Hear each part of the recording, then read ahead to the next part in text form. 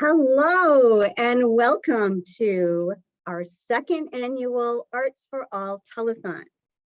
And while I'm so happy to have this mic, what I really need is a different mic. Mike Lawler, it's time. Oh, I didn't know it was 1 o'clock already. Sorry. It's 1 o'clock. Oh, it's time to start? It is time to start. Welcome to the second annual Arts for All Wisconsin Telethon, everybody. We're actually doing it again, and we are so thrilled that you're joining us right at the top of this event. And so we want to start with an introduction. And our introduction will also have a visual description because we want to welcome all of our audience members, including those with low vision. So that's why people, if you've been in Zoom meetings lately, you'll see that some of your colleagues may be describing themselves. We love that has been a development. And I am Christina Martin Wright. I am the Executive Director of Arts for All Wisconsin. I am a cis middle-aged woman with light colored skin and silver grayish hair. I'm wearing a black turtleneck today with little pearl earrings. Behind me is a white wall and a beautiful painting by Sarah Bergstrom. It's called Bird on a Roof, and it depicts a bird on a roof against a bright blue sky. Wow, that was a very good description. Thank you, Mike. I wanted to say too, while I have a chance, that the self-descriptions that we do and that you'll see people do throughout the telethon today are really an accessibility feature of many that you will see, including our ASL interpreters and our open captioning and live captioning while Christina and I are here talking at you. So my name is Mike Lawler. I'm the Director of Development and Storytelling for Arts for All Wisconsin. I'm a white man with really no hair. I'm wearing a gray shirt and a blue tie, and I'm standing in our beautiful Art Center gallery. Behind me are some paintings that are part of our Cattle Call for Art exhibition, which is open right now, that opened last night. There's a very large painting by Joyce Gust over my right shoulder, an abstract painting of a bull or a cow that has lots of brown with red right in the center. And then there are a few works of art you can see over my left shoulder that are kind of a little bit further in the distance.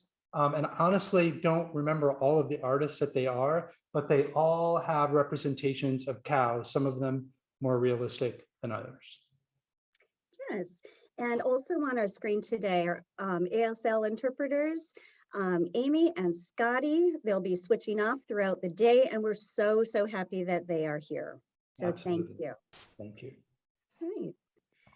We also So, so I guess we're going to do this. So what do you do? Huh?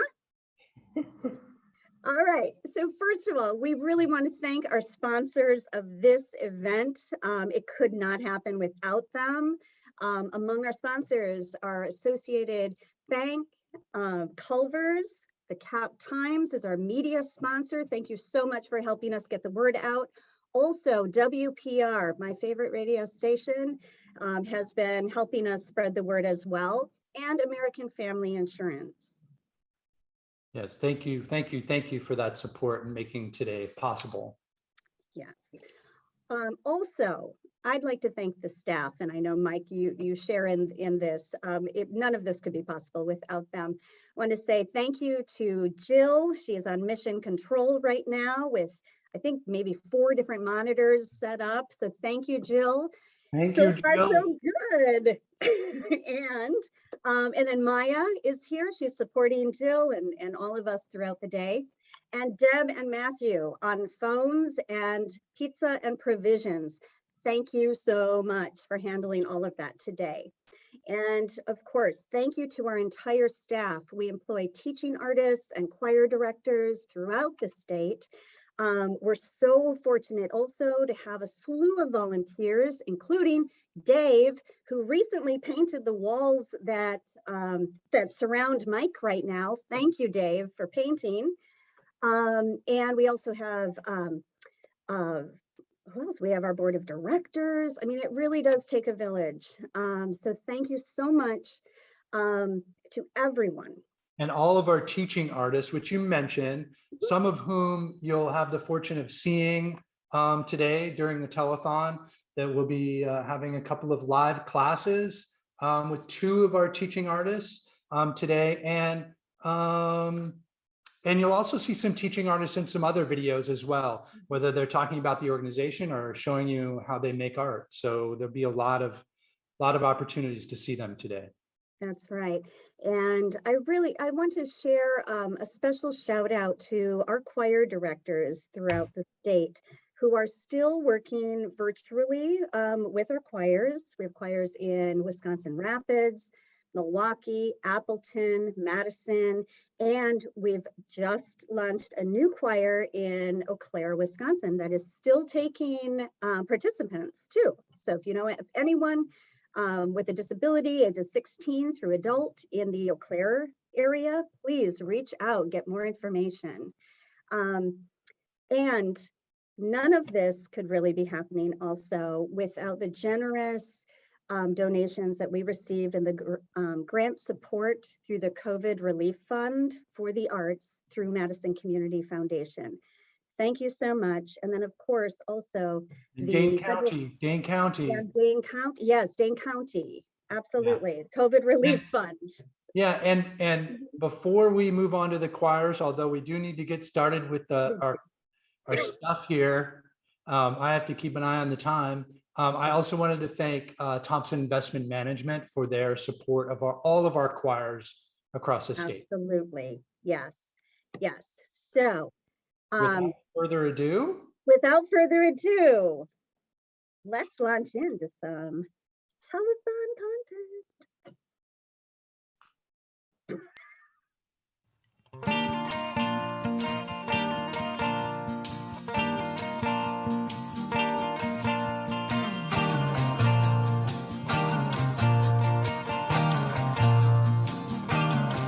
Well, I tried to get my thoughts to clear, but they wouldn't leave my head. So I grabbed a brush and grabbed some paint and then drew them out instead. 'Cause I wonder what the day will bring, and I find it hard to say most things, but I want to share my feelings. So I think I'll be an artist.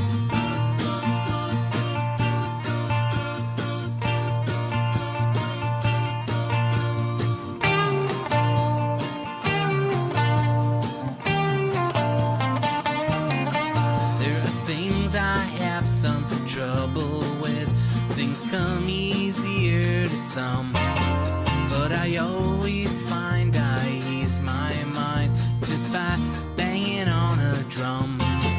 When I use my voice to sing a song, and all my friends they sing along. When we sing together we sound strong. Yeah, we sound like we are artists.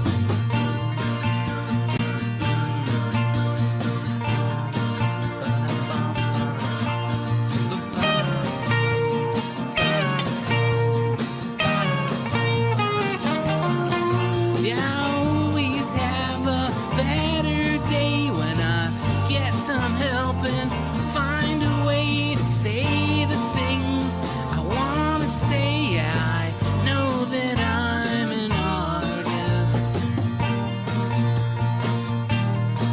and I know that you're an artist. Yeah, I know that we are artists.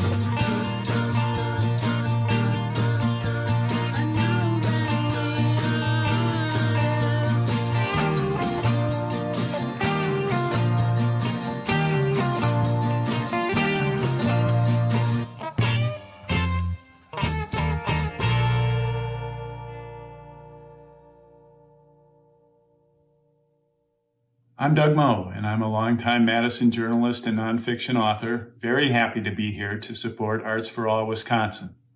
In the past couple of years, my own work has reinforced for me the importance of the goal of ensuring access to the arts for everyone in Wisconsin. I'm currently helping edit a forthcoming book on the disability rights movement in Wisconsin, and the fight for accessibility to the arts is an important part of that story. For a column 2 years ago, I spoke with a young Madison woman named Marissa Bodie, who's in a wheelchair after an auto accident a decade ago, but not giving up her dream of being an actress. She was studying at the American Musical and Dramatic Academy in Los Angeles. Marissa is determined to act, she said, and I'll quote, "not only because it's something I love, but to give representation to people who look like me and other people with disabilities." Your donation will help Arts for All Wisconsin in its mission to expand the capabilities, confidence, and quality of life for those with disabilities by providing programs in the arts. Thank you for helping support Arts for All Wisconsin.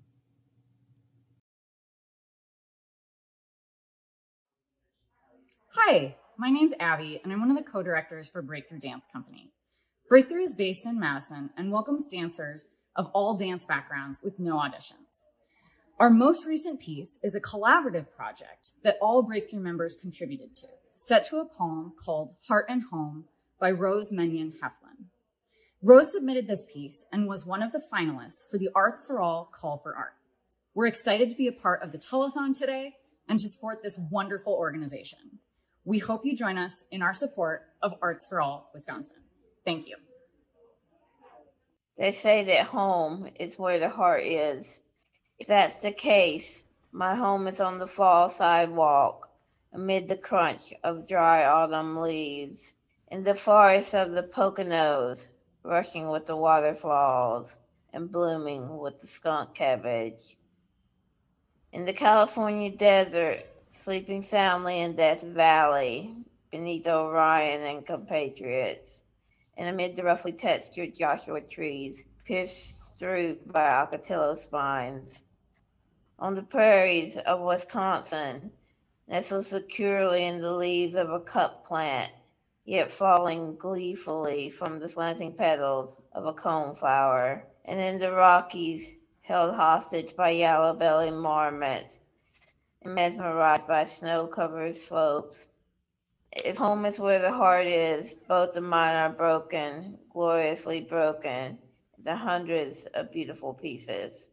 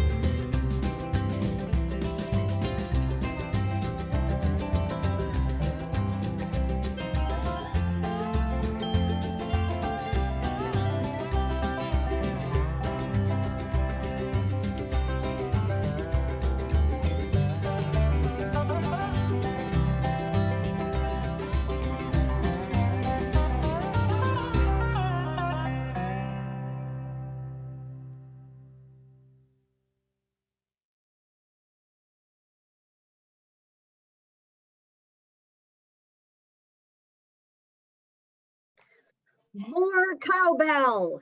More cowbell. Couldn't find a cowbell. I I, found a tambourine. I just find myself thinking, I wish we had, I mean, the telethon is plenty long, I know, but I wish we had more time to like re-show more stuff for people who show up later, because they just missed like a bunch of really short gems if they weren't here already. And I do want to really quickly say thank you to some people who have made donations to Arts for All Wisconsin this morning, including Laura Black and Diane Reiser. And Christina, you're on here too, but I don't think you did that today. But thank you for your donation. That was a test. Thank you. And that was in honor of my cousin, Annie Beatty. Yes. Awesome. Also, Diane Reiser happens to be the mother, the fabulous mother of Ben Reiser, who we heard in the song Artist. Yeah. And we want to say thank you so much to our friend Ben and our very own Matthew Sanborn. He also was one of the musicians and writers on that song, and Steve Tiska, who we'll hear from later in the night. Yeah, and also thank you to Doug Moe, who is a friend and neighbor of mine, and that was really nice of him to make that video for us, and also to Breakthrough Dance for that really cool piece that they made with Rose Heflin's poem that was an award winner from last year's Call for Art, which is what we want to talk to people about. We do. Well, you just saw the wonderful responses that we received from our cattle call for art, where we asked people around the state to send in their version, their rendition of cow or dairy or farm theme. And what an awesome response that we received. It's hanging in our gallery on Aberg Avenue here on Madison's North Side. Please come by and see it. It's fantastic. But that's not the only call that we put out. We have an annual call for art where we invite people ages 5 through seniors with disabilities of any kind throughout the entire state to submit 2 pieces of original art. And now, as of this last year, up to 2 original poems. Right, and right. Yeah. And this year we're opening for submissions a week from today officially, which is November 20th. So on November 20th, we will have an entry form up on our website and with instructions and everything, so that artists around the state can submit poetry and or visual art. And the theme this year for the poetry is? The theme this year is change. Oh, that's a good one. Last year's theme was home, and we received quite a variety of interpretations of that theme. This year will be change, and we just can't wait to read the poetry. Speaking of change, there are so many changes that we've all experienced this past year, and we were some of our friends in the arts community here in Madison had some change with the opening of the Madison Youth Arts Center. My Arts. My Arts, yay for My Arts. We're very excited to be partnering with them. We can't wait to get in and use the space and invite our audiences to come in to that fantastic facility.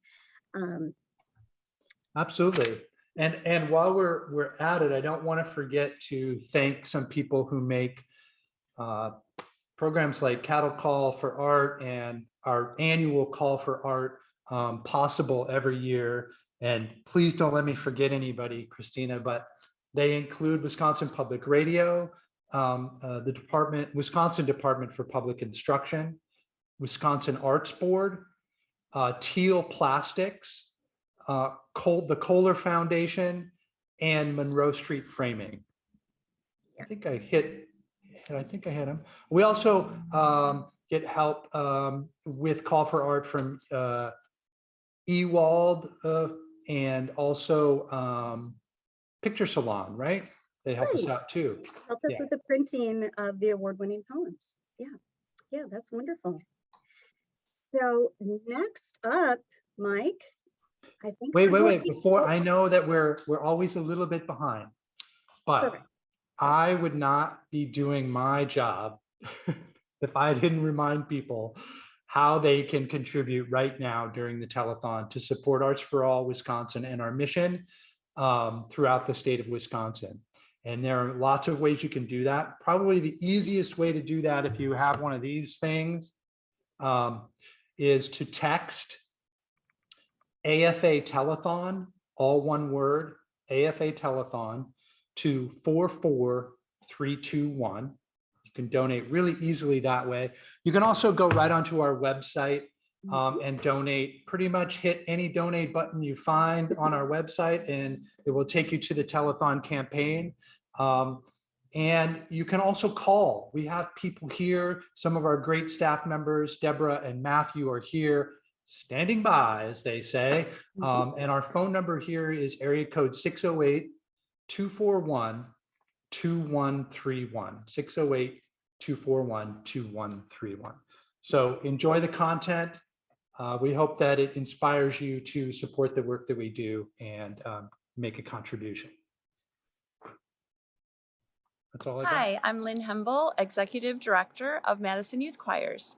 I'm a white cis woman in my early 50s with blonde hair, wearing a dark green turtleneck. And I'm Mike Ross, Artistic Director of Madison Youth Choirs. I'm a white cis man in my late 40s with short brown hair, wearing a navy blue sweatshirt. We're so happy to be here to support Arts for All for their annual telethon. We're recording this on the south patio of our incredible new My Arts building on the corner of North Ingersoll and East Mifflin. Behind us is our beautiful striped wall, the back wall of our main theater. It's our home, the home of our colleagues at Children's Theater of Madison, and a place for so many youth arts providers to work with incredible youth from across the whole area. Arts for All Wisconsin is a statewide nonprofit with the mission to support and work with people with disabilities through the arts. We look forward to welcoming future programming by Arts for All to our building in the near future. Your donation now will help Arts for All in this work to continue providing programs during and beyond the COVID-19 pandemic. There are lots of ways you can help. You can text a donation to the number on the screen or call to donate at 608-241-2431 right now. You can also donate online at artsforallwisconsin.org/telethon. Sharing this event would help Arts for All as well.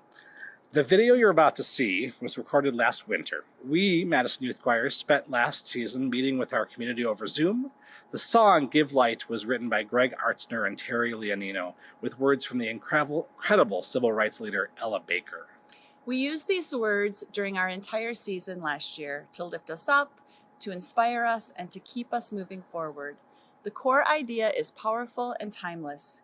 Give light, and people will find a way. In the video, you'll hear and see several members of our most advanced ensembles. They recorded their parts remotely, and then everything was stitched together by our good friend Dave Alcorn of Microtone Media. Thanks again for being here to help us support Arts for All Wisconsin. Enjoy. Thank you.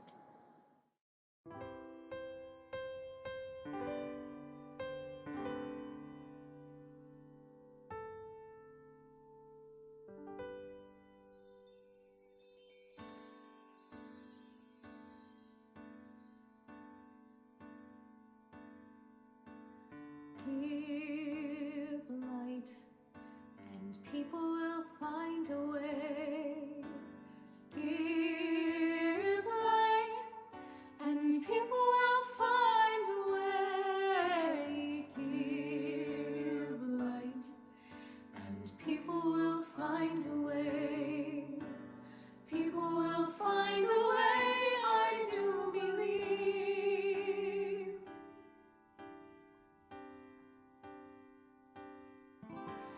Teach peace, and people will find a way. Teach peace, and people will find a way. Teach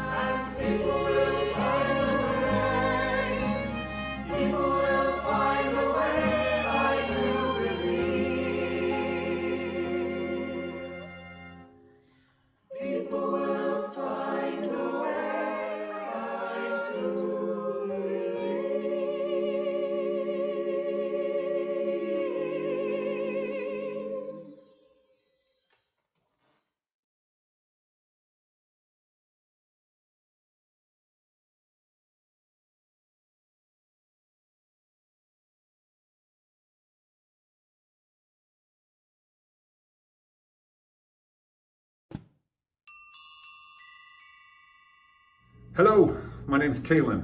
I'm Kirk. I'm Al.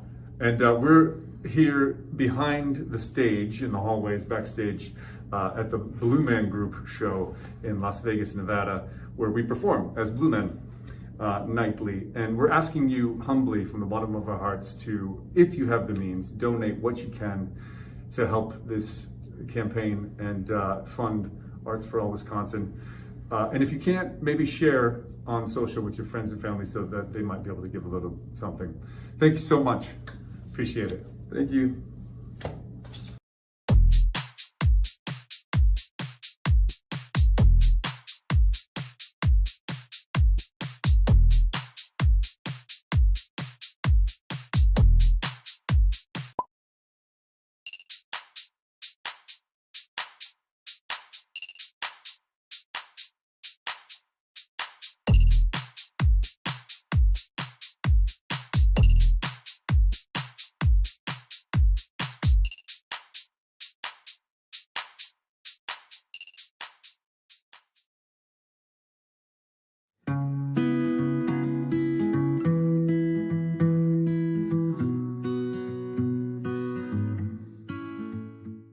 I'm Fred Seeger. I'm an artist. I'm from Waterloo, Iowa, currently represented by Arts for All Wisconsin.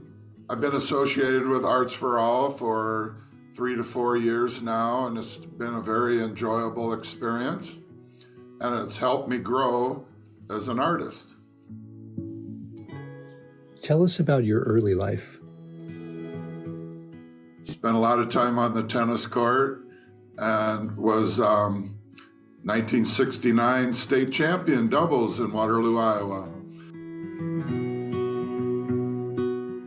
Always had an urge to be an artist, so I had a conflict of sports and art early in my life. Went off to college on a tennis scholarship, and I discovered the art building in college, which amplified my conflict with always wanting to be a working artist. Then I got drafted, and that ended my college experience. The year that I was drafted, they lifted the school deferment, so it was a real, needless to say, life-changing experience.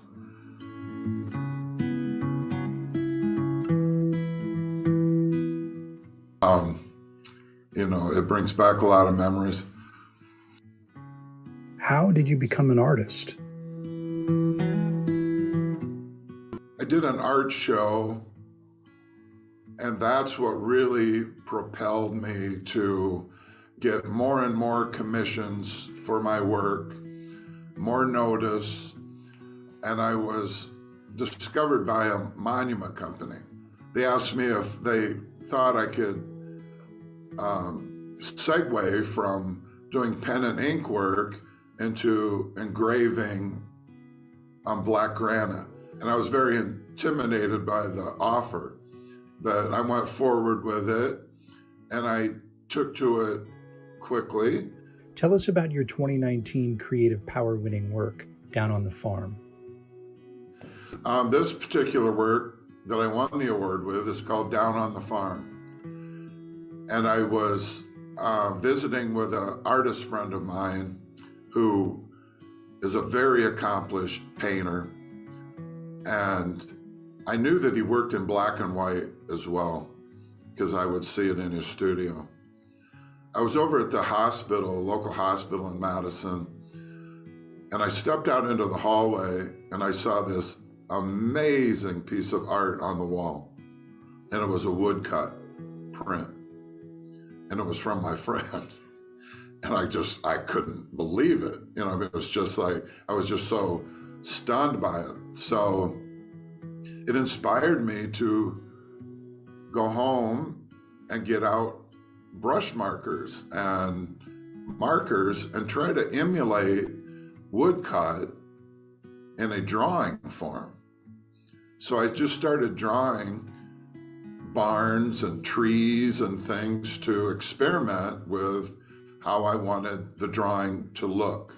And I started to really like the way the drawings were looking, and people were purchasing them. And they said, "Oh, I see that you're doing woodcuts now." And I said, "Perfect." It's really what made that all come together was the acknowledgement that the drawings looked like a woodcut. So when Arts for All had the call for art, I thought, well, I'm just going to really do a large piece. What was it like to win a Creative Power Award? I was just overwhelmed when I was called and said that it had won an award. Again, there's a huge inspirational thing that comes out of selling a piece of work or winning an award with your work. It just is fuel in your tank. And so I just started to do many pieces in that format. Had some pieces, again, purchased by UW hospitals, and they encouraged me to, maybe I should start doing some shows. So I traveled around Madison and I gathered up a bunch of frames that were in really good condition, and I just started drawing farm scenes primarily and framing them, and started doing shows and got my work out into the world. And so it just, again, it evolved from an experience with Arts for All, and it turned into be a relatively successful road that I got on with that particular style of work. What are you working on now? Looking at all the artists at Arts for All, painters and people that just worked in so many different media, I segued back into my colored pencil work. Now I'm doing farm scenes in color and colored pencil.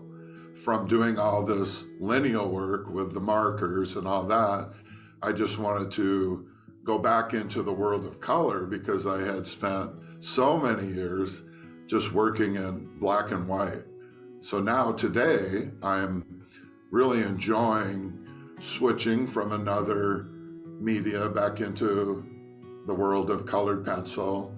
And so that's what I'm doing currently. You designed a monument once? In 1990, I was commissioned to do a 12-panel Veterans Memorial, which resides in Davenport, Iowa.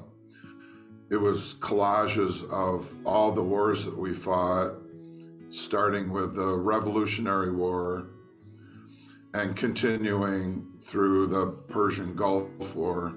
Incredible honor to do that. The artistry was extremely challenging. And when I finished it, the award ceremony was just overwhelming to honor veterans, to see my artwork on the stone work, and the fact that all of this was going to be used for a field trip for students and history lessons and all this about the wars. So that was an amazing experience for a self-taught artist to grow to that level. And it just shows how you can just pursue something and achieve a high level of displaying your art. How did you become involved with Arts for All Wisconsin? It wasn't until I moved to Madison in 2012 that I needed a little help with my life, and I poked my head in the door to Veteran Services, and they had a art class that was being developed, and I joined into that, and it happened to take place in the same venue as where Arts for All resides. And it was a very fun experience, and I started to get really enthusiastic again about doing my art. I entered a call for art through Arts for All after doing some display of my work with other veterans and just really enjoying working with the veterans and some very accomplished artists, I must say, that kept me inspired, and I learned from them. And so I'm still on that same road that Arts for All afforded me. If it wasn't for that experience, or an experience like that, I wonder, how much I would have continued enjoying art and producing art. So it was a real catalyst for me. That has just continued to this moment. I have just really enjoyed the experiences I've had connected with this organization. Can't say enough about the experiences and the continuing experiences I hope to have with Arts for All. To see more about Fred and purchase his work, visit artsforallwi.org/Fred-Seeger. Learn more about Arts for All Wisconsin at artsforallwi.org, or give us a call at 608-241-2131. Let me see if I can. Well, let me go back to this again then.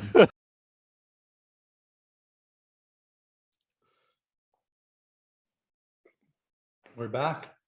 We're back. We are back. And I was just thinking back to last year at this time.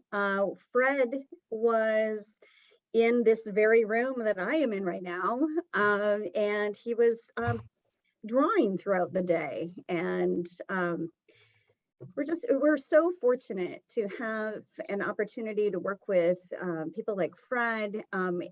And thank you also to Madison Youth Choirs.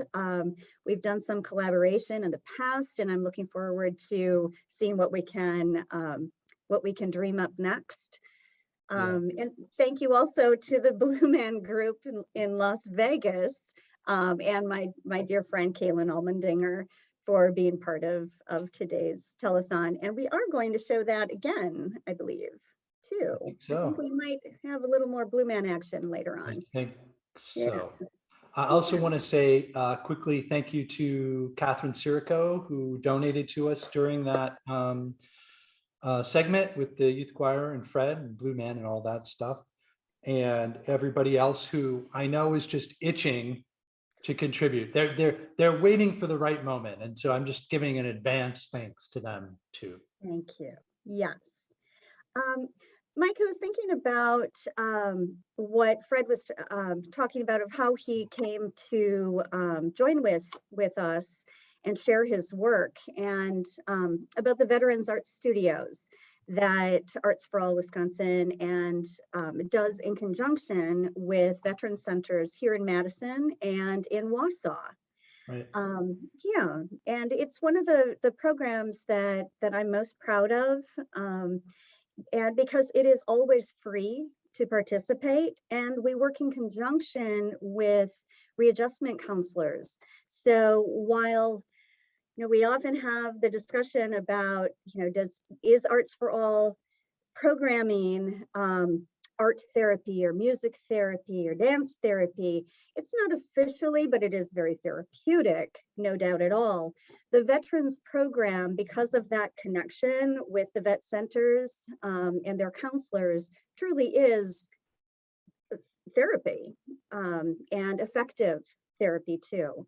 Absolutely. And also here in Madison, we have both a visual art component and a writing component. So we have different teaching artists And Yes. yeah, it's a great program. And I've heard so many stories from vets like Fred and other vets that I've met through the programming, especially before the pandemic, and talking about what a great group it is for them, for so many reasons, not just creativity, but also just for making those connections and Right. all of those mental health reasons that are so Yeah. beneficial. Yeah. Yes, we're really fortunate to receive funding from TASC, WPS, Health Insurance, and Generac, so that we can continue to grow those programs and continue offering them free of charge to our fine service men and women. Absolutely. And I think it's in my notes here that we wanted to talk about buying art. Is that what do we want to talk about that now? Well, I think that's only fitting considering that we just heard from Fred. Fred has a gallery online, as do many other artists that we work with. The art that you are surrounded by is also for sale. And it's also because of donations from organizations and individuals like those watching the telethon right now that we are able to give back 70% of each sale directly to the artist. That's a very healthy commission, and it's our pleasure to do so. Absolutely. So if you go to our website, you can find information about a lot of artists that we work with, including Fred and others, and all of our online galleries, information about other exhibitions. It's under programs and exhibitions and artists. And you'll find all of that stuff, including a virtual gallery of this show here that I'm standing amongst, Cattle Call for Art. That's wonderful. So I also wanted to just mention that it's collaborations with other nonprofits that we do that is an extension of our commitment to ensuring that arts experiences are accessible to all people, regardless of their ability. And it's I believe that we started to formalize that commitment with Madison Ballet just before the pandemic and changed things. So we're so eager to get back to that commitment, not only making sure that arts experiences are available, the doing of the art is available to people regardless of ability or disability, but that participation in audiences is also available. So that was beautiful. Yeah. Oh my goodness. And so thank you so much for Madison Ballet. And Jonathan, you are always so positive and encouraging of our work and our collaborations. Thank you so, so much. Yes, absolutely.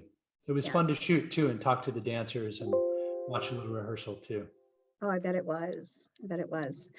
You know that we not only teach dance classes and movement classes here in our art studio where we're at today, Mike, but we have educational programs throughout the state in classrooms, Head Start programs, community centers, assisted living centers as well, where we bring in teaching artists in all sorts of disciplines, but dance is one of them, to involve students with disabilities with their peers in these programs. And we're able to do that because of funding from people like you, and also from the Wisconsin Department of Public Instruction, the Fund for Children held at Madison Community Foundation, American Family Insurance, competitive grants programs, the Wisconsin Arts Board, and the state of Wisconsin. Yeah, absolutely. Thank you. And we're about to see some one of our teaching artists who does music classes here. She's going to do a live class for you soon. We're only a little bit behind schedule, but that's all right because we have something else we want to do, right? We do. I think it's time for a challenge, Mike. I think it is time for a challenge. I think people want to be challenged. I think they like to be challenged. I know I like to be challenged. And we have an opportunity. We have fish. Now, these were made by a fantastic artist, Dan Sullivan, and he has carves these out of reclaimed wood. He's sort of known for what he calls his boon ducks, and they are wooden ducks carved out of reclaimed wood and found items. And these are sort of a newish thing for Dan. These are his boon fish, and they're super cool. Little sculptures. They come with stands, little stands, so you can put them on your desk or your tabletop or wherever. And what are we going to do with these today, Christina? Well, I would like to see some donations come in, Mike, and I know you agree with me too. I do. So how about if we offer one of these boonfish, and actually they're made from spindles, chair spindles, I believe. If you really look closely, I think that these are made from chair spindles. Yeah. Yeah, it's fascinating. Right. Fascinating. They're beautiful. They also have a hanger thing too. You can hang them from things. But I think we could give one to the first person to donate $250. So I want to also, or we want to say thank you so much to WISPAC. WISPAC is an organization that has recently joined our donor family to help support the programs just like Junko's class.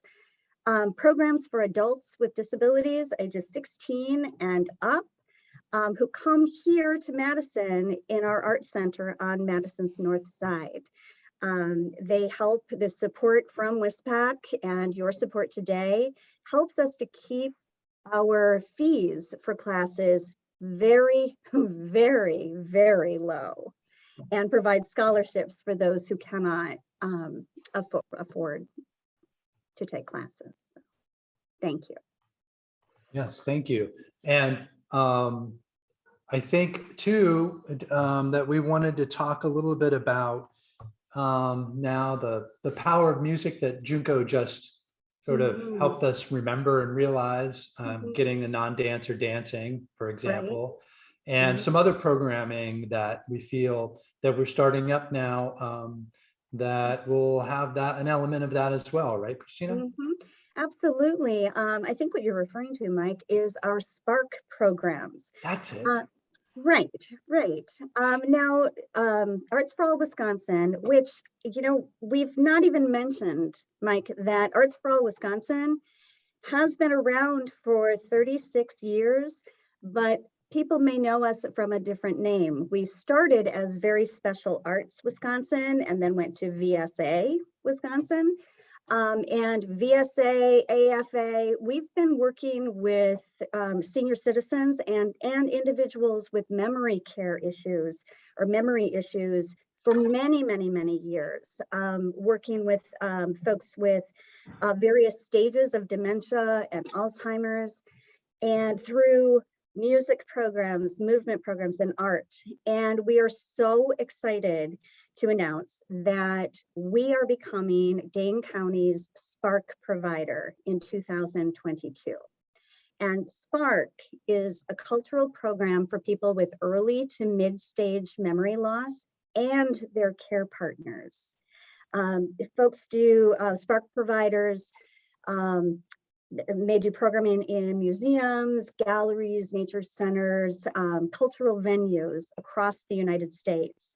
And again, we are going to be the Spark provider for Dane County in 2022. Yes, and thank you to Bader Philanthropies and the Green Bay Packer Foundation, who have awarded us grants to start that program up and run it for its first phases, I guess I would say. So thank you to Beta Philanthropies and the Green Bay Packer Foundation. Yeah, go Pack.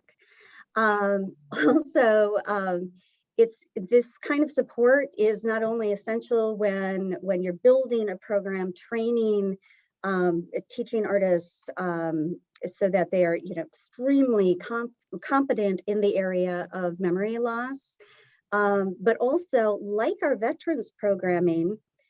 This program is free to participants. So both the individual with early to mid-stage dementia or memory loss and their caregivers attend these classes and experience the power of creativity together with no charge at all.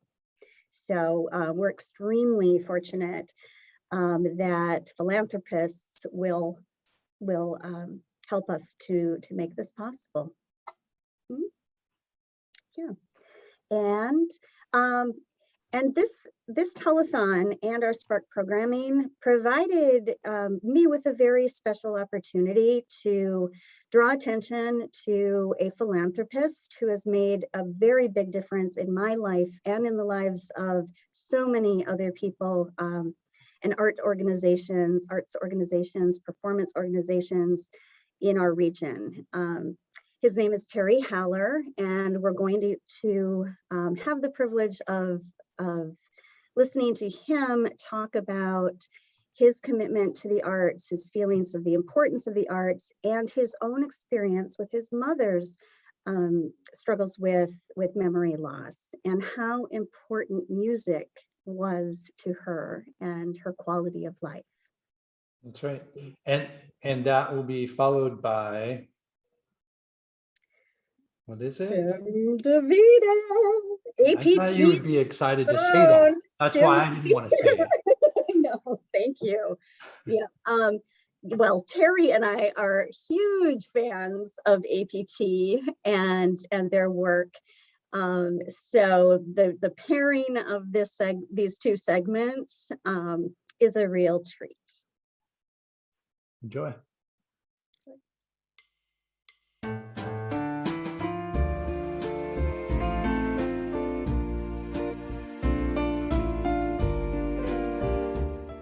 I'm Terry Haller.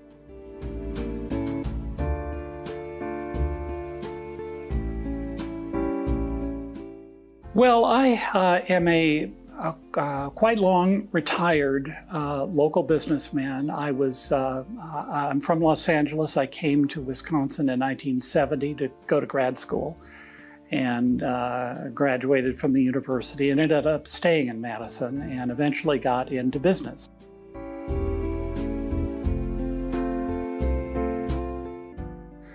Well, the arts are one of the fundamental things that characterize humanity. The arts have been universally associated with people going back tens of thousands of years. Art kind of speaks to a different part of your brain.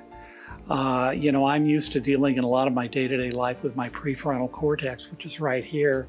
And that's how I plan things, how I add things up and go through things. I mean, I'm a mathematician by training, so I tend to think algorithmically. That's not how the artistic sense works. There you're dealing with much deeper levels of your midbrain, your amygdala, your hippocampus, and other aspects that really are human. The fact of the matter is the very deepest level of our soul is not the prefrontal cortex. It's the inner parts of our emotional brain that really kind of make up, our feeling of beauty, our feeling of art, our feeling of spirituality, and that's important.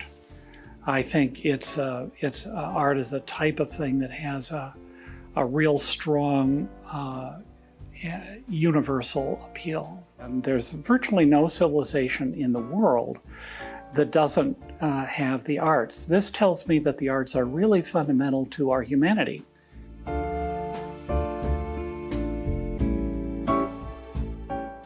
I credit my piano lessons to really getting involved in music, and then from music it branched out into an interest in other parts of the arts. But I think that education. If you go to the average, let's say, symphony concert, and you look at the audience, I think some incredible number, like 90% of the audience, had music lessons when they were young. So this is an example of where the arts and arts education help to foster a love of the arts, which continues throughout your life.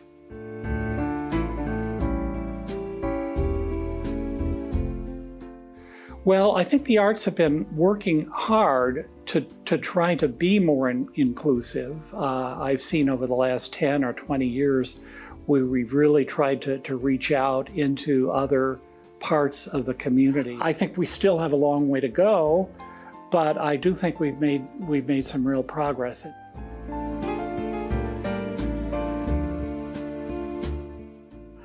My mother, Topsy, to whom I was very close and who was beloved by just about everybody. She died in late 2019 at the age of 96.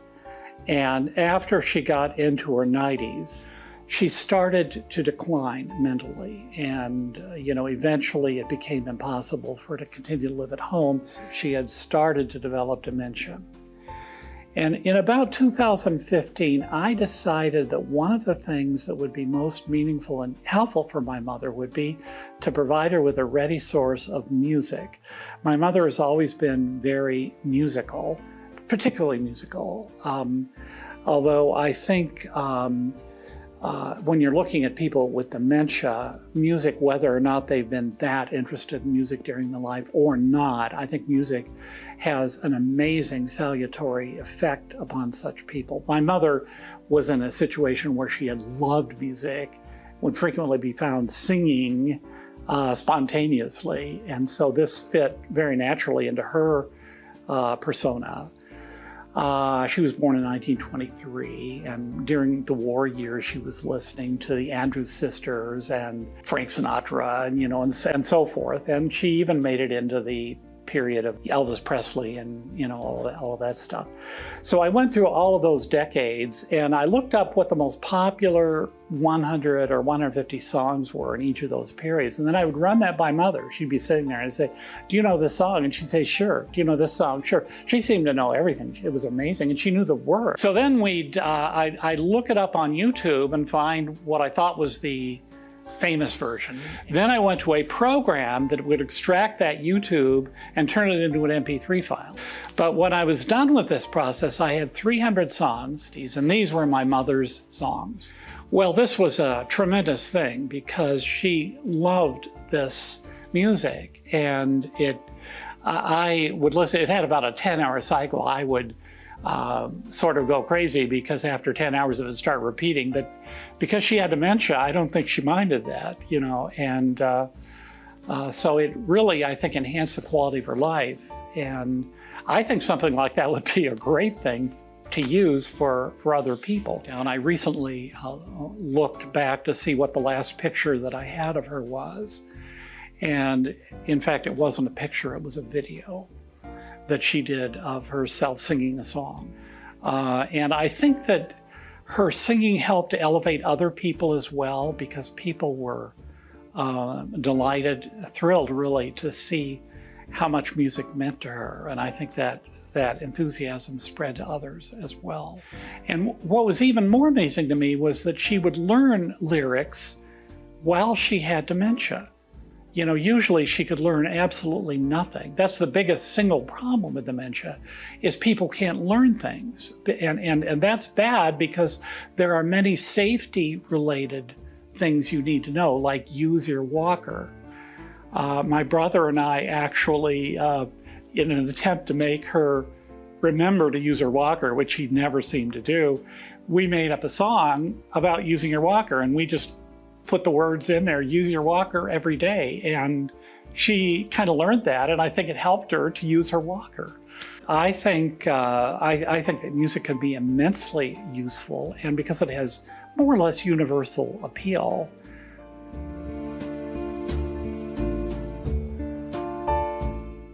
Well, I've known, Arts for All long before it became Arts for All. I think it's a great organization, and it's important to reach out to a part of our community that's really maybe not otherwise reached and is underserved. And I like what Arts for All is able to do for people with disabilities. I think it's fantastic. I know other people that support it are very excited about what the organization is able to do. And I think there's a lot more possibility that they're developing. I mean, the sky's the limit, really. And so I'm very happy to be a supporter.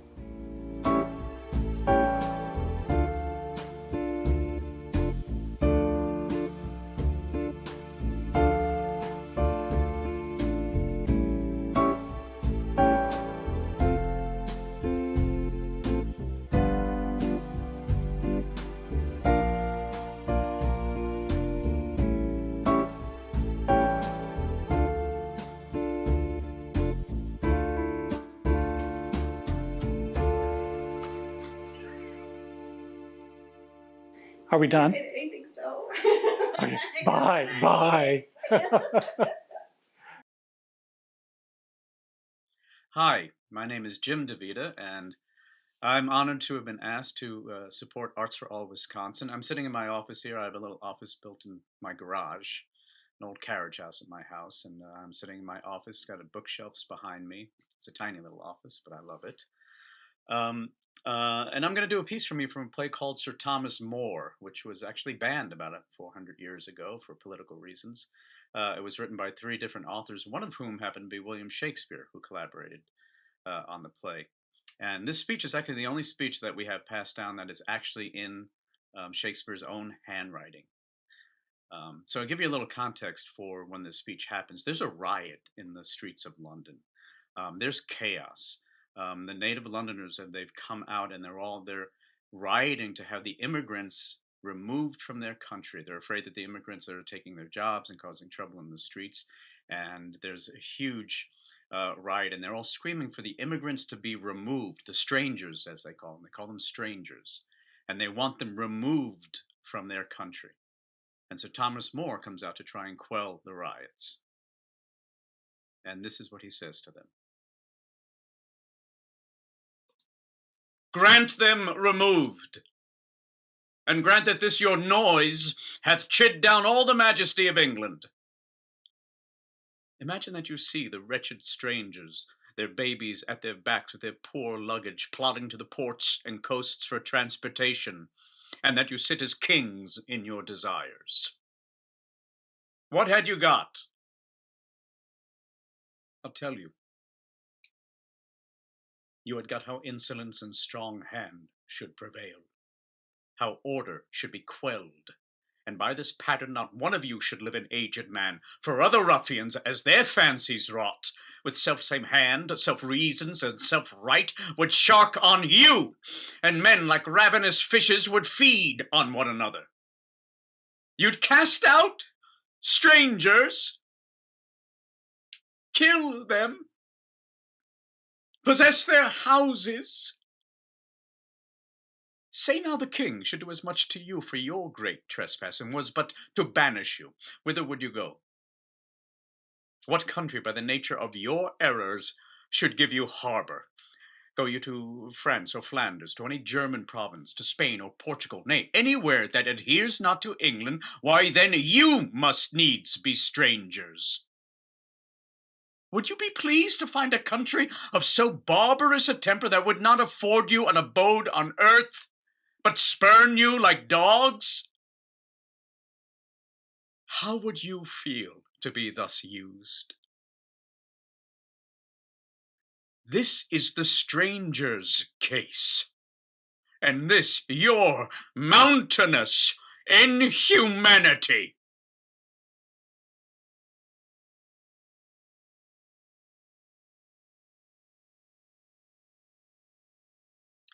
Thank you so much for being here today, and please, if you can, please support Arts for All Wisconsin in any way that's possible, and spread the word.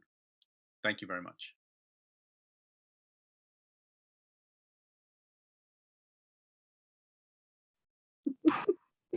I was just saying goodbye to Juco. Seriously, she I was thought so. watching Jim DeVito with me. So Well, who could help her?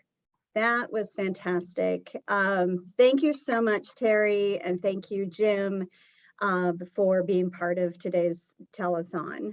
We are so fortunate to have such amazing arts organizations throughout our state, with APT to the west of us, wonderful organizations that we are now very like-minded organizations in Milwaukee, like Pink Umbrella, awesome work. Ex-Fabula and Feast of Crispian. These are organizations who are very like-missioned as Arts for All Wisconsin. And you may even wonder, like, so why are not other nonprofits asking for donations for ours? Like, aren't we all competing for the same dollars? But you know, I feel very fortunate to be part of an arts community and a staff too, an organization, board of directors who don't look at things like that, or we don't look at it like that.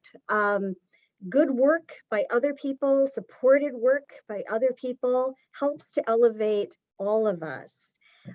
So thank you so much for your donations today. Please tell a friend, tell a family member.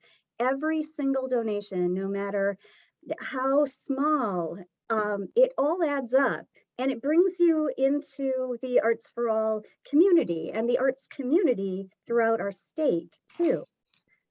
that's right. And there are lots of ways you can donate. You can go online to our website at artsforallwi.org/telethon, or pretty much click on any one of the donate buttons you find throughout our website to support us. You can call here 608-241-2131 and make a pledge or a donation right over the phone. We have staff members here who can help walk you through the process of doing that. Or maybe the easiest for some of you would be to text AFA Telethon, all one word, AFA Telethon, to 44321. And we love sharing this stuff with you. And we're so fortunate to have people like Jim DeVita or the Blue Man Group in Las Vegas, or some of the other people that you'll see later today, to generously give their time to sort of entertain you and give you something to do on a cold Saturday afternoon. But the reason that we are here is to tell you about this organization and to try to raise funds to support the work that we do, which we know that you love and support because you're here. So please, if you can, like Christina said, a small amount, a big amount, a gigantic amount, whatever you can, please support us. And we thank you very much for doing that. I love the monthly donation offer too, or the option as well. So even at a $20 a month, you know, something that maybe you wouldn't feel the impact, you know, so $20 a month adds up, and it means the world to us too. Yeah. And just really quickly, another way that you can support the organization, also the artists that we work with, is to buy art.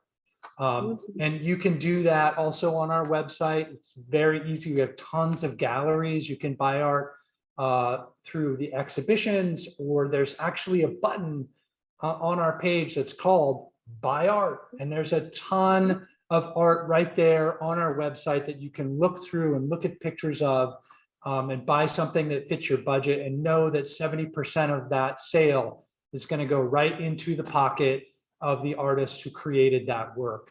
And a little bit of it will come to us to help us continue to support them and other people with disabilities throughout the state. And next we have a treat for you, and we get to share with you Christy Grace, who's not only a teaching artist with Arts for All Wisconsin in our veterans program, but she is also an artist that we represent. So your support today, your purchase of art by Christy Grace, will help to further our mission. Hi, my name is Christy Grace. I'm so happy to be here to support Arts for All Wisconsin. I'm a 36-year-old white female with long pink hair. This video is a time-lapse of me drawing and then painting a cow onto canvas. My hands and brush look really fast because the video is sped up. I chose to paint a cow because the current gallery at Arts for All is full of cow art with the show title of Cattle Call. Buying art from Arts for All supports the nonprofit and even more so the artists. Arts for All Wisconsin is a statewide nonprofit with a mission to support and work with people of all ages with disabilities through the arts. Being both a teaching artist as well as a participating artist with disabilities, I have seen firsthand how a safe, encouraging, and creative place is vital to this community. There are a lot of ways you could help. You can text a donation to the number on the screen or call to donate at 608-241-2131 right now. You can also donate online at artsforallwisconsin.org/telethon. Sharing this event with friends and family would help Arts for All out a lot too. At this point in the time-lapse video, I've painted the cloudy sky background in shades of blue with pops of yellow, accenting the fluffy white clouds. The blending is soft and swirly. The cow is partway filled in and is painted in a way that shows the cow's nose is very close to the viewer. The cow is white and ivory with black fuzzy ears and black markings on the body and on its pink nose.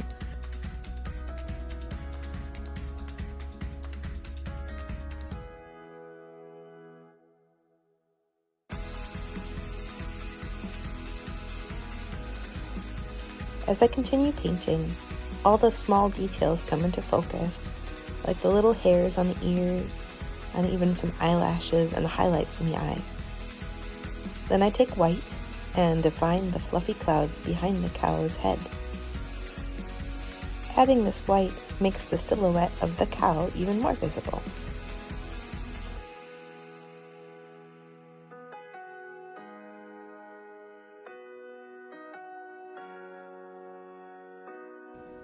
Thanks again for being here and helping us support Arts for All Wisconsin.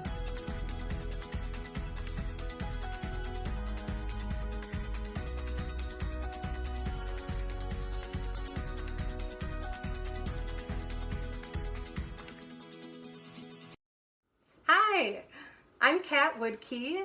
I'm part of the Milwaukee-based country band Long Mama, and I'm so happy to be here today supporting Arts for All Wisconsin with their annual telethon.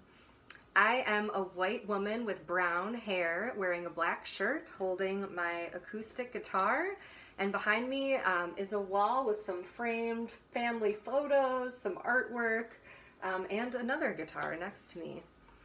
Arts for All Wisconsin is a statewide nonprofit with the mission to support and work with people with disabilities through the arts.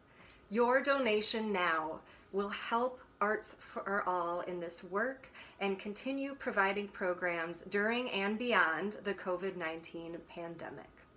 There are lots of ways you can help. First, you can text a donation to the number on the screen or call to donate at 608-241-2131. You can also donate online at artsforallwi.org/telethon or share this event with your family and friends because that really helps too. All right, I'm gonna play you an original song that I wrote about 10 years ago now. It's called Corduroy Road.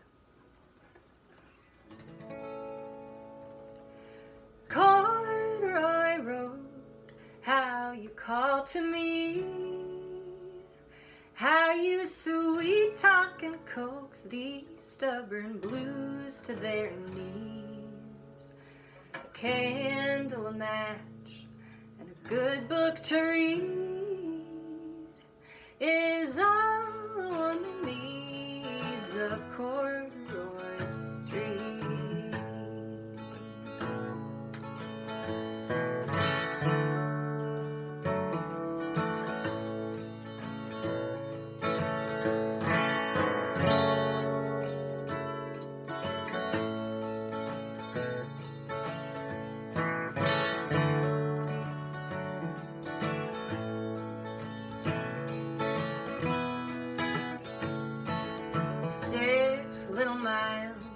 outside of Fairbanks town.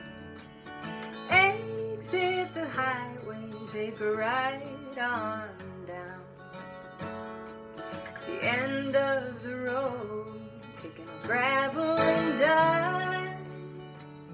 That is where you can find me through the end of August. Corduroy Road, how you call to me, how you sweet talk and boast of your skies endlessly. Fire, sweet song, a warm place to sleep is all one needs of corduroy street. Wake up in the night, hold yourself very still. You might hear the dogs howl and you might hear the owl shrill. You might dream of a lover who comes back to fill the quiet and the time of Corduroy Hill. Corduroy Road, how you call to me, how you sweet talk and coax these stubborn blues to their knees. Candle match, a good book to read is all one needs of Corduroy Street. All one needs of Corduroy Street.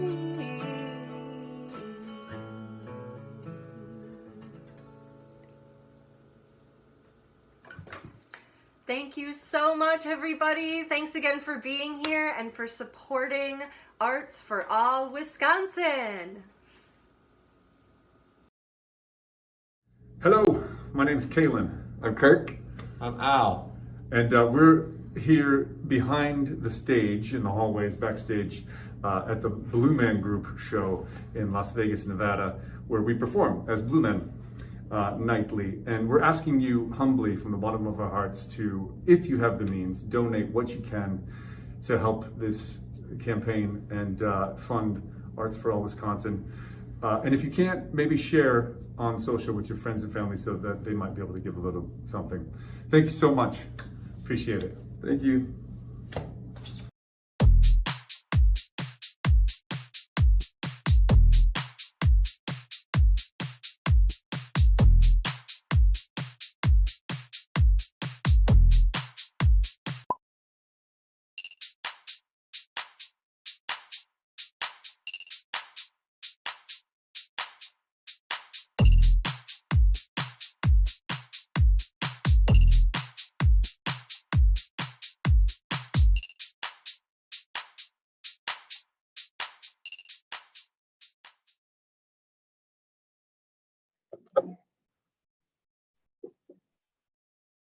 Mike, Ron. Am I doing it right?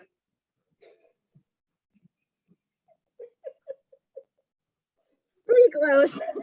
That was Christina's idea. Don't quit your day job, Mike. Oh. But if anyone would make a great Blue Man, that would be you.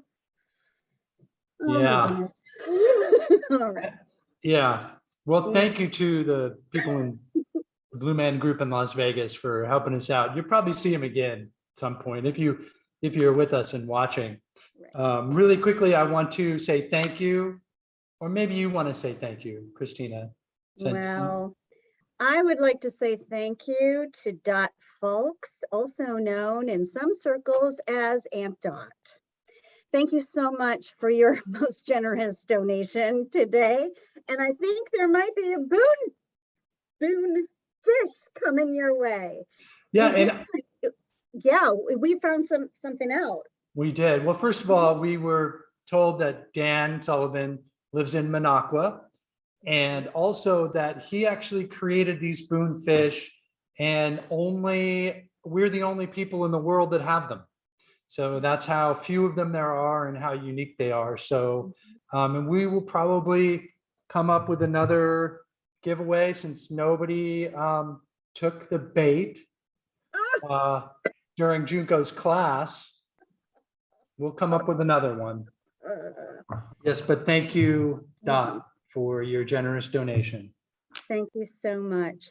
And, you know, it really is friends and family who have been so generous to help us out and help us meet our goals. Not only telling people about the programs that we offer, getting involved as volunteers, but also our donor base. Our donors, just like any other nonprofit, really, you know, it's the people nearest and dearest to you who, if they can, they donate. And we'd also like to say a special thank you to a donor who donated early, which helped us to open today with a balance already. Yeah. And, Jill, is it possible for us to see the board with the donations that we've got so far for the telethon?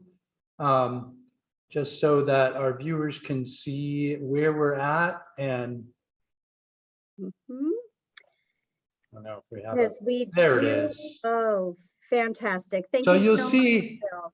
yeah, we've raised about a third of our goal so far. A lot of this is thanks to our sponsors and people that donated before today, but some of it is from today. So you can see we've still got a little ways to go, and we know that you want to help us get there. So hopefully soon we'll see your name up on that board. And Mike, do you want to mention one of those very special, very loyal donors? If you mention it, it doesn't seem so much like nepotism kind of a thing. There's a certain donor in Florida. Yeah, my mom, Susan Tershel. Thank you so much. Susan has been a donor, generous donor of VSA and AFA programs. And today she provided us with also a most generous donation. So thank you so much. And I can't wait to see you next week in Florida. And thank you again to Associated Bank, American Family Insurance, Culver's, Wisconsin Public Radio, and the Cap Times for their support of today's telethon. And thank you also to Nona, who just donated $50. So thank you. Thank you. I also want to take a moment to thank some of the people that, if you've been watching, you've seen today, like Jim DeVita and Kat Woodkey, Terry Haller, all of the people that have donated their time generously and their talents to us. And because, not just because maybe they're friends of mine or friends of Christina's or we know them professionally, but also because they're people that believe in the work that we do and we're very generous with their time and showing their support. So thank you guys. And when listening to those different attributes, generous with your time and talent, your fiscal support, all of those words bring to mind our board of directors. We have a very generous board. They're generous with time, talent, resources, and we truly could not do this work without them. So thank you very much. Everyone provides just something special. They bring something very unique to this organization, and we're very, very grateful for their input and their commitment to the mission of Arts for All Wisconsin. Absolutely. And if you or anybody you know is interested in being on the board of directors of a fantastic nonprofit like Arts for All Wisconsin, you should reach out to us. An easy way to reach us is just by sending us an email. If you don't know us already, you can send an email to info@artsforallwi.org, and we'll all see that and we'll respond quickly, right? Absolutely. Absolutely, we will. So we're going to listen now to a few words from some of the people who make Arts for All Wisconsin work.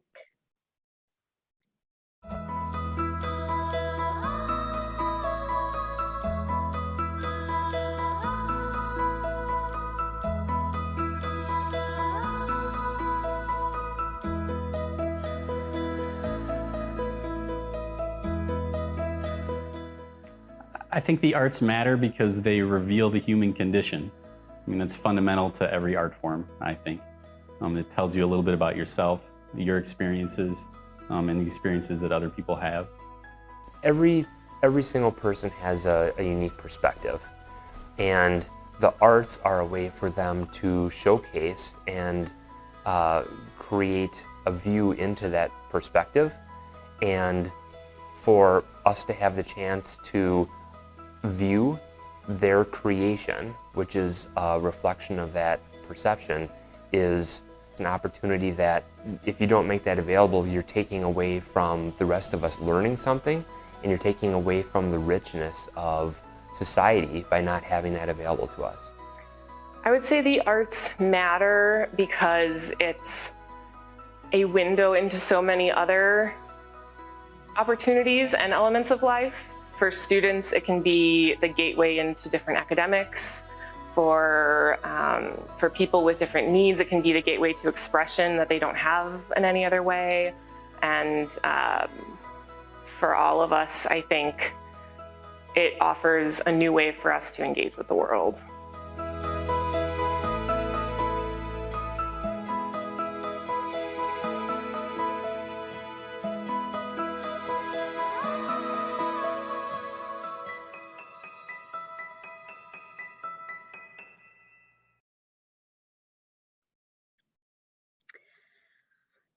It's so nice to have an opportunity to learn more about the perspectives of our staff and our board of directors. You know, it's often when someone is very close to you, you don't really have just that opportunity to witness them, just sharing their connection and why what we do, why what they do, what they are a part of matters. One of the most delightful things I think about working here has been getting to know our teaching artists and choir directors. We don't work with them side by side per se, because our schedules are different, or they live 4 hours away. But during the pandemic, we got to know a little bit more about some of the folks that we work with. And one of those people is Jim Turk. Jim teaches, he's a music teacher with us, and with a focus in drumming. And he's also, he was also MS Advocate of the Year in, I believe, 2020, 21. Those 2 years kind of blurred, didn't they? And we could not be more proud of his advocacy and impressed with his efforts to educate people about MS and raise money for funding and for support. He's a total goofball too. Like, I don't want to make him out to be something he's not. But hi, Jim. Oh, I think you're muted still. I don't know, maybe is Jim muted? I think he is. Well, I'll keep talking about him then. Jim has been doing this thing called the 12 o'clock shakedown every single day during the pandemic. For a year and a half. A year There and he a half. is. Hey, Jim. Howdy. Sorry, my phone keeps flipping the way I have it set up. It's not quite like doing Facebook Live. Sorry. I'm just trying to, and not to mention the fact that I always wear these goofy glasses, so I don't have my normal glasses on, so I can't really see anything. So tell me if I'm not lined up, but I think I'm lined up. Okay. You're looking good. I think, hey, I cannot complain. Not at all. Cool. All right. I'll get started, I guess, after that fantastic introduction from Christina. it's I started doing this a little bit about myself. First of all, I'm a white male, average height, average build, wearing goofy sunglasses, ice cream cone sunglasses, an orange hat, really goofy multicolored tie that was donated to somebody that watches the Facebook every day on and participates on Facebook. And you can go to the Facebook page and watch that if you want. I have a year and a half worth of archive videos. They're all at Facebook. I guess it's 12 o'clock shakedown is just what you look for, and it's all spelled out. All right. So anyway, so I started doing this because a year and a half ago, I called my neurologist. I noticed as soon as the quarantine started, I had been doing drum circles for Arts for All, which I would really, really encourage you to donate to. But also a lot of assisted living and memory care. And I stopped doing all that stuff cold turkey and immediately noticed that I was really losing abilities. And I emailed my neurologist and she said, yep, you're not the only one.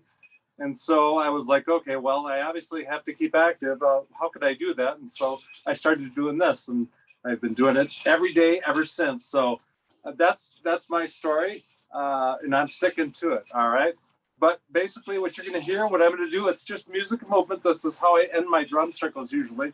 But this is just 15 minutes every day of music and movement. And it's largely arm movements like up, down, out, and in. And then I do some other stuff. And I usually describe what I'm doing, but I might do goofy dance moves and stuff like that too. All to original music today. This is a Latin pop band from a long time ago. A local Latin pop band, so I hope you enjoy it. But I'll stick to it. Try to keep. I always tell people to try to keep your feet moving as much as you can. You can use homemade shakers if you want, or you don't have to have shakers. But if you want, fill like a shake bottle or a Coke bottle or a medicine bottle with popcorn seeds or something like that, and that's fine. Tap your feet the whole time if you're able to. If you're sitting, if you're standing, walk or march in place. If I do squats or when I do squats later, I'll probably stand up for that portion, but hang on to the chair for balance. And I would encourage you to do the same. If you're not, if you're sitting, if you have partial use of your legs, maybe push them to the ground or kick them out to get that blood flowing. If you don't have good use of your legs, but have use of your arms, maybe lift up your legs to get that blood flowing. If you don't have good use of either, that's fine too. Just move around as best you can. I have quadriplegics that join me almost every day on Zoom. I do this on Facebook and Zoom every single day, as we said. So anyway, we're going to get going here. If I can see what I'm doing with my goofy glasses on. All right. Start by sticking in the middle. Up there. Turn it up a little bit. In the middle. Nice. Just move back and forth. Enjoy it. Probably don't know the words, but humbly I say, sing along. Just have fun, as much fun as you can. That's to get that blood flow. All the way down. All the way down. By the floor. By the floor. In the middle.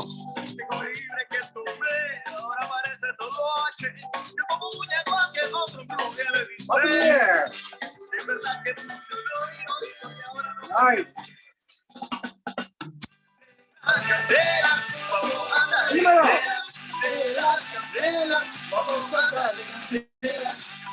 Nice.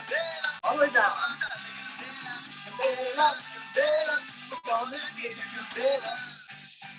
Now let's do one arm all the way up and one arm all the way down. Nice. Switch to the side.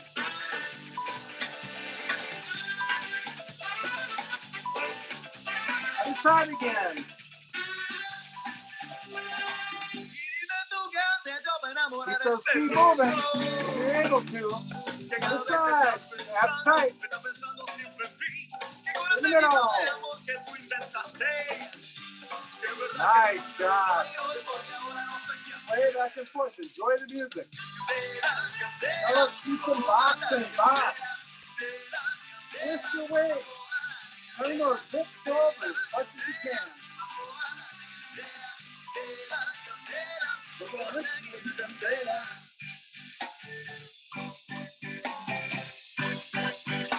All right, let's go side to side and cross that midline as much as you can. Remember, push yourself a little bit here, but don't hurt yourself. All right? Push yourself, but don't hurt yourself.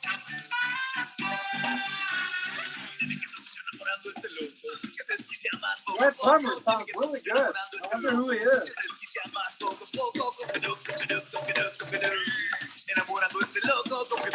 Nice.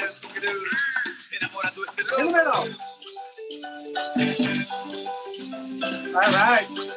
Let's do some uppercuts now. Uppercuts. Uppercuts. Punch like uppercuts. Nice job, guys.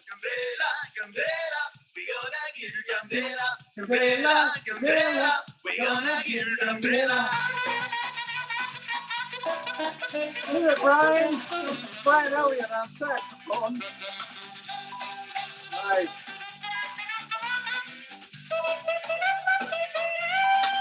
Nice in the middle.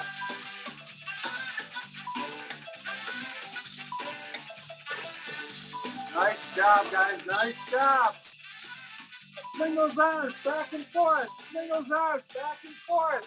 While you're swimming down the tap of your feet, if you can. Okay, in the middle. Take it out in the middle. Listen up. I'm going to stand up. Try to stand up without falling. All right, keep the chair close by for balance. All right. The song's called Believe. All right. Believe that the arts and music are really, really good for you no matter what your abilities are. So please donate, right? Please donate. Let's go around the world. Around the world. Stand all the way around. I'm an angel, I'm a soldier, never scared. Nobody, nothing, nice. I'll never give up. Unstoppable. Other way, other way. Ready to fight against destiny and life. Nice job, guys. Nice job. Keep going.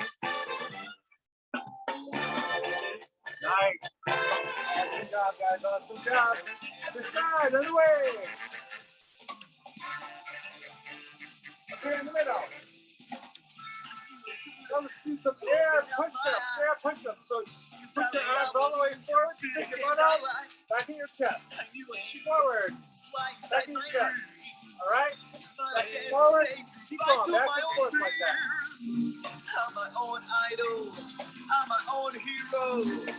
Ready to fight against destiny and life. Nice job, guys. Nice job.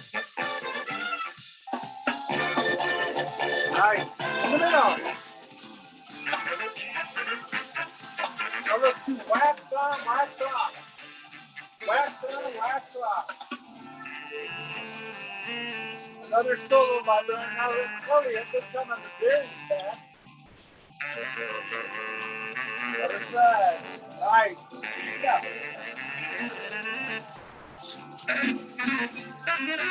Awesome job, guys. Awesome job.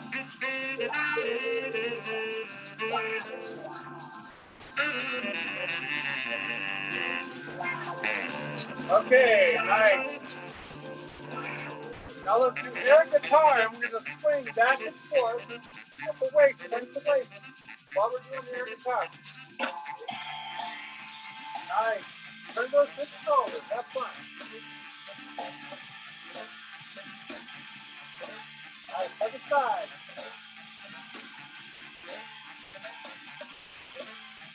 Awesome job, guys. Awesome job.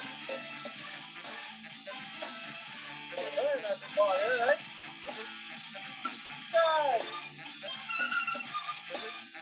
Your cells on the comfort there. In the middle. Nice. Let's do some cross-country skiing now, right?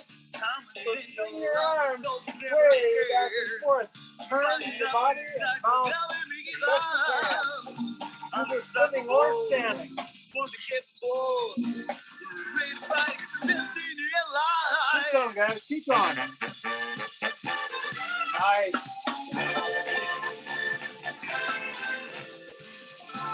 Keep going. Keep going. In the middle. Okay, stick it on the middle. Loosen up a bit. Loosen up a bit. All right. Next song, I think we're gonna do Kano Para, I think it's called. A little funk rap, jazz, all those things. I'm gonna start with some squats. Do whatever you can. When I do squats, I'm gonna use the chair for balance.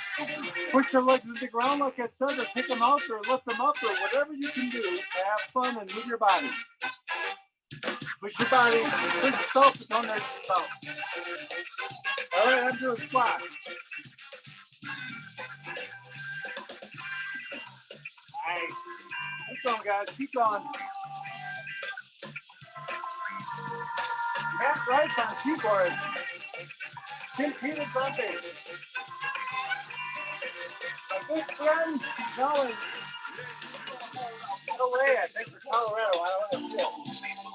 Rio Lopez Rodriguez on vocal and guitar. Nice. Have fun, guys. Nice. Keep going, keep going. Push yourself, but don't hurt yourself, okay?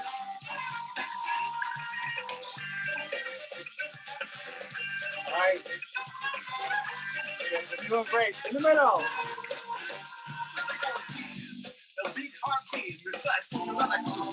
Nice job, guys. Nice job. Now let's do the chicken dance. We're going to flap our wings. You can do this sitting or standing. Here, I'll prove it to you that you can do it sitting down. If I don't fall. Flap your wings. Twist all the way down. Twist all the way down. And up. Flap your wings again. Twist all the way down. Yes.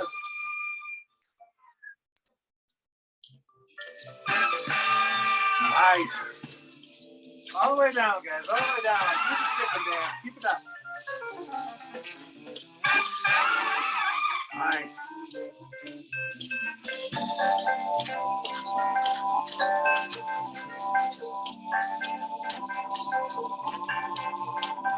Nice job, guys. Have fun. It's all about having fun.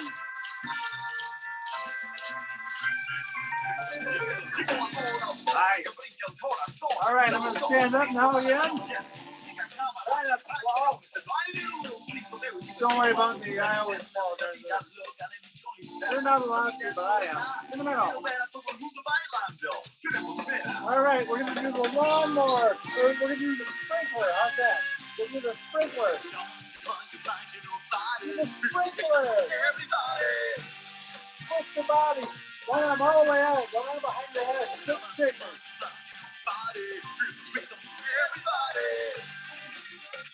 Nice.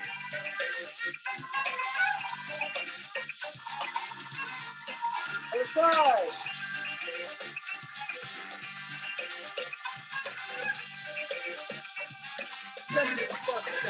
Okay, one more song. Let's do Maria Dolores, which was always a fantastic song, featuring the trumpet starting with the guitar by Uriel Lopez Rodriguez.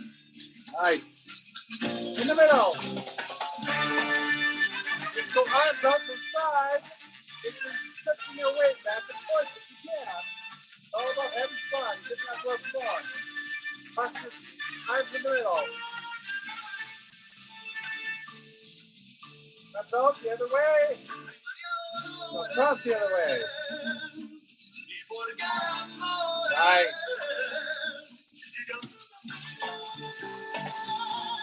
That's out. Across the first way. That's at the side. In the middle. Okay, guys. Let's do the swim. Do the swim. Reach way back. Open up that chest. Reach way back. And go forward with it. Reach way back. Go forward with it. All right. Nice. Keep it up.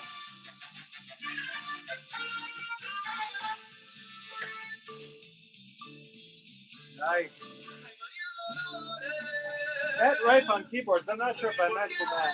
He's the only one who didn't mention that. In the middle. Now we're going to do the lawnmower, all right? lawnmower, the snowblower, but certain the snow where you are. One hand on the handlebar, other hand hold the cord to get that going. I want full extension.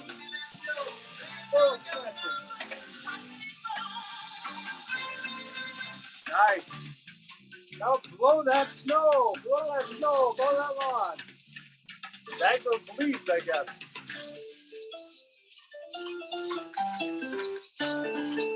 I experimented here with a whole bunch of stuff.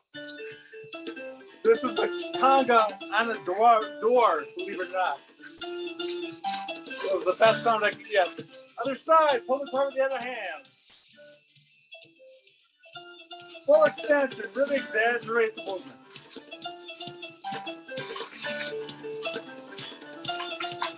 Nice.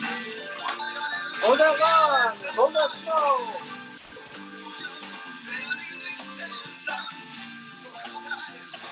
Nice. Blow that snow. In the middle.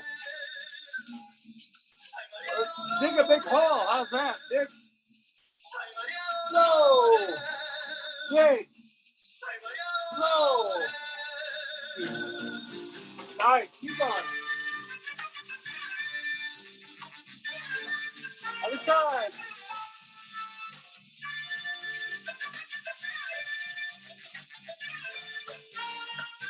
Nice job, guys. All right. Good job. Good job, guys. I'm going to turn off the music so I can talk to you again. Thank you so much for being a part of today. Ah, that was good. All right. Thank you so much for being a part of today. I had a blast. I hope you guys had a blast too. That's a little what I do at the end of drum circles. I typically do the shaker stuff. We have lots and lots of shakers at Arts for All. Lots of drums for you to use too. But I just basically have a lot of fun doing what I do. And that's the whole goal, is just to have as much fun as I possibly can. All right. So I hope you had fun. I hope you had a good portion of that. I hope you'll consider donating to Arts for All, which is listed right at the top of your screen, how to donate. Make sure that you do that. All right. So we'll see you later. Again, join me on Facebook every single day at 12 o'clock shakedown, all letters, it's all fun every day. All right. So we'll see you later. Jim, thank you so much for doing this with us today. We've enjoyed your 12 o'clock shakedowns and your classes and the energy that you bring. I'm really fond of the sprinkler. I like that a lot. You're really good at it. I think I just pulled a muscle doing it though. Yeah, You know, that wouldn't be unusual. muscle. I told you, Christine, push yourself, but don't hurt yourself, right? Don't hurt yourself, right? I was sitting down the whole time. Well, I mean, we want to make sure that people of all abilities are able to do this stuff, right? That's the whole goal. Right. And you can see I have a tough time standing a lot of times, but I still try, right? I mean, that's what all you can do is have fun and try. Man, Awesome. Jim, you are an inspiration. Thank you so much. Thank you so much, Jim. We'll see you guys later. Thank you so much. Bye. So, you know, did you really hurt your shoulder? It's a prop, Mike. It's a prop. Oh. Okay. Come on. Oh, my camera's on. It's really people like the folks donating today, the foundations around the state, the organizations who help fund us and our mission. It allows us to bring people like Jim Turk, like Junko, like Patrizia, who we're going to see later, like Christy Grace. The work that they do with people throughout our state, with young people in classrooms and Head Start programs, to people like who we serve through our Spark program, people with Alzheimer's. You make it possible. All of you make it possible for us to do what we do with the fantastic, inspirational people that we are privileged to work with, because they also teach us so much. Absolutely. And we did we got not only some donation, but also some art purchasing, I think, recently, right? Right. Leanne Tiska, who was on, and Steve, right. Well, Steve and Leanne, thank you so much for your donation and for your purchase of art. Thank you to Leanne. Last year, she was one of the brave souls who came on to be part of our first annual telethon task force. We do not want to call it a committee because committees can be really dull. And her daughter contributed some songs to that as well, right? Absolutely. Such a talented family. And it's Steve Tiska who wrote the song that we started tonight with, Artist. And we're going to hear from him later at the very end of the evening and hear that song again, which is wonderful. So thank you so much to the wonderful Tiska family for your many contributions to what we do. And I know we wanted to take a moment to thank some of our supporters, like the Madison Arts Commission, Dane Arts, Wisconsin Arts Board, that funds several or helps fund several of our programs, as well as the state of Wisconsin. I'd also like to thank the Wisconsin Arts Board for inviting Arts for All to be part of their accessibility committee. I'm a member of that committee on their invitation, and I applaud the efforts that the Wisconsin Arts Board is making to ensure that their programs, their website, are accessible to people with a wide variety of disabilities, so that the arts in Wisconsin truly can be for all. And I just want to say, I don't know if you said or not, but Jim Turk, that you just saw do the shakedown, you did mention he has been doing this every day at noon for a year and a half. And so you can always find him on Facebook Live at noon every day if you want to follow along with him and do his shakedown. So I just wanted to make sure everybody knew that he's always there as a resource to help. He uses his energy and his commitment to staying moving and healthy to share and help other people do that as well. So if you want that or you need that, check him out on Facebook Live any day of the week. I asked him recently, I was like, every day? He's like, Mike, I even do it on holidays. Like my his family, his whole schedule is built around the shakedown. So check him out if you can. He's a wonder. That's great. And let's see, what's coming up next? What is coming up next? Holy cow. Oh Bach Dancing and Dynamite. Oh, this is amazing. This is amazing. And they're so generous to provide so much content for us today, and such a, again, wide variety of work that they do. So thank you in advance to everyone involved with Bach Dancing and Dynamite, and enjoy.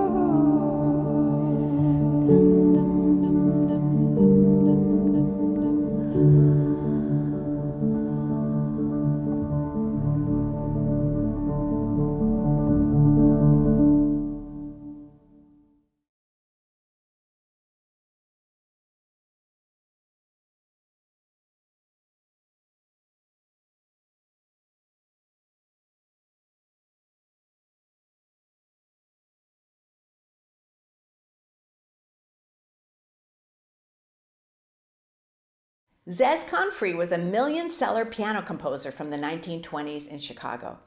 Coming from the tradition of Tin Pan Alley in New York, he composed novelty piano pieces like Kitten on the Keys and Dizzy Fingers. These were the pieces that everyone bought to put on their stand in their living room piano. They were easy to buy, but very difficult to play. The great jazz clarinetist Benny Goodman helped make Dizzy Fingers famous all over the world. Here is our version in an arrangement for flute and piano.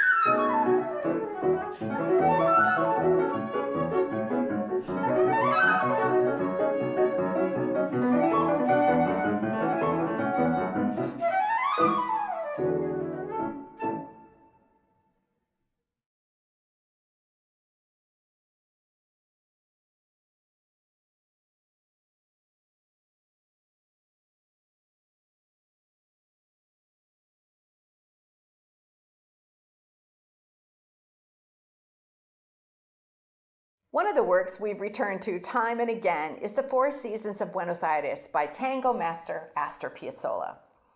We can't get enough of the passionate, jazz-inflected melodies and rhythms of Piazzolla's Nuevo Tango. Piazzolla's Four Seasons was inspired by Vivaldi's Four Seasons. Vivaldi's music paints a portrait of the seasons in Venice. Piazzolla's tangos give us a portrait of the seasons in Buenos Aires.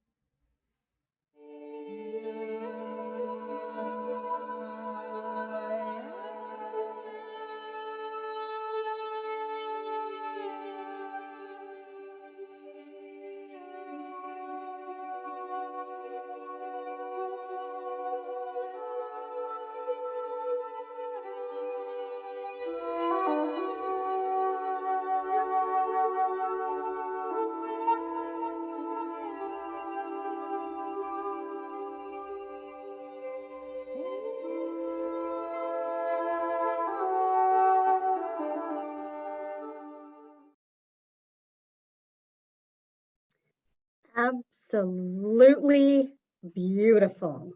Yeah. Oh my gosh. Thank you so much to everyone involved with Bach and dancing, Bach and, oh my gosh, I'm really Bach doing Dancing and Dynamite Society. Bach Dancing and Dynamite. Yes, I'm Society. sorry. I'm just so moved. Speaking of moved. Wait a minute. Wait. Yeah. Christina, something happened. There's something different about you. What's going on? Different about you too. Oh yeah, I moved my view because I have all this awesome art around me, and I thought maybe I could show off a little bit more of it in my background. So I just moved myself around a little bit. But what about you? Mike, what you did is you moved. Yeah, I'm not going to do that. Come on. Come on. I'm not going to do that. All right. Yes, there is something different. The bird sold. The bird. The coop. You sold the bird? Beautiful painting sold and is going to a new home. And we got word that the Badgers won. So what a wonderful, wonderful new painting by an artist who was new to us this year, award-winning artist, Rick Yankee. And it's a gorgeous oil painting, a fabulous gift for your badger, current badger, or an alum. What a great gift. Do you know how much that painting costs? That's a great question.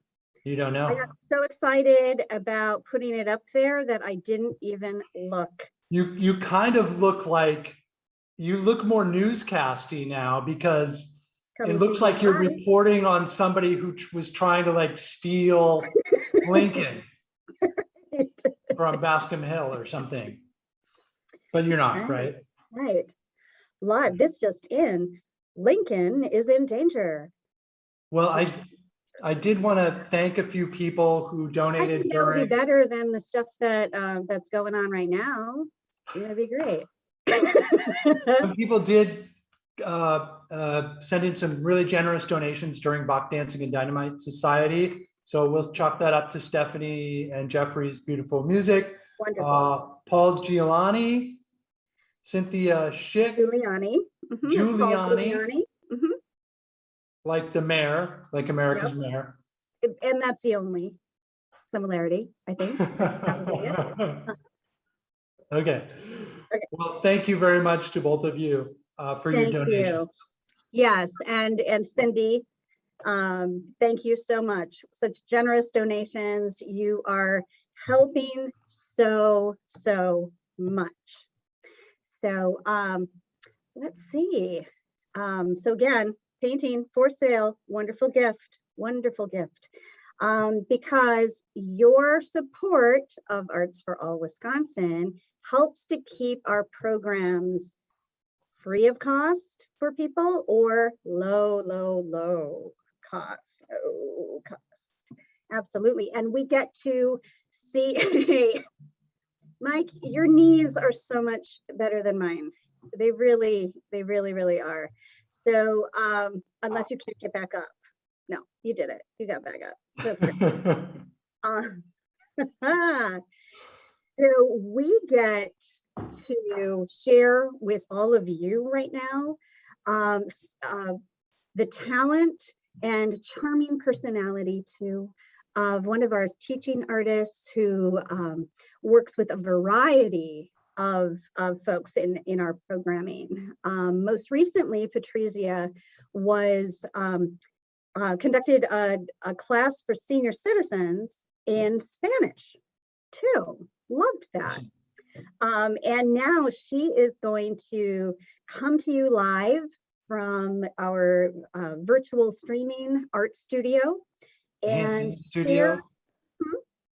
The Hanson Studio? The Hanson Studio, that's right. We did call it the Hanson Studio after Scott Hanson, one of the artists that we worked with for many, many years, very talented painter and sweet, sweet fella who passed away, unfortunately, last year. So to keep his spirit with us, we have named the virtual art studio, the Hanson Studio. Thank you for reminding me of that, Mike. So I think that we're getting ready for Patricia to join us. Shall we riff a little bit? There she is. Look at that. There she is. Hi, Patricia. Hi, guys. Thank you, Christina, for that lovely introduction. Highly appreciated. I am thrilled to be here today with you all to support Arts for All in this annual Telethon. It's such a wonderful organization. I am such a fervent supporter of what we do here.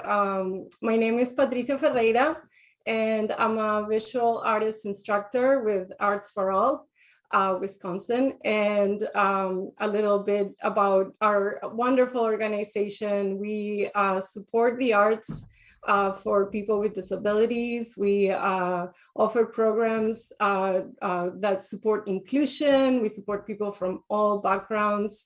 Everyone is welcome here, and we support the arts in all its forms as well. So if you're here today, I hope you want to support us and donate. It's your help, your support is how we stay offering all these amazing programs across Wisconsin. And to do that, you can call 608-241-2131. I think you have that number on the screen. You can also donate through our website at artsforallwi.org/Telethon. Today I have planned out an activity with cardboard, that very ubiquitous material that we all have in our homes because we receive boxes and all sorts of things that come packaged these days. So we're going to use this material to create a stamp, and these are just a couple examples I brought for you to see. So it's really simple. We're going to start by drawing on the cardboard, and then I'm going to show you how to rip out sections of the material to make a stamp. I'm going to flip my camera so you guys can see my hands at work. So here are the two stamps I brought as an example. And this is the size I'm going to be using today to make my stamp. Any size works. Just make sure that the size of your cardboard is no bigger than the paper you're going to be printing on. So to start, you will need a marker or maybe a pencil to draw on your piece of cardboard. And just so you see what we're going to be doing later, after we have our shapes drawn on our cardboard, we're going to cut the edge and then rip the top layer of our cardboard so that we can see the corrugated cardboard underneath. And this is what we're going to be printing on. And here I have an example. And so when you print, you're going to get this like lovely lines and textures that the corrugated cardboard has that will allow us to create this sort of patterns. So when you draw something on the cardboard, make sure your shapes are not too small because cutting them out will be harder. If you decide to make a word, just make sure that you flip it because everything we print will be mirrored. We're going to turn our stamp around and it will give you the mirror image. So just write your words in reverse if you do write a word. I'm going to do just shapes. And so it's going to be somewhat abstract. I'm making my shapes pretty big and bold. Totally kind of random, kind of like teardrop shapes. And the next step after you have your shapes on there is to use material to pierce. You could use an art knife if you have one. I'm using a pencil that has a sharp point, and I'm just going to be going through my lines to cut. I can feel my pencil like cutting that top layer of the cardboard. So truly going in deep. And then doing that with all my shapes.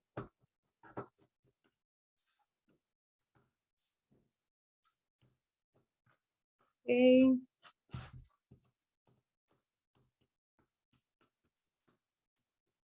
This is a lovely way to create patterns. If today you could be printing on paper, you could also be printing on fabric if you have it. Any substrate works.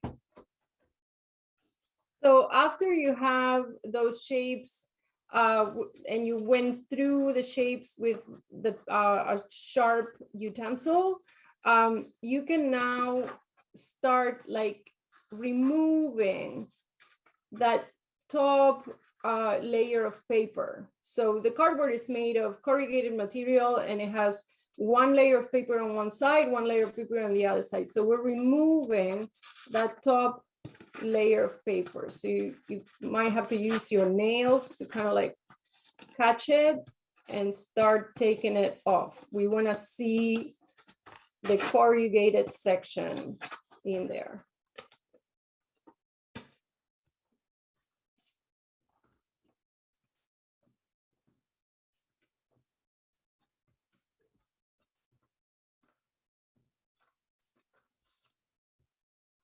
You could help yourself with the pencil or whatever utensil you're using to cut out.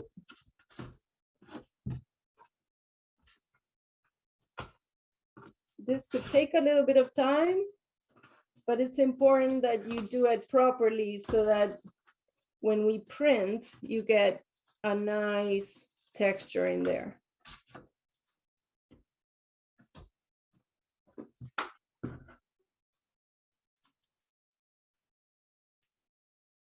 My pencil came apart. Okay.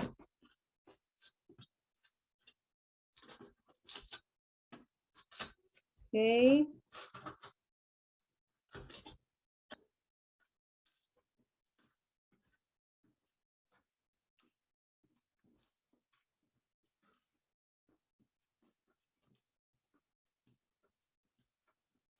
One shape almost done.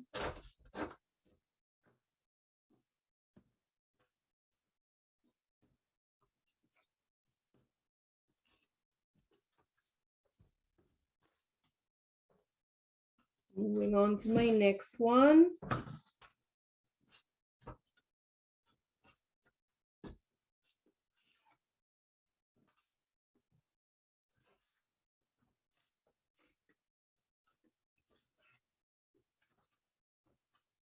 Be careful when you remove the paper that you don't do it too, you're not too harsh and remove parts of the corrugated cardboard. Sometimes that could happen, and then we lose the possibility of having those nice lines come out on our print.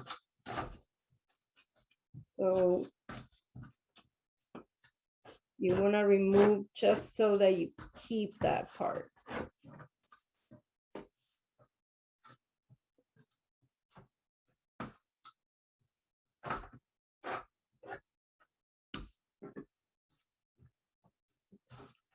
Almost there.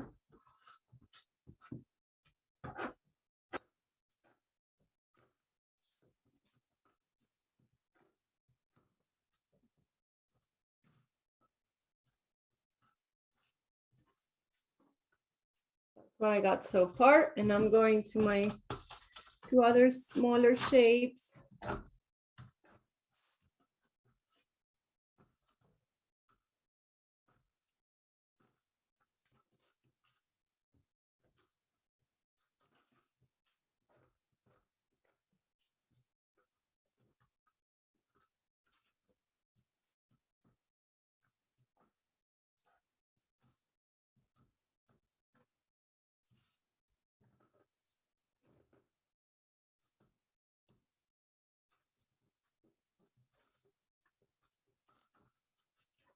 Okay.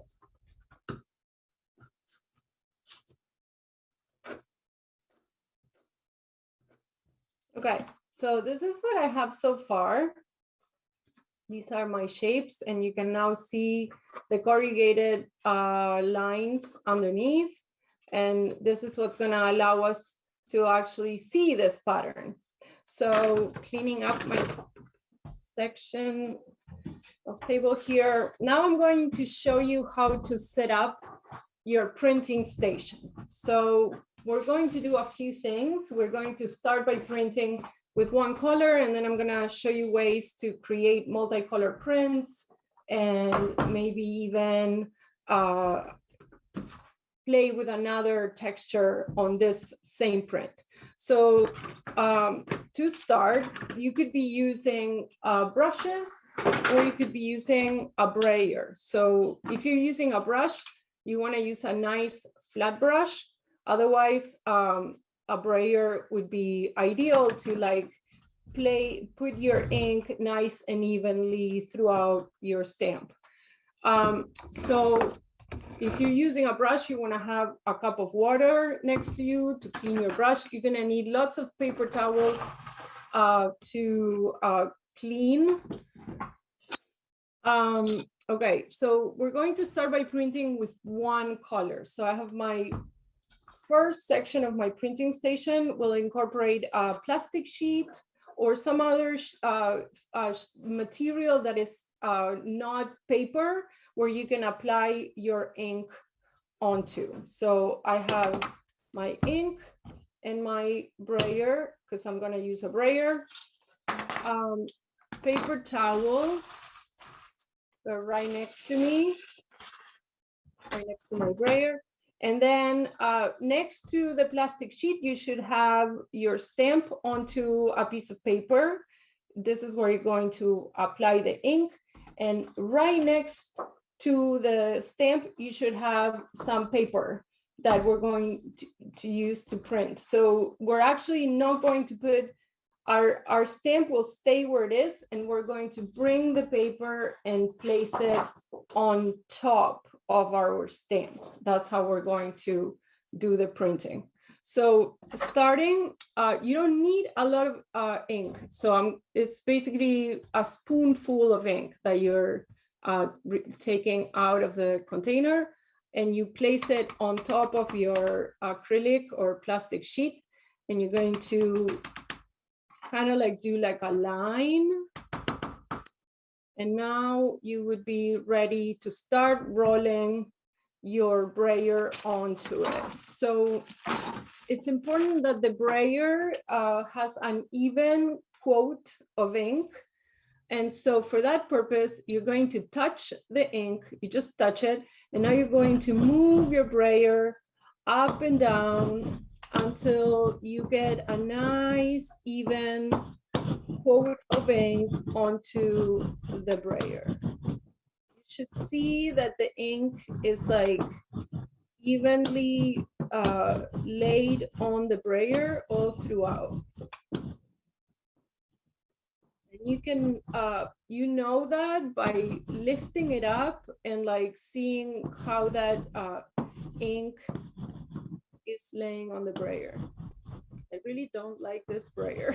I must say, it's not doing what I wanted to do. So if it was a really good brayer, it should show that the ink has an even quote and that there are almost no ridges. Like if you see deep ridges, then you have too much ink on there. So after you have your ink thoroughly applied onto your brayer, and you do that by moving the brayer up and down, left and right, that way you get that nice even layer. Now you're ready to apply ink onto your stamp. And so you're gonna do it till you see ink all throughout your stamp. If you're using a flat brush, it's basically the same, right? Like you're going till you see ink all throughout your stamp.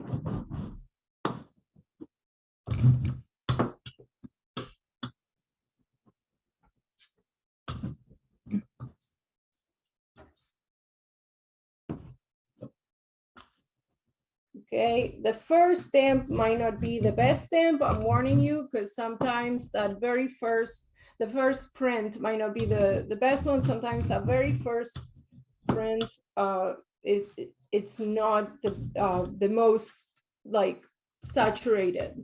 The stamp does start to behave better after a few tries. So bringing in the paper, we're going to do one print, which will be the first print, and then we'll do the next print using the same stamp, which we call the ghost print, because it's slightly less saturated. So you place the paper on top, and now you do an even pressure onto the paper, and you should be able to see that the ink is passing on to the paper. You should be able to see that on the back of your paper. If you feel that it's evenly throughout, you're ready to lift it up. So you hold it and lift it. And this is what I got so far for my first print. I think it looks pretty good. I like it. So let's try the ghost print of this.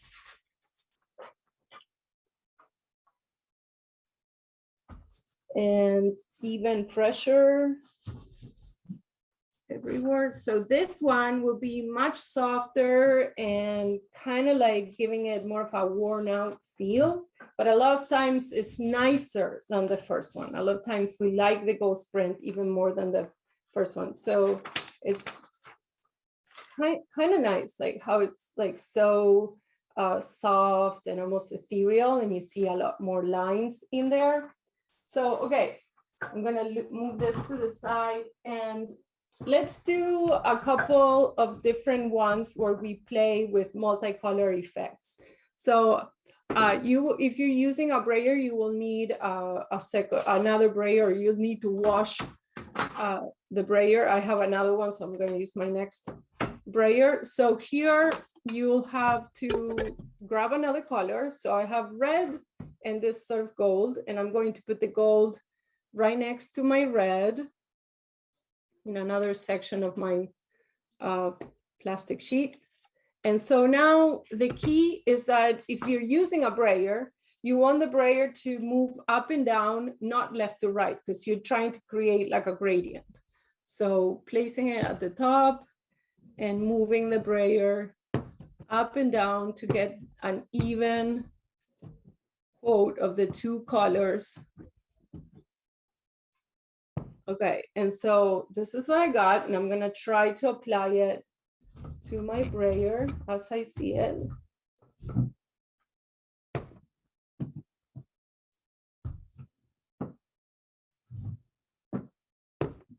If you're using a brush, you could do this with your brush on the stamp as well by painting one section with one color, the other section with another color.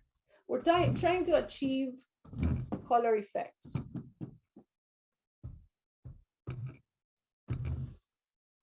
Okay. So print number 2.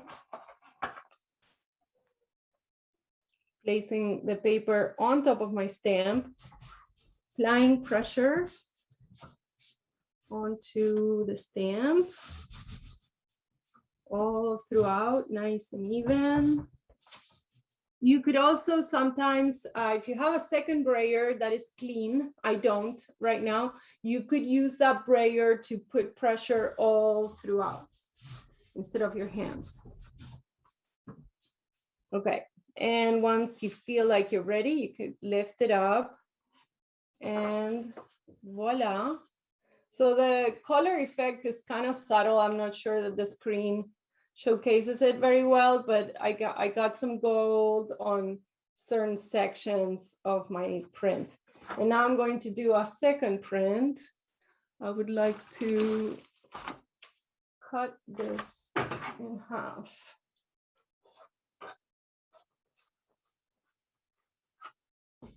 Okay. Just on top. Pressure, pressure, pressure. So this will be much, much softer than the previous one.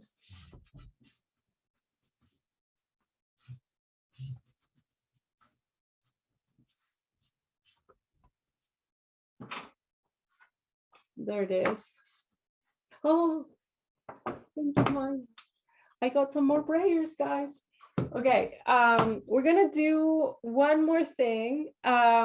We're going to, using that object that you were using to cut, that to pierce the material, we're going to do some piercings on the background of our stamp. So it's gonna create like little dots. And this is just to create a new variation on the same stamp that we created. So I'm gonna clean it up a bit. The one disadvantage of cardboard is that you can't wash it. So the only way you have of cleaning it is using paper towels, because obviously if you wash it, it'll fall apart. So, okay, so all I'm gonna do is just like dots, just like piercing it with something sharp. I'm gonna make little marks, little dots on the back of my cardboard. And so now my shapes are gonna still be there, but in the back of my cardboard, I'm gonna have like a texture. I'm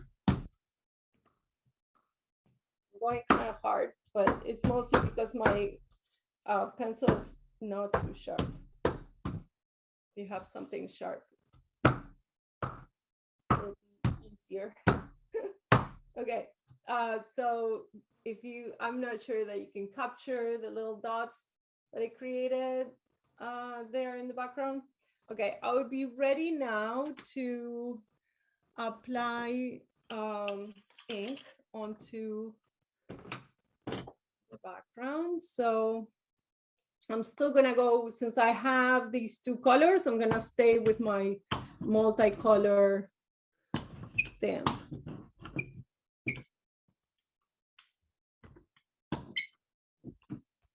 And unfortunately, the stamp is not working too well either.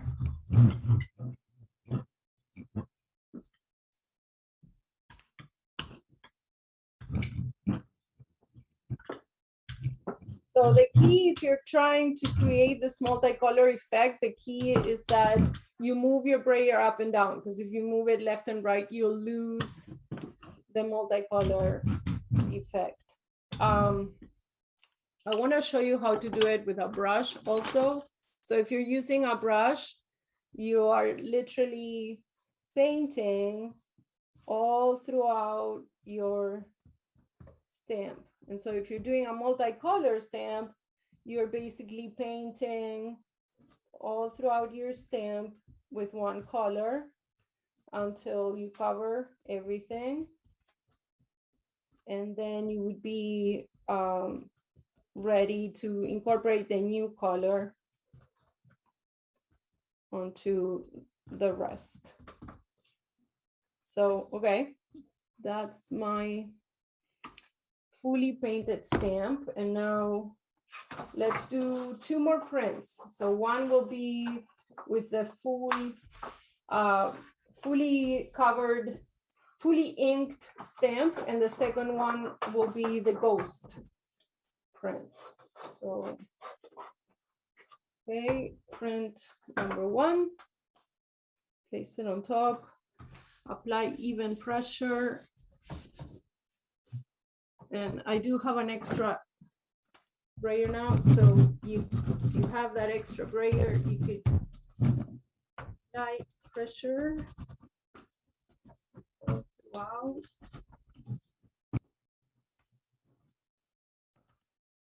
And lift it up. So the dots kind of got lost, unfortunately. I don't see much of a difference with the previous one. It's still fun to try it, but I like the way that this one looks. Like this is the previous one, this one. Okay, let's do the ghost print. And applying even pressure. So this is a really fun activity to create like patterns and stamps. You could also be making, you know, in a much bigger piece of paper, you could be repeating your stamp many, many times. It's also a lovely technique to do like cards. So you could be making Christmas cards like this, birthday cards, especially now that the season of giving is about to start. This is a lovely way to make gifts for people by, you know, by hand instead of like buying things. You can make your own gifts. So that's my ghost print. I love my ghost prints, I have to say. Guys, I want to flip my camera because I want to thank you so much for being here with me today, participating on this amazing event. I am delighted to have been able to share some of my love for crafts and art with you. This is a really fun technique that I love to share with folks. Once again, I want to tell you to donate, to support us, so we can keep doing what we do and what we love. And to do that, you can call the number on your screen, 608-241-2131. And you can also do it on our website, Arts for All Wisconsin, WI-Telethon. And please consider donating.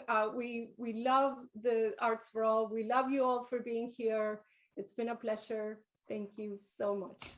Thank you so much. Oh, thank you, Patrizia. That was so cool. Yes. Thank you guys. And now everybody knows what they're getting from me for Christmas. Yes, I hope so. Yeah. Yeah, this is fun. It's a really fun technique. Try it for sure. I'm going to, for sure. Yeah. Thank you so much. Oh my goodness. She's awesome. We are so fortunate. We are so fortunate to have teaching artists like Patrizia here. I remember this week when I was, again, a late night leaving, but those are fun nights. Those are so fun because it's really when the magic's happening here at the Art Center on Madison's North Side. Patrizia was putting away some art supplies, and we had a couple of participants, or a participant here waiting for his ride. And she was just, even though we were all masked, I could tell she was grinning from ear to ear. And she said that she heard one of the participants while he was making art, like muttering to himself about how happy he was to be back in the art studio. And with friends, and just that the power of people coming together and creating, it's palpable here. It's really wonderful. Yeah. Yeah, and soon we'll hear from another longtime teaching artist, Deb Newman, and she talks a little bit about that too. She has great perspective. She's been teaching with AFA/VSA for decades, I would say. Yes. Oh my gosh, we're so lucky. Yeah. I also want to say thank you to some people who donated during the class. Kara Gillis and family, thank you so much for your support. And we have some exciting stuff coming up next, right, Christina? We really do. We really do. We have the good fortune of having a piece from Scott Lucas from Local H, and then we're going to say Breakthrough Dance. We showed them earlier in the day, but we've been at this for many hours. So it'll be great to revisit that piece. It's only been 3 hours, right? Oh, 3.5. 3.5. Yeah, okay. Anyway, we want to say thank you again to everybody who's donating today. Please share the link, and hurry up really fast so that your friends and family don't miss Scott Lucas coming up right now. Hey everybody, this is Scott from Local H here in Chicago. We want to thank everybody for watching the Arts for All Wisconsin Telethon. We all like arts, we all like Wisconsin, so let's get to it, shall we? Ready, Karen?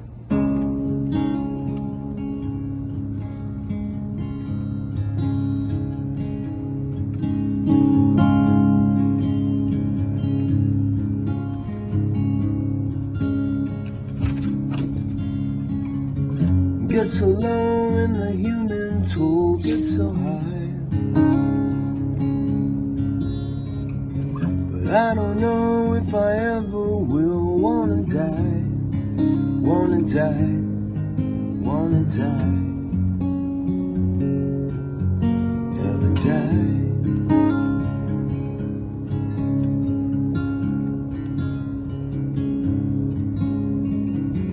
Is it all that it used to be? I don't know. If there was somewhere else I'd rather be, I would go, I would go, I would go,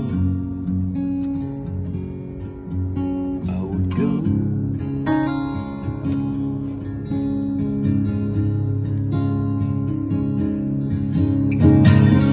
On a dawn in my uniform, I was late. Laid to rest in my Sunday best. I was late. I was late. I was late. I was late.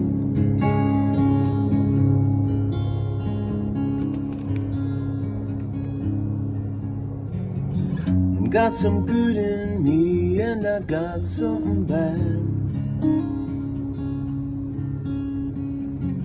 Got my mom in me, and I got some dad.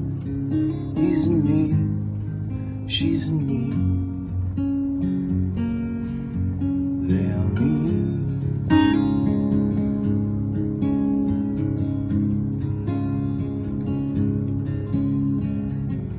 Am I all that I used to be? I don't know. You got somewhere else you'd rather be. You should go. You can go.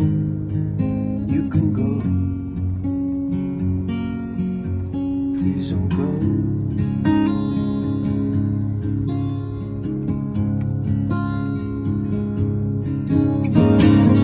On a road that I know I could never leave,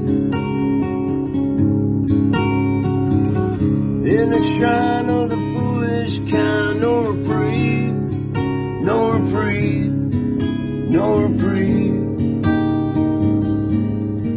no reprieve.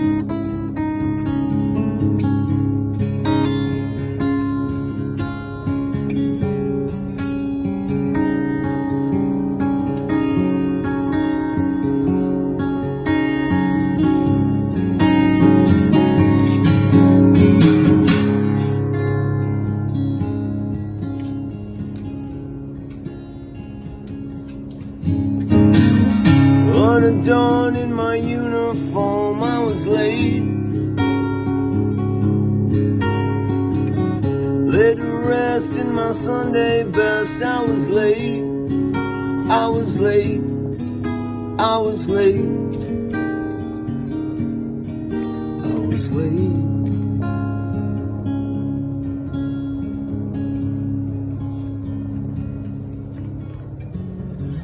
Everyone that I've ever loved, ever knew, has led me to the victory of finding you.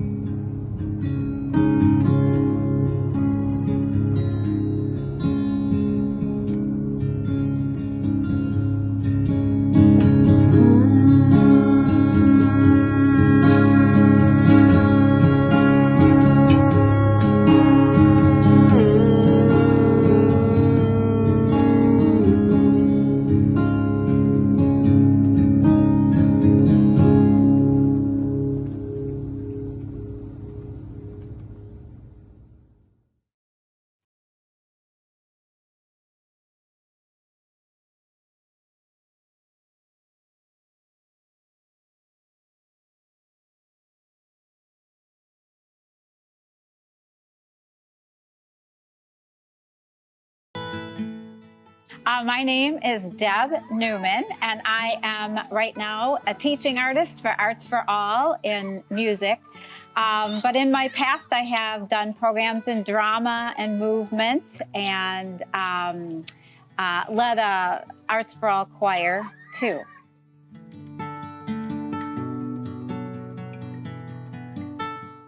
What do the arts mean to me? Well, ever since I was very small, I loved music and I loved the arts, and it was always a big part of who I was.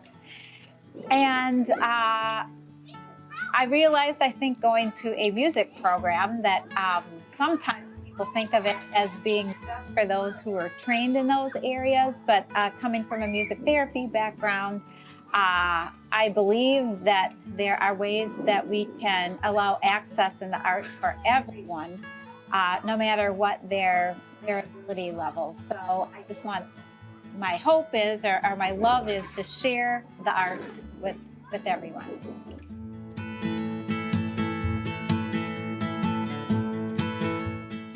I think during this time, the arts sort of pulled us back to the familiar at a time that everything was so unfamiliar and so new to us that it pulled us back to those memories of who we were and what we did before. For example, I was having a really bad day and I turned on my 4K playlist and I found myself feeling a lot happier, and with the memory of my 4K friends and what we experienced, and I knew that we would return to that too, so it gave me a lot of hope. The arts, I think, respond to our mental and our emotional states, but also our physical state, and just maybe doing some drumming or some instrument playing or singing, we're sort of regulating our bodies again, our breathing, and we may need to calm ourselves during this time that we can use the arts for, or we may just need some energizing activities through the arts that have helped us through these times also.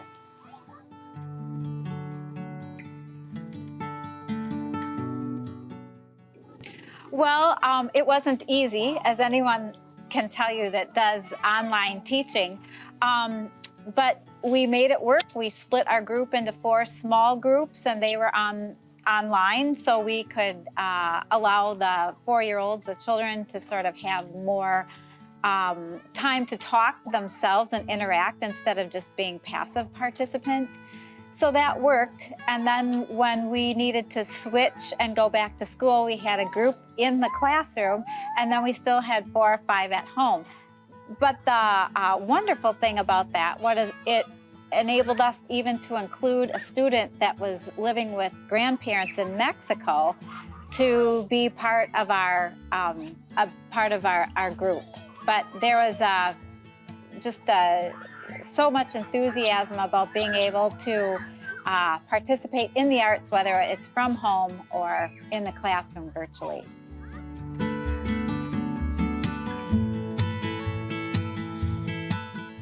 Well, you know, there's a belief that the core subjects are really important in our world and in our country, but I believe the arts are equally as important. I mean, we all access the arts once we're out of formal education. It gives us an appreciation for people that are performing, that we might be an audience to hear. We have an appreciation for the symphony, and we just sort of, I think it elevates our people a little bit to have a love for the arts, because it just reflects our common humanity and our emotions. And so in some ways I find it equally as important.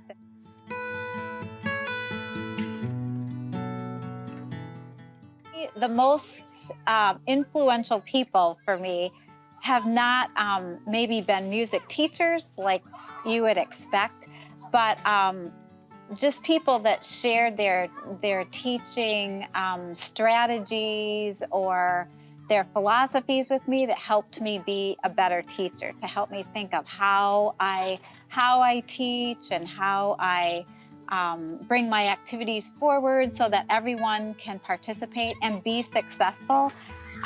Because it's a big, music therapy thing that you just find ways for everyone to be successful, and you plan for success, and you gear everything so everyone can be successful. So probably the most influential have been people that even now that I see teaching, that through Arts for All programs, and teachers that I work with, that I think, wow, I'm going to try that technique. So.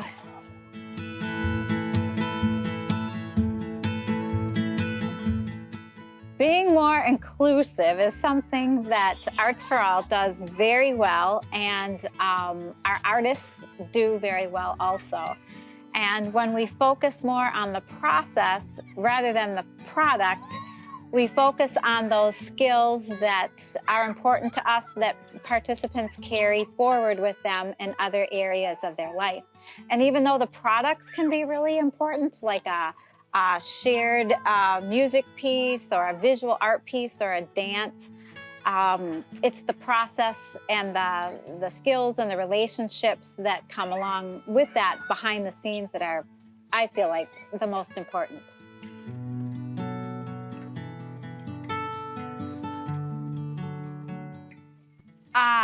Wow. I have so many, and almost every single program I do, I have a time where I am so inspired and shocked by the power of the arts, and for me, music. But, I have several that stand out. One was a preschooler that was selectively mute, and she just made no attempts to interact with anyone in the preschool. And after music combined with sign language and a really gentle approach, she started signing and started being a part of the group and interacting more with peers. And and then the second one are a couple experiences I've had with participants who are on the autism spectrum, and who showed pretty much no expressive language, very little interaction with peers or with staff, or even with props or anything like that.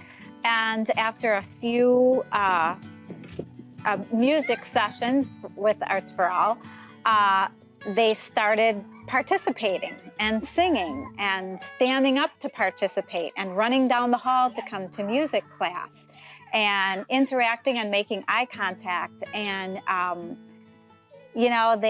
those are all skills that you hope will generalize to other areas of life. And one positive interaction and with a peer while you're playing a drum can generalize and increase in the classroom, and continue to grow and be just life-changing for those participants.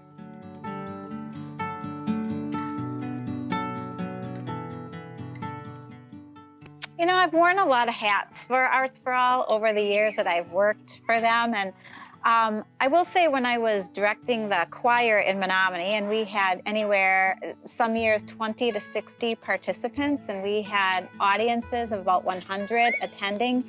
And it never escaped me every year that the participants we had with disabilities finally were in a situation where they could be the performers and their families were in the audience, instead of probably a lot of times in their lives they were the audience and their family members were performing. But Arts for All choir gave them a chance to be, for that to be flipped, and for them to be part of a performing group. So the Arts for All programs are so varied and so wide, but really are life-changing for participants.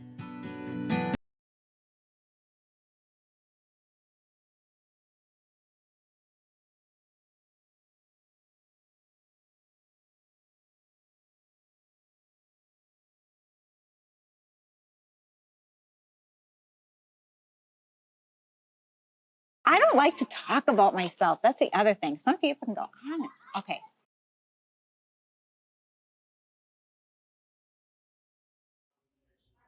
Hi, my name's Abby, and I'm one of the co-directors for Breakthrough Dance Company.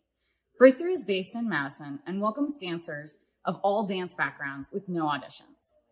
Our most recent piece is a collaborative project that all Breakthrough members contributed to, set to a poem called Heart and Home by Rose Menyon Heflin.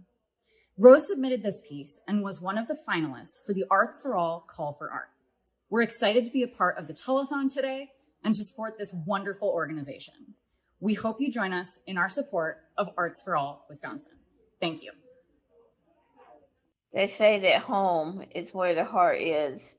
If that's the case, my home is on the fall sidewalk, amid the crunch of dry autumn leaves, in the forest of the Poconos, rushing with the waterfalls and blooming with the skunk cabbage.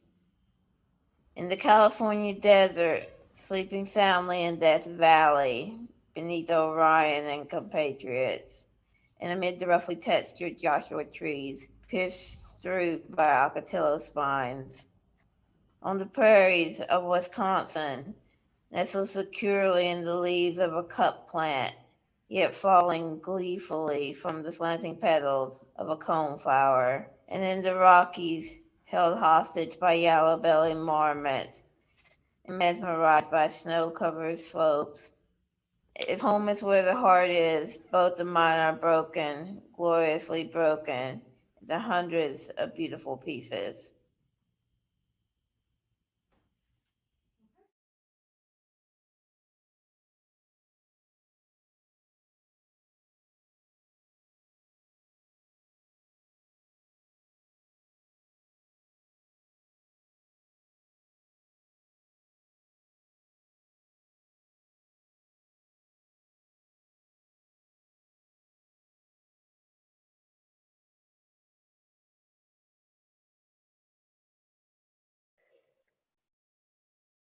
Welcome back to Oh my us. goodness. Oh my goodness. Mike, I was actually watching in the other room and watching in real time what those of you at home are watching. And man, I just experienced so many different emotions. The song, Scott's song for Local 8, and the beautiful, beautiful ASL interpretation that Scotty is doing, complemented each other so beautifully. And you know, and listening to the words of that song and the sentiments made me think about the veterans that we have met through our programs in Wausau and here in Madison. And you know, we focus a lot on the visual arts programs with veterans, but but some of the pieces that I've read and quotes from the people who are working or participating in the creative writing studio led by Beth. Beth, you are wonderful. I hope you're watching. It's so emotional. And Deb Newman, oh my gosh. Oh, we're just so fortunate. And we learned so much from her and from her experience in the classroom. The way that she can articulate these experiences so beautifully. She truly has made a tremendous difference in people's lives. And especially her work with the youngest folks that we work with, the 3 and 4 year olds. It's overwhelming. It really, truly is. Yeah, it really is. And she was one of the few teaching artists that we had working during the roughest patches of the pandemic in a school. And she did virtual and then a hybrid model with a 4K class here in Madison. And I spoke recently to the teacher that she worked with at the elementary school, and she just couldn't say enough good things about Deb. And it really reminded me of how critical the people are in our own organization to, they really matter in terms of who engages with us, and having people like Deb Newman around, or Patricia, who just these really talented, wonderful people who care deeply, not only about the arts and their own creative output, but also about the work that they do here at Arts for All Wisconsin. So it's very, very inspiring, and it's always great to be able to talk to them face to face about the work that they do. Yeah, absolutely. And also, as you and I are relative newcomers to the organization, I really value Deb's perspective. Who else would have a harebrained idea like a telethon except a couple of newbies? Right, that's the truth. Right. So it just makes me, just listening to that wonderful interview that you did with Deb, it really makes me think back to the legacy that we're moving forward with. There are so many people, past executive directors here, past teaching artists, field office directors who worked all around the state. And the sheer number of individuals who have been touched by this organization, and I mean, truly, the improving the quality of life, the confidence, and the capabilities of people with disabilities throughout Wisconsin for 36 years.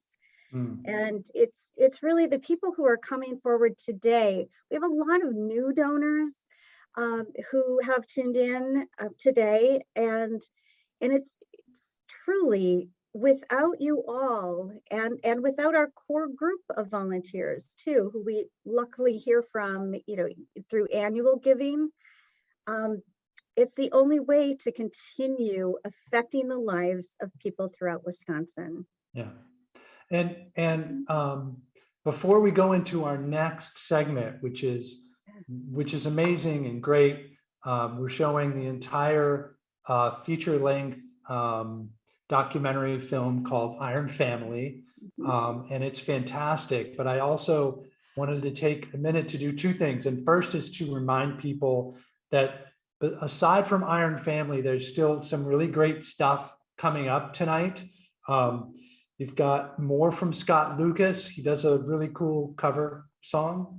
And a comedian, Steve Lee, we're going to show a short film of his and have a really interesting conversation with him about his work as a stand-up comic and a person with a disability, and music from Avi and Aura, as well as some other things mixed in there. That's all coming up still after Iron Family, which is coming up next.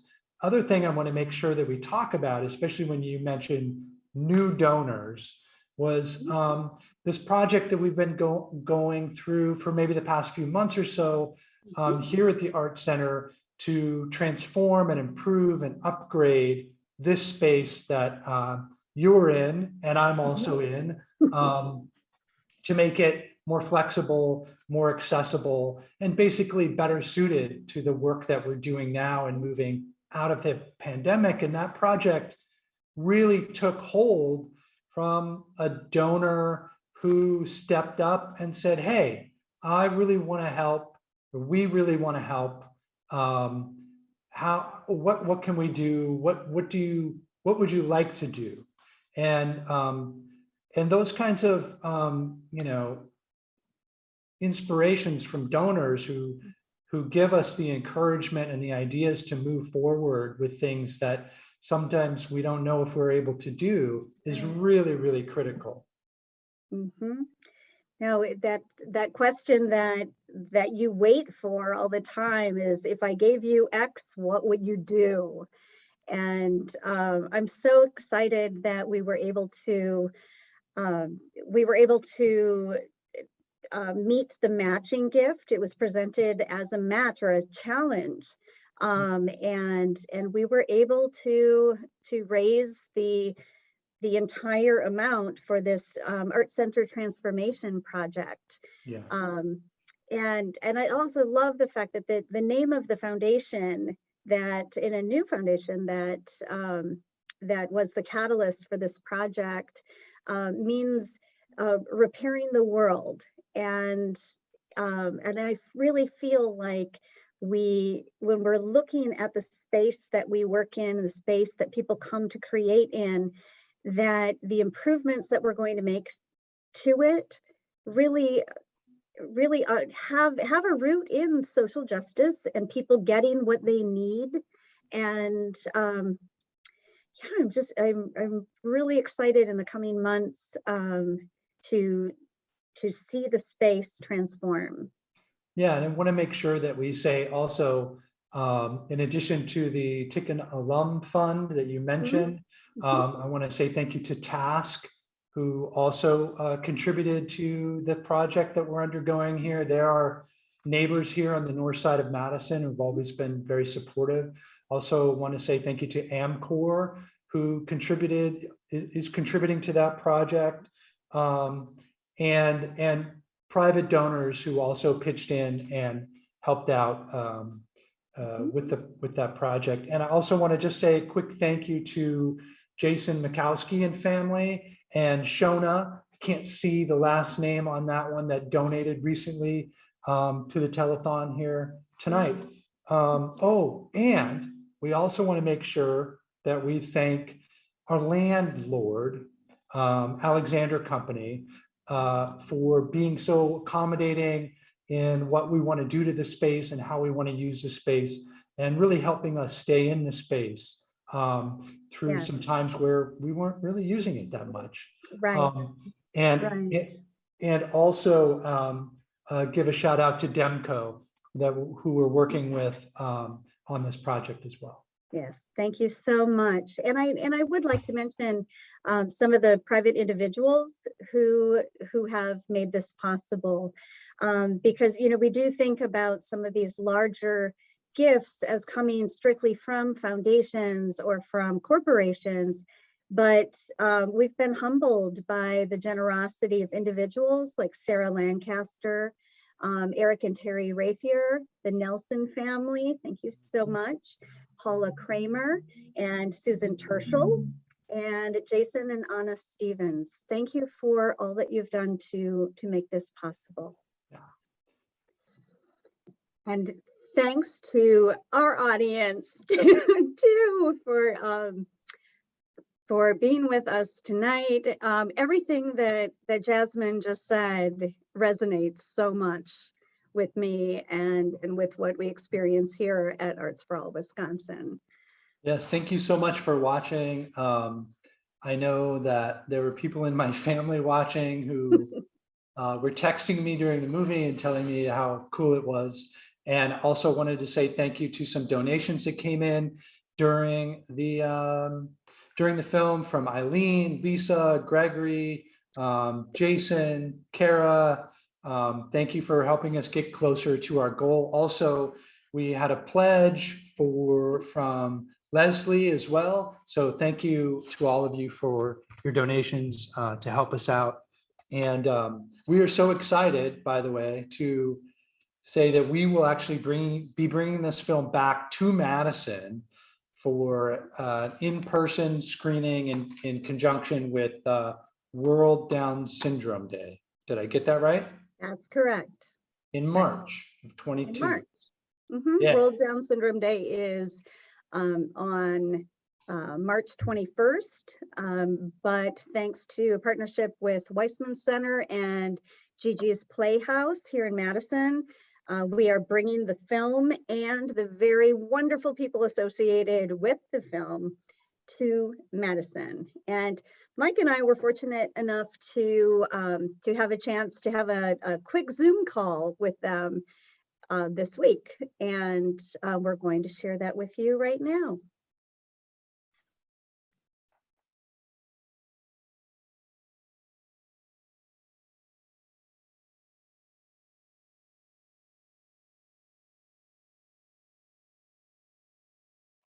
So my name is Jasmine Ferries. I played the role of Jasmine Carrington in The Double Life. I'm Chad Ferries. I am her brother, and I play the role of Matthew McConaughey and try to wrangle everybody together and make all this stuff happen every season. And I'm Pat Longstreth. I'm the director of Iron Family, the documentary, and I also play the part of John Travolta in the play Double Life.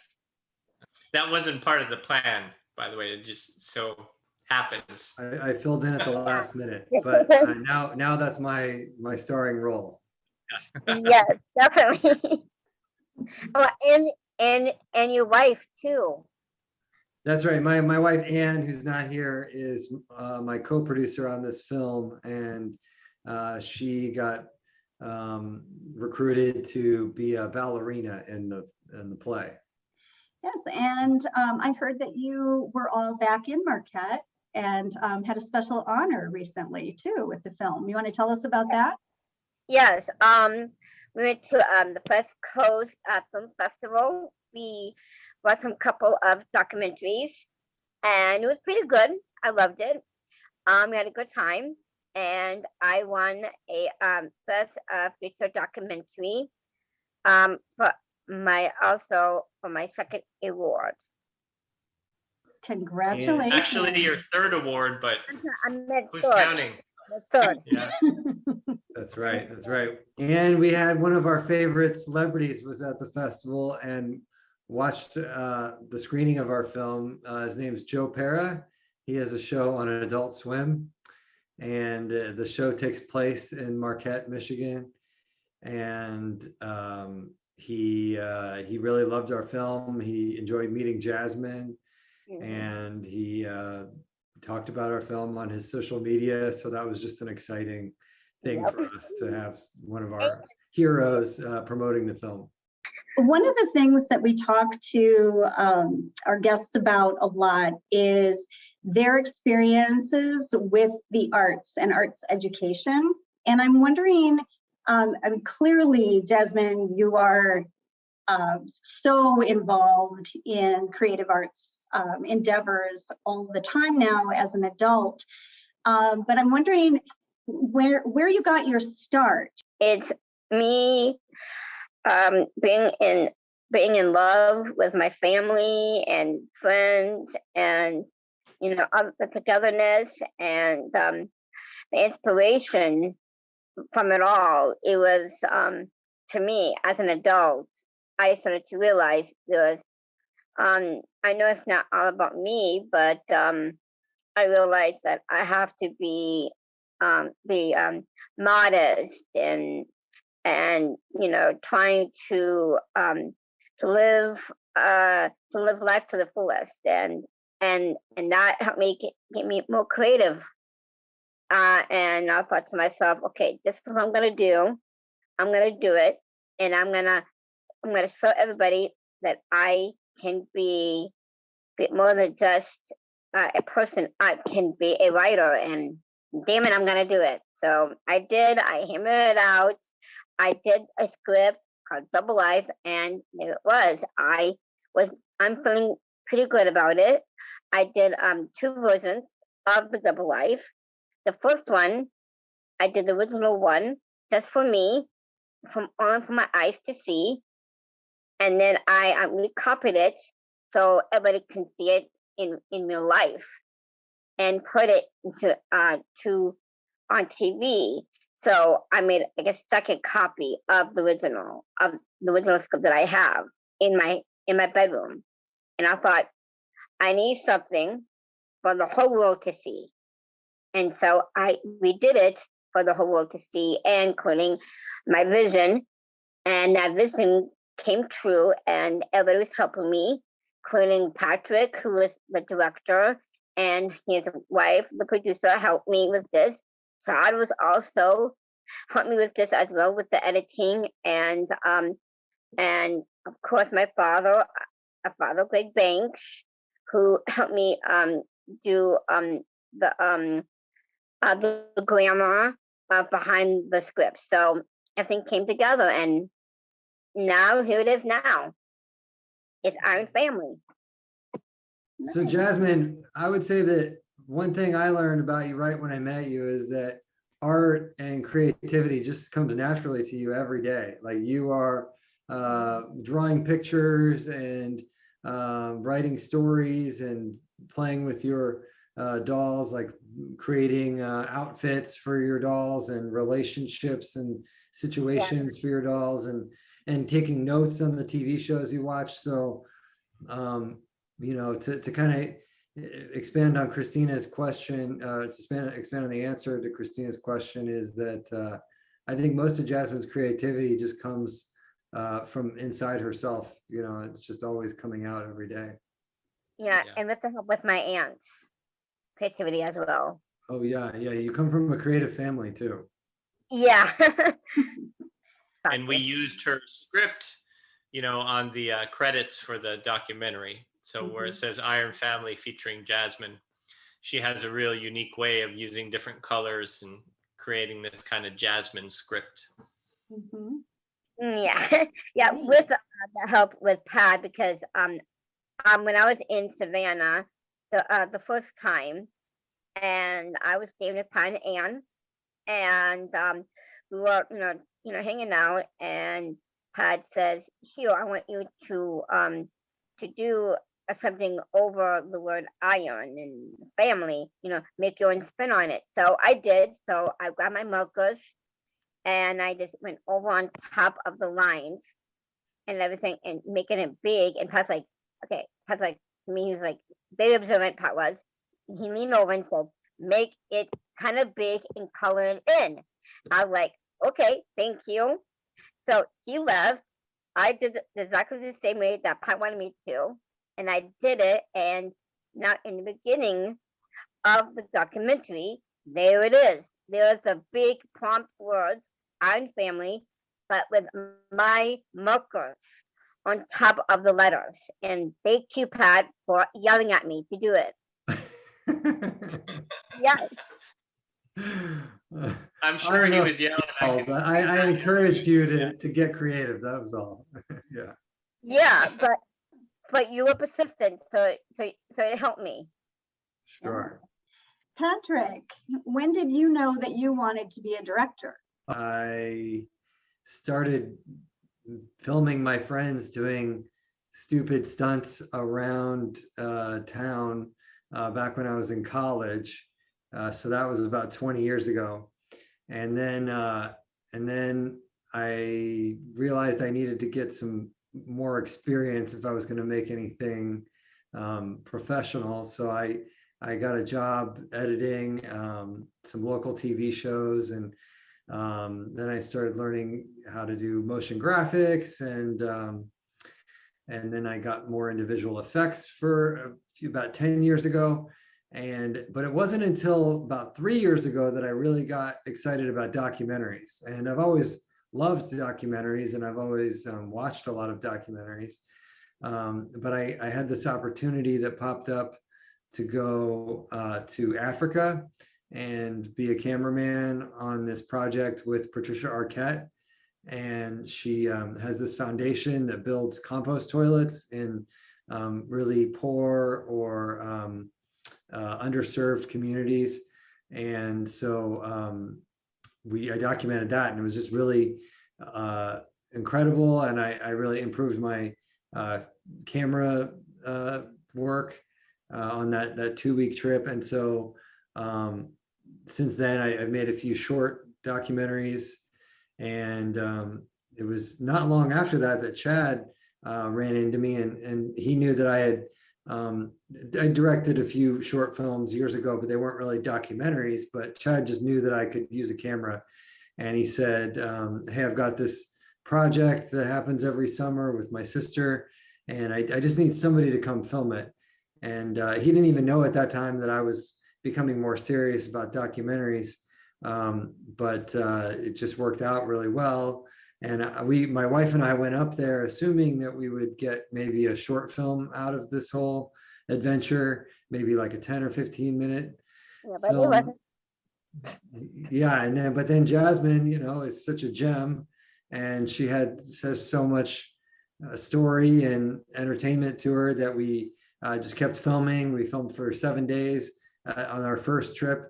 And then we made several trips back, and we brought a drone cameraman with us one time, and got all those establishing shots of Iron River, and kind of reenacted some of the documentary with the drone so that we could integrate these more interesting camera angles with the story. And then I filmed Chad here in Savannah. And so overall, I think we filmed for about 1.5 years off and on while we were doing the editing, and we're able to come up with a 90-minute film.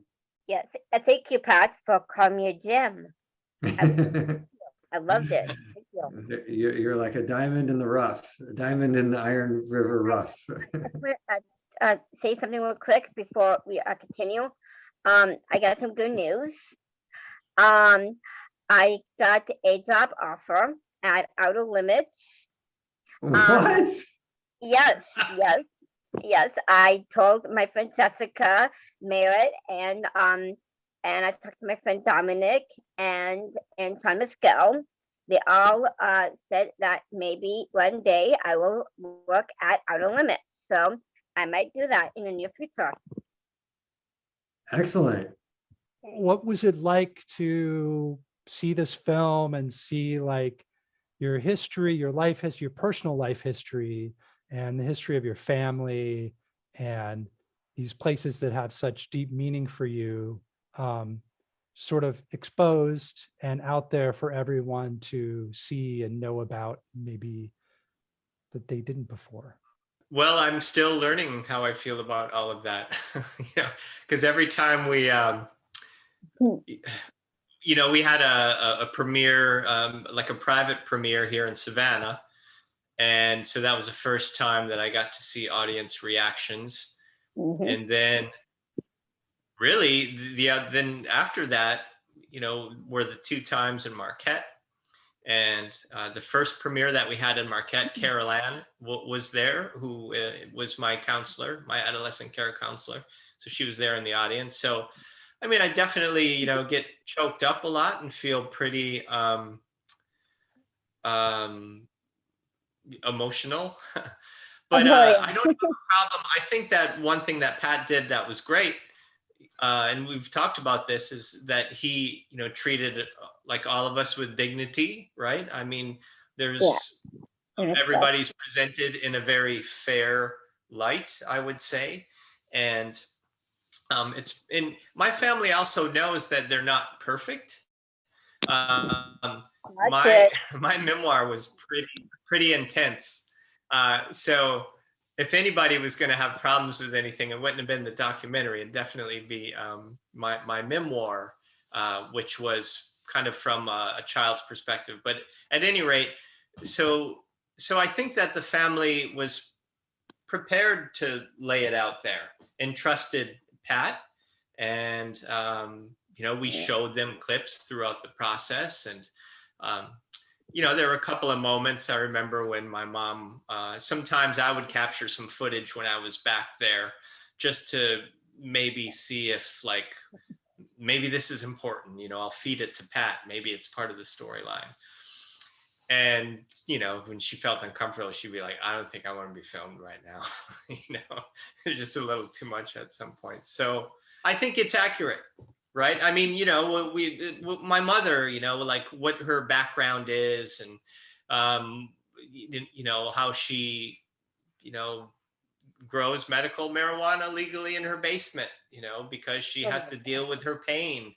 And she's, you know, knows that she's struggled in her life. I've struggled in my life through adolescent treatment. And we know that. And we've made it through, and we've managed to, you know, that's the whole idea of Iron Family is you can have, you know, I don't like that word dysfunction because all dysfunctional families, you know, function or they would just, I don't know, fall apart. And so there's a certain beauty, I think, when everybody comes together and maybe they're not perfect and maybe they're struggling on their own, but they do what they can to have a little bit of joy in life. While we're waiting on Jasmine, I would just say, Chad, you summed it up perfectly, in my opinion. And, you know, there wasn't a single time that when I was filming when they told me to stop filming. We're almost done, Jasmine. You're going to have the last word. Oh, goody. I have a good question for Jasmine. Okay. Hey, Jasmine. Oh, you look good right there. Keep the camera there. Okay. Question for you, Jasmine. Sure. Do you have any advice for all the aspiring artists that are watching this program? Well, I was going to say, I want to say it before, like I did before, but I would say, always follow your dreams. Always look forward. Always be on your guard and keep reaching for the stars because you never know until it's gone. So hold it on tight and keep it all the way through. And be tight with, hold close to your family members because if you don't, then you'll lose them, and don't do that. Just always keep them closer and love them and say, I love you. Always be there and be kind and loving. Yeah. Love you, Jasmine. Love you too. Love you, Jazzy. All right. Yeah. You guys. All right. Thank you so much. That's it. Thanks, everybody. Thank Yeah, you. look forward to it. All Great. right. Right. Thank you. Bye. Thanks, Bye. guys.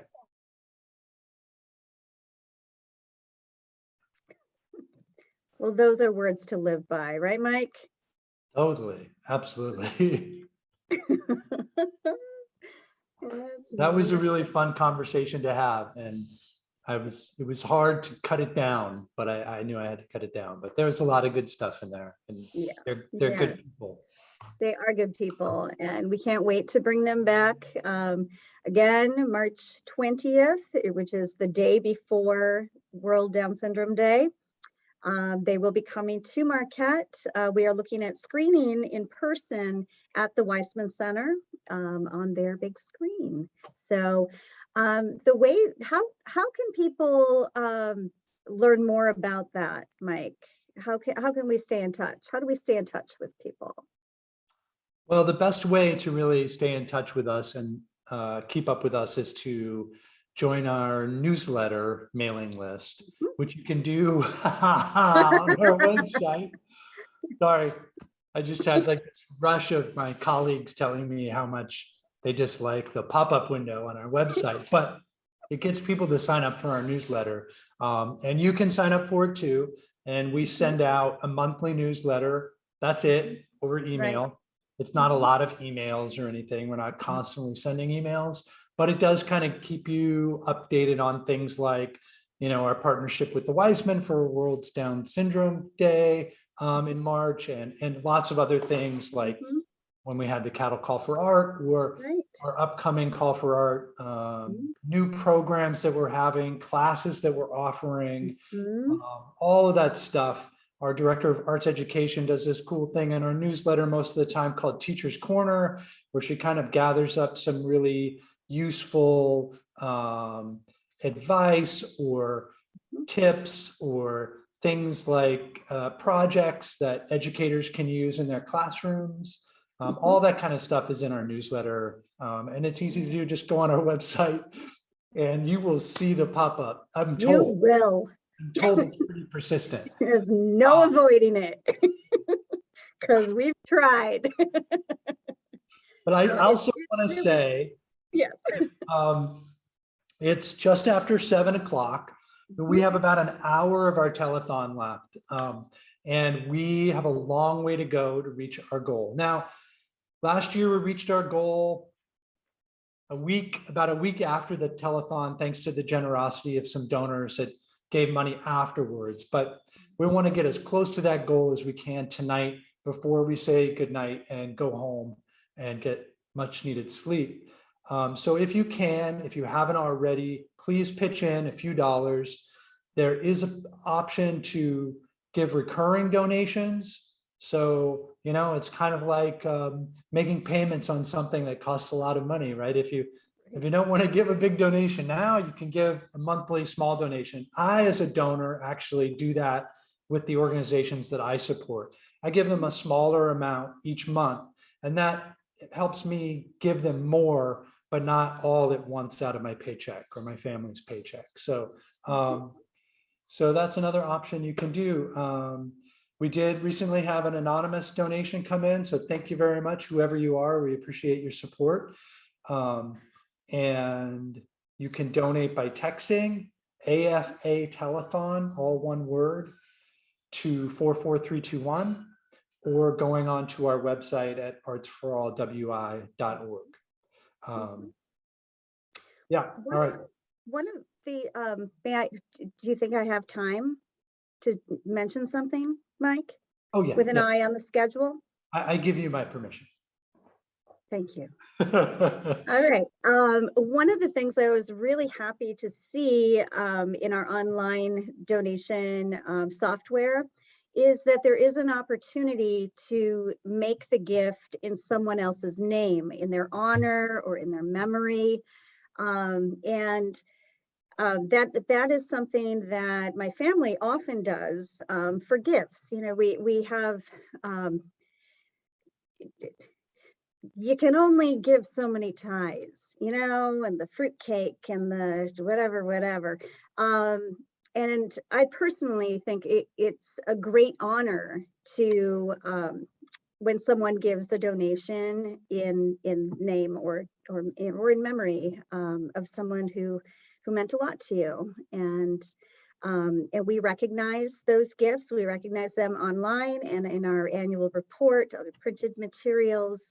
And we would if you make a donation in someone's honor, we are happy to also reach out to them and let them know that that gift was made.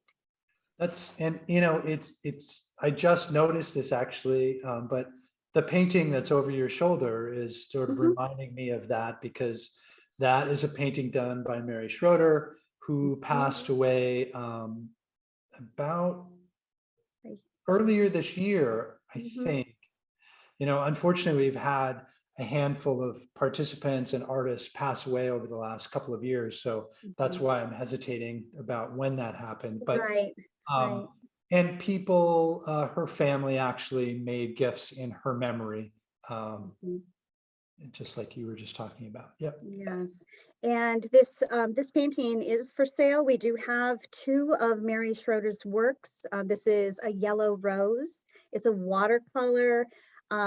It's one of my favorites. It's usually right out down the hallway from me. I see it multiple times every day. And it is for sale for $280. And I'm sure that it would be very meaningful to Mary's family for us to let them know that this painting sold. Yeah, I think it's an award-winning painting too. I think it was a Call for Art Award winner some years ago. And I'm sure that Deborah will tell me if I'm wrong or not soon. But very talented woman, very talented. Well, next up Mhm. Oh, oh, I remembered what's next. This is awesome. So we just showed, and as you know and enjoyed with us, Iron Family, which was a submission in this past year's Wisconsin Film Festival. It was a Golden Badger award-winning film. Last year, we were fortunate enough to have a similar opportunity with a Golden Badger award-winning film called Feeling Through. And we shared Feeling Through and the Feeling Through Experience, which is a documentary about that film. And we recently caught up with the filmmaker, Doug Rowland, for a conversation about what an amazing journey he and the cast and crew have had over this past year since the telethon. Wait, I'd like to share that with you now. Did you mention the Academy Award nominee? Oh, I didn't. I was going to let Doug. Yeah, I was going to let that be a surprise in the conversation. But yes, but it was an Academy Award winner or nominee this year. Yeah, sorry. Maybe you should play it now, Jill. Maybe now's a good time. I have I've been prepping to talk to you and just went through some of the social media posts over the last year since we saw each other last, and I mean I got choked up several times. What an amazing adventure you have been having. Yeah, no, it's been quite an adventure, and it's kind of wild to think back that it was a year ago that we were chatting about stuff. It's yeah, we've been on a pretty awesome ride since then. A large part of that was getting nominated for an Academy Award and that whole experience and going to the Oscars, getting to go alongside Robert Tarango, our actor who's deafblind, who was only the second person who's deafblind to attend the Oscars other than Helen Keller herself, which was very cool. And just to share that moment with some of the key team was just incredible. But yeah, getting to share the film in so many other places. Well, a lot of the screenings that we've been doing since we connected, but definitely this year have been international. So getting to share the film all around the world. And I think what's really cool about that is getting a sense of the elements that are truly universal, regardless of country or culture. And it's been nice to see the parts of it that continue to resonate wherever we show it. And then also getting a chance to, and this is kind of the newest news here, and I just shared this with you recently, but we just got, I'm continuing my work with Helen Keller National Center on some of the other things that we do around the film, the conversation on various topics that pertain to the deafblind community or to inclusive storytelling that we've shared around the film. And we were very, very honored to recently receive a 2-year grant to build a comprehensive virtual curriculum around the film, to be able to share more of this conversation with more people around the world. So we're very excited to break ground on that. And that's like a quick snapshot since we last connected about it. Well, on behalf of all of us at Arts for All Wisconsin and our audience, congratulations on all of these accomplishments. Thank you. The Oscars, super cool. The red carpet shots with Robert. Oh my gosh, so powerful. The fact that Cher tweeted about you, amazing. But honestly, it is the connections that you are making with this particular story, with these particular characters all over the world. And the educational piece too. Education is such an important part of our mission, and it's thrilling to see your commitment to education and outreach too. Yeah, that's kind of been a gift of this experience. There were certain elements of this that were goals from the start, but a lot of it has been stuff that has come from what I've learned along the way and feeling really compelled to basically kind of going back, just a quick recap. The film was inspired by an encounter I had 10 years ago with the first person who's deafblind that I'd ever met. Right. And kind of now getting to like, in a way, bridge two worlds, at least as far as someone who going back to then knew nothing about the deafblind community to now, working alongside and having a lot of, relationships with people in the community that have now extended, 3+ years, and certainly gotten quite an education myself in a lot of things I knew little about before. I feel like there's a lot of people like me prior to this experience who just haven't had the opportunity to learn about a lot of the things that I've learned about because they maybe, aren't, part of or connected to the disability community in their daily lives, and maybe just haven't, that's starting to change, but there's not a lot of that on our TV screens and in the news, and that, and there's certain people who just haven't had access to information that is ultimately really valuable for their own lives, not just like all of us as a global community. So just trying to, it's just been important to just kind of, more than anything, just try to share what I've learned, particularly with people who were like me not too long ago, not knowing very much about any of this really. So it's been an honor to be able to continue that work. And it's also just been fun. It's been fun to do this work, to connect with the people that I've gotten to connect with and collaborate with throughout this process. And I think anytime, one has an opportunity to do meaningful work that's also enjoyable alongside people you really like doing it with, that's something that you gotta run with for sure. One of the things that I really admire about watching the work that you've done is how conscientious you have been about including people with disabilities in the journey along. It's made this so authentic. I see myself in a lot of ways as like a facilitator, but like, almost every event I've done it alongside Robert, who's our actor, is deafblind, but also with a number of people who are deafblind from all around the country, and also from Helen Keller National Center as well. But I always say, like, we're constantly learning from each other. Like say Robert and I, who do all these events alongside each other. There's like a real inherent mutuality in how we go about what it is we do, and that we're constantly getting to teach each other about things, and share our experiences and our perspectives. And that's been something that's been really, really great, and I think keeps it more alive, when everyone's kind of learning and growing through the process. So it's been, again, it's something that just kind of organically, piece by piece, step by step, took shape. And yeah, we're all really proud of the shape that it's taking, and also always willing and ready to continue to evolve that shape and grow and learn more. So it's definitely like a never-ending process, but that is what keeps it interesting. What's next for Robert? Well, Robert's definitely going to be a part of this curriculum we're doing for sure. Great.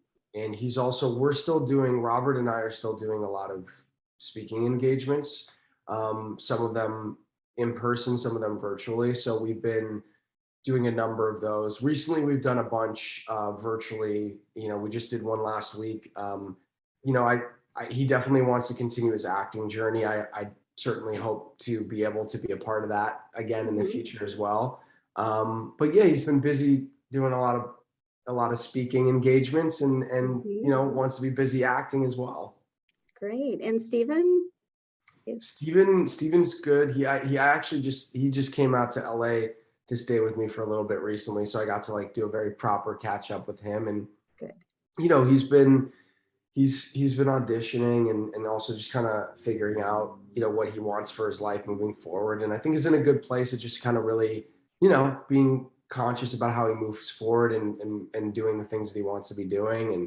And I certainly hope to be working with him again. He's a tremendously talented guy and a really good guy. So it was really nice to catch up with him and get to spend some time with him.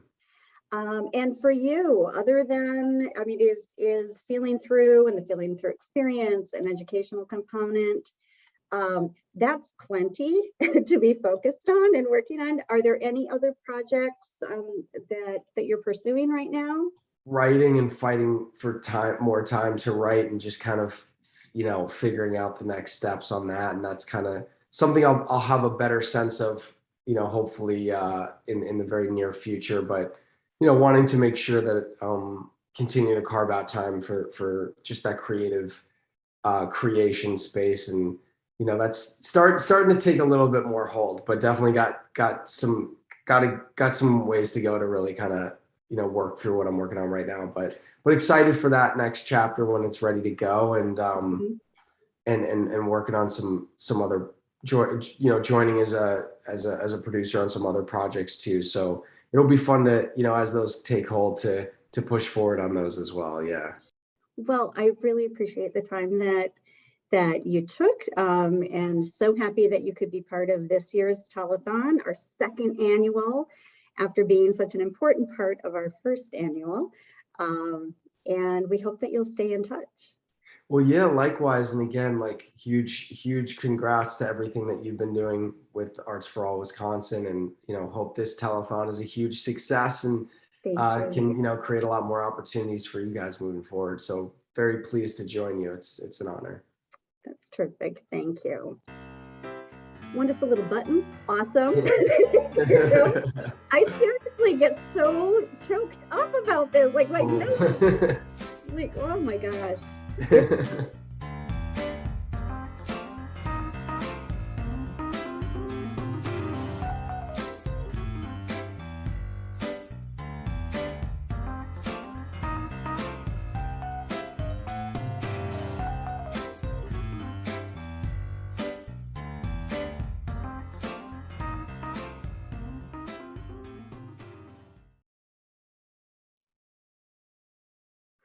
Well, congratulations again to Doug and everybody involved in Feeling Through. It was, I'm just so happy for them. I'm like so tongue-tied. I'm such a fangirl about it. You are such a fangirl. You have such a crush on Doug and Feeling Through, and Helen Keller, all of that stuff. I love Helen Keller. Yeah. I know. And I just wanted to mention something. I had a question come in. So, Doug and I just talked about education and how his film and the work around his film has become such an educational piece for people. And I want to share a little bit right now myself. We just had some technical difficulties. You may have noticed that. And the ASL box view was down for a moment. And someone asked me, well, isn't it superfluous to have, when you have open captions and ASL? And my response was no, they serve two very different purposes, and that some people don't read English on a screen, and ASL is American Sign Language, not signed English. Those are also two very different, visual languages. I hope it wasn't somebody in this building that asked you that, and I'll leave it at that. It wasn't, and even if it was, Mike, aren't we all learning every day? We are. I learn every day. Yeah, I just learned something from you in that moment. You did? Yeah, that I have a big mouth. So I want to say, I do, before you go into some traveling exhibition stuff, I did want to say thank you to Benjamin and Lucille and John and Barbara. All those people are helping us get a little bit closer to our goal tonight. So thank you very much for your donations that were made during that conversation with Doug Rowland. Thank you so much.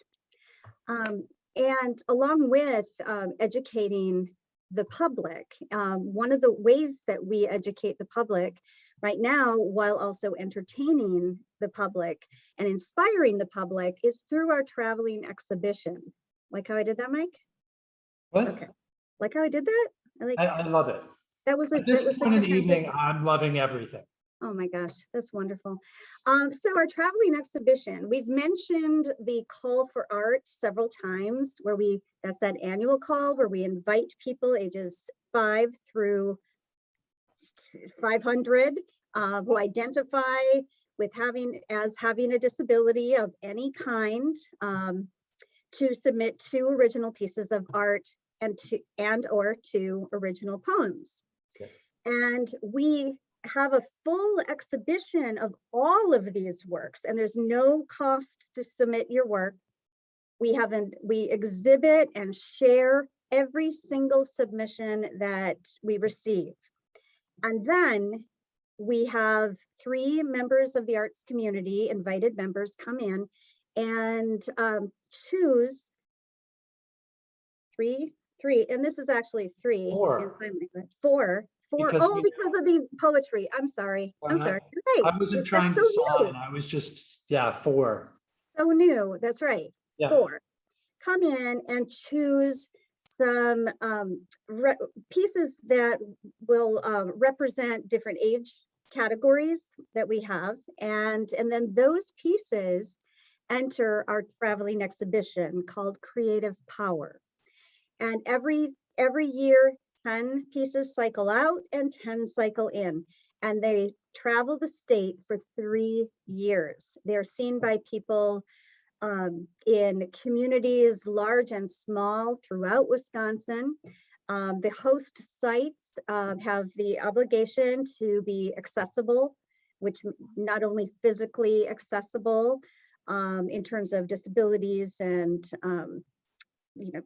physical disabilities, but also financially accessible as well. These galleries have to be free of charge for people. So even when we travel to a big, grand, wonderful museum that charges an admission, where the traveling exhibition Creative Power is located needs to be free and accessible to the public.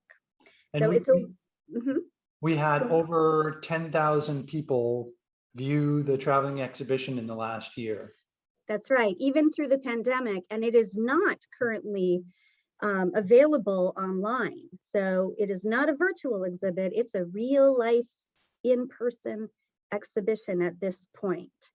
Yeah. And one of the things that, one of the ways though that the traveling exhibition educates people is that we have information posted with each piece of art that gives some background and insight into the artists themselves. And yeah, I think it's a wonderful education piece. And we are so grateful to the Wisconsin Arts Board for their support, ongoing support. Also to Teal. And Mike, would you like to talk about a new donor that we just welcomed? Yeah. We recently received a pledge, a significant pledge from a group of donors that call themselves Engaged Neighbors here in Madison. And that was very exciting. And they're very interested in the kind of work that the traveling exhibition Creative Power offers to communities around the state, as well as to the people, young and old, with disabilities who participate and have their work shown in that exhibition for 3 years. So, very exciting. And wait, what was the other thing? The other thing is we want to say a special happy birthday. Oh, yes, happy birthday to Efrat Livni. That's right. Efrat is a donor of ours and an old friend of mine, and I just noticed that it was her birthday today. So I don't know if she's watching or not, but happy birthday, Efrat. Happy birthday. Yeah. And if you would like to learn more about hosting the traveling exhibition and these 34 pieces of award-winning art and poetry, please just reach out to us. You can use info@artsforallwi.org, and someone will get back to you about that and give you more information. Yeah, and you can see more information on our website too, under programs. There's a whole page about the traveling exhibition and how it works. And I think there's even a there might even be an interest I form think there might be. on our website for people who might be interested in hosting it. Yep. All right. And we have a few more pieces of fantastic entertainment for you right now. So next up. Wow, we're like on schedule. I like this. So the little things, Mike. yeah. But I would be remiss if I did not hammer home again the need that we have for donations and contributions and pledges from you. If you're watching and you've already given, thank you so much. If you're watching and you haven't given, please consider donating something tonight to help us get closer to our goal. And if you're watching and you know someone else who's not watching, or who was watching earlier or didn't get a chance to tune in today, but you know they support our work, please reach out to them, send them a text, email them. I would say call them, but people don't do that too much anymore, but call them if you want.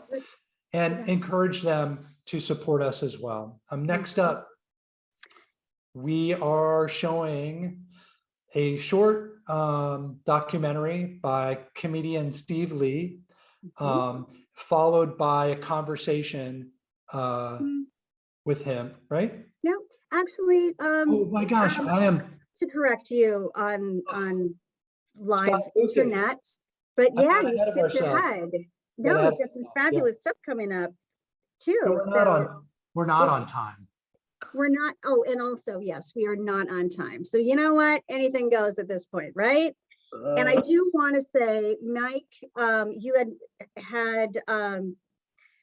said something earlier about Mary Schroeder's piece, that this was perhaps in the traveling exhibition. This is the piece that was in the traveling exhibition. Okay, it's called Lemons and Lace. It's watercolor, and it is for sale for $225. And now we go to Scott Lucas. And now we go to Scott Lucas. Oh, you're still watching the Arts for All Wisconsin Telethon. I'm Scott from Local H. Let's try this one.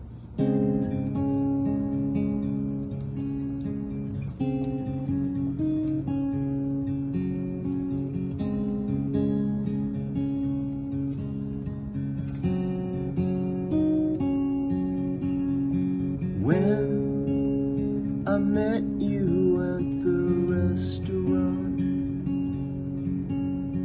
you could tell I was no debutante. You asked me what's my pleasure, a movie or a measure, or have a cup of tea. Tell you of my dreaming. Dreaming is free.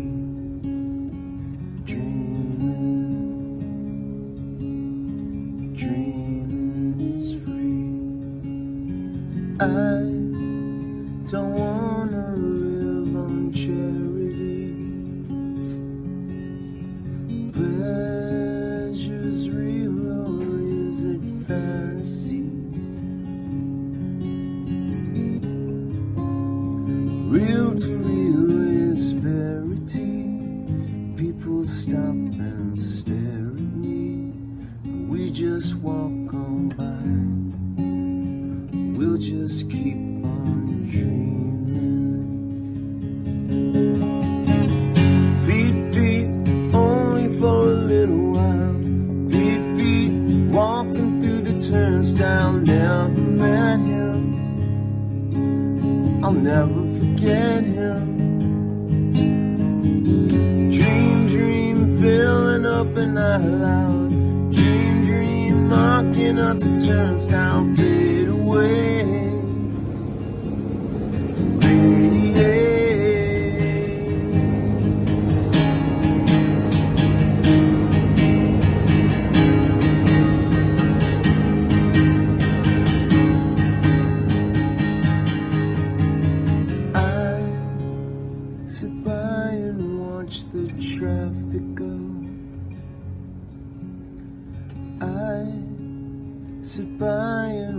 watch the river flow.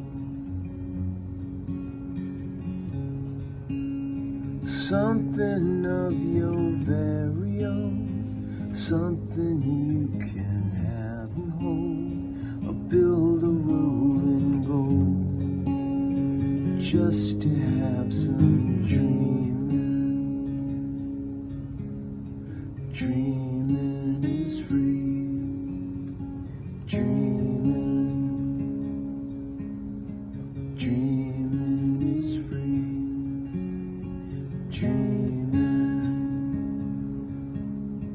Dreaming is free.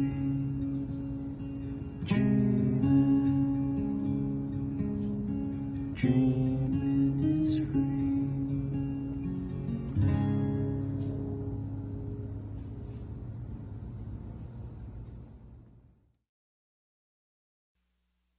Hi everyone, my name is Joan. This is Gary. We call ourselves Avian Aura. We're so happy to be part of Arts for All, Wisconsin's first annual telethon. I'll be behind the keyboard today, doing some backup vocals. Gary on my left will be playing acoustic guitar and singing, and we're coming to you from our basement studio here on the east side of Madison, Wisconsin. Arts for All, Wisconsin is a statewide nonprofit with the mission to support and work with people with disabilities of all ages through the arts. Your donation now will help them continue providing programs throughout Wisconsin. And Gary and I are here today because we believe in the awesome power of music, and we think that it should be available to everyone. All right, let's get started. This is one of our original songs called Sun in the Morn.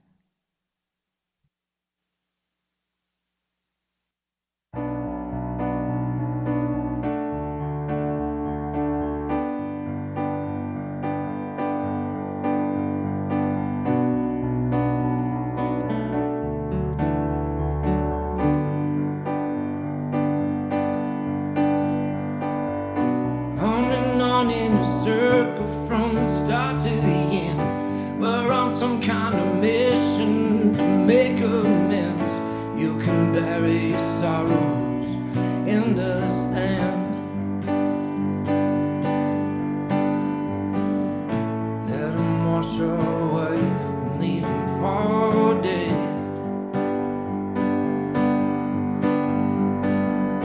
Come on, gather around with the moon hanging low. It's in full effect and I'm already cool.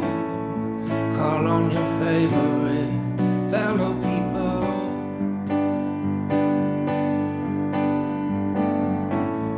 Started as a party, as a festival.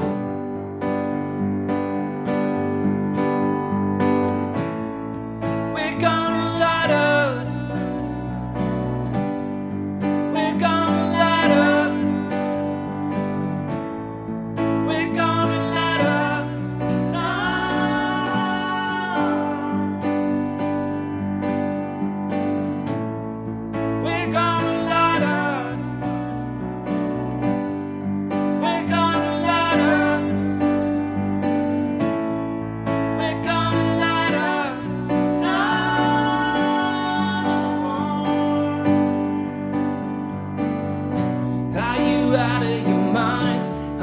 Some kind of freak.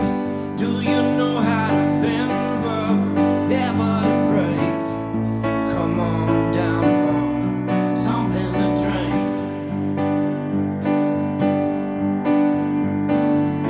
We'll be up in the smoking, looking to shake.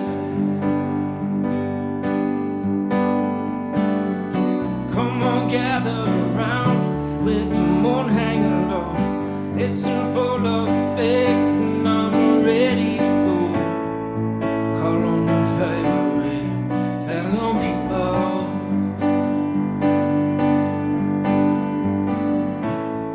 Started as a party, as a festival.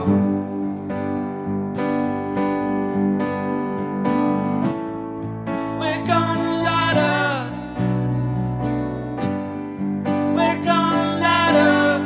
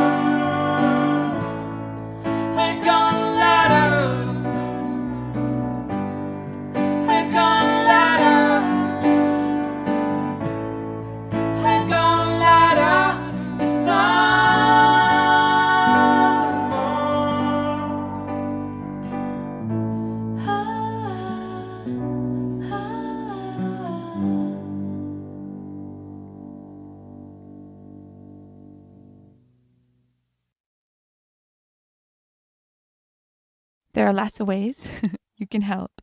You can text a donation to the number on the screen or call to donate at 608-241-2131 now. You can also donate online at artsforallwi.org/telethon and share this event with friends and family to help Arts for All out as well. Thanks again for being here and helping to support Arts for All Wisconsin. Joan, Gary, Avi, and Nora, thank you so much.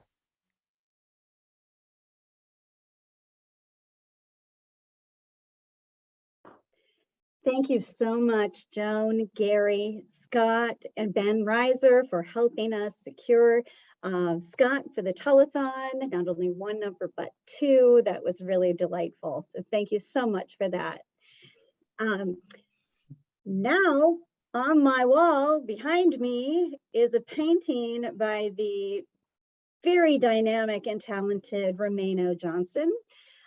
This was a 2019 Creative Power Award winner. So it went out and toured the state, or I guess she went out and toured the state for 3 years. The piece is called American White Cloud Lady Spring. And there's, I don't know if you can really tell much, but there's glitter on her eyelids. I mean, it's a stunning piece. And it is $600. So, and Romano is a collected artist in our region as well. So. Yeah, he makes a lot of I'm really sorry, did I say 2006? No, you said 2016. Yeah, you said 2019. Oh, which I knew wasn't. That's not didn't true at sound all. right, but You know, because it's not. You turned the number upside Turned down. it That's all. upside down. Isn't that something? Well, it has been a long day. It has been a long day. Bound to happen. That's right. That's right. And can we say thank you to everybody who has donated thus far? We're not quite done yet. We have a little ways to go. We have a long way to go on our goal, but we have a little bit more to share with you tonight.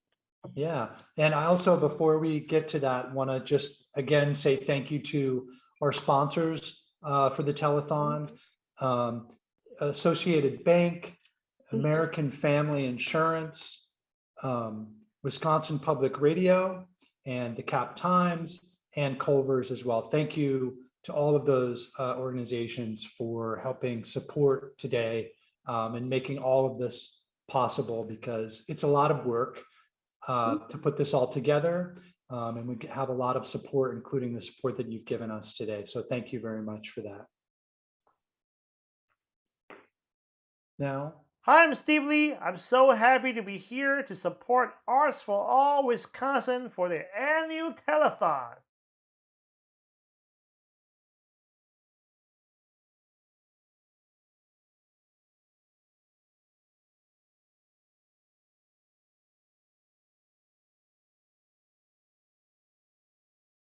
That's my parents right there.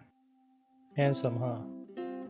They were fleeing from China to Hong Kong, and when my mom was pregnant with me, they were staying in a refugee camp. I have a disability. It's called amnesia. My mom was holding me for 3 months in her arms, crying. And some of the nurses were telling my mom, like, well, you guys are not in a good situation right now. You know, do you want to think about giving him up for adoption? Or just leave him next to a trash dump, you know? Yeah, people do that, right? And my mom was like, no, I'm going to raise this boy.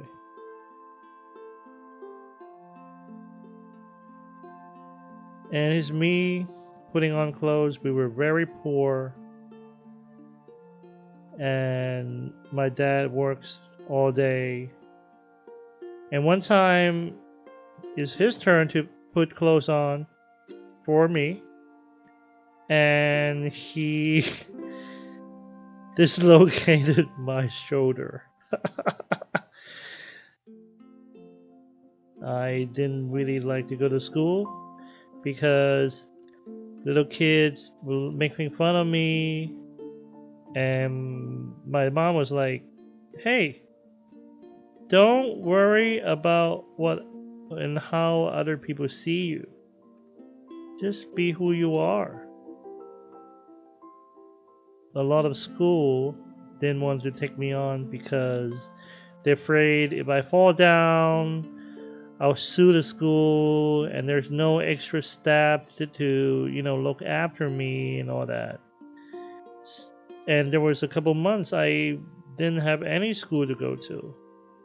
Then there was a social worker recommended me to go to a school for disabled kids.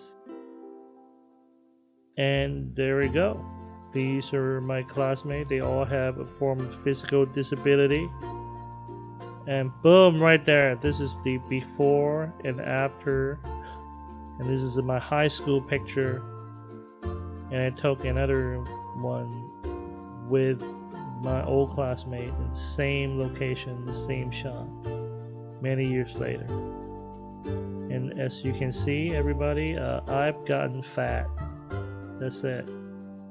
And after that high school in Hong Kong, I joined an exchange student program, and they dropped me off in Kansas. That's right. But it was an amazing experience. I went to a school with other able-bodied people. My first week, I told my teacher, I'm from Hong Kong. I came from a school for disabled kids. And my teacher was like, you don't need to tell me that. Why is that information relevant? Because you are just like anybody else. And I was shocked because I've been labeling myself. I realized the society and I have been labeling me.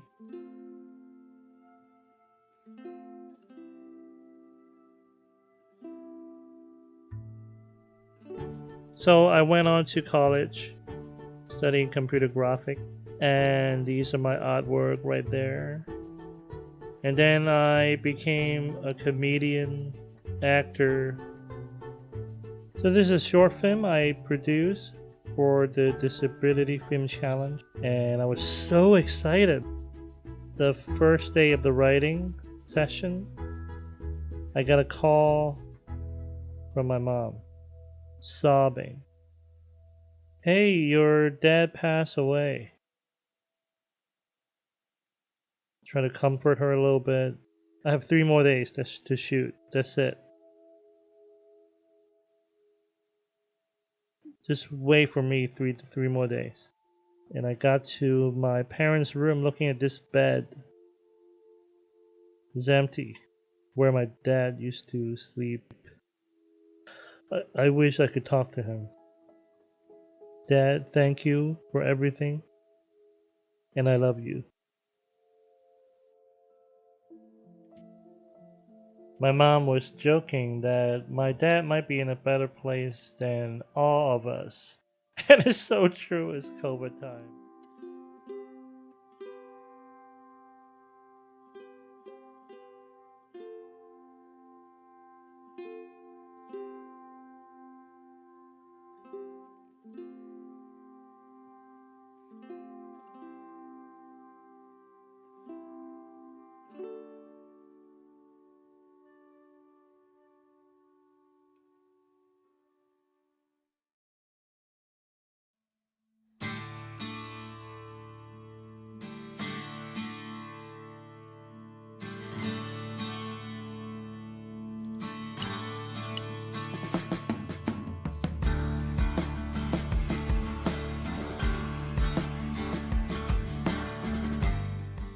Hi, so right now I am living in Hong Kong. I am from Hong Kong, born and raised. And then when I was 17, I joined an exchange student program. And they dropped me off in Kansas. And I stayed there for a little bit. Went to high school there, I lived with an American family. And I went on to go to college. And I worked in Hong Kong for a little bit and then back in the US. To be honest, my stand-up comedy is my art. Stand-up is my art and my quote-unquote work. And I perform in many places in the United States. I perform underneath a bridge in Brooklyn. I perform in a theater, 900 people. I have performed in dive bars, Chicago, New York, Los Angeles, some small town somewhere in Kansas, Colorado. New Mexico. That gig was very interesting. The police were called. Has nothing to do with me. Kuala Lumpur, the capital of Malaysia, and Singapore, China, Shanghai, Hangzhou. Yeah, different places wherever there are people who book comedy shows. You can't just like sometimes you go to this place like people like comedy. You're like yeah. And now I'm branching on to Cantonese language show and also Mandarin language shows.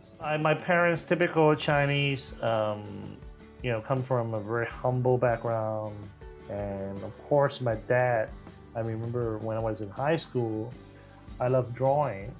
And one time my dad came into my room, saw me drawing like in a really serious way. He was like, "What are you doing?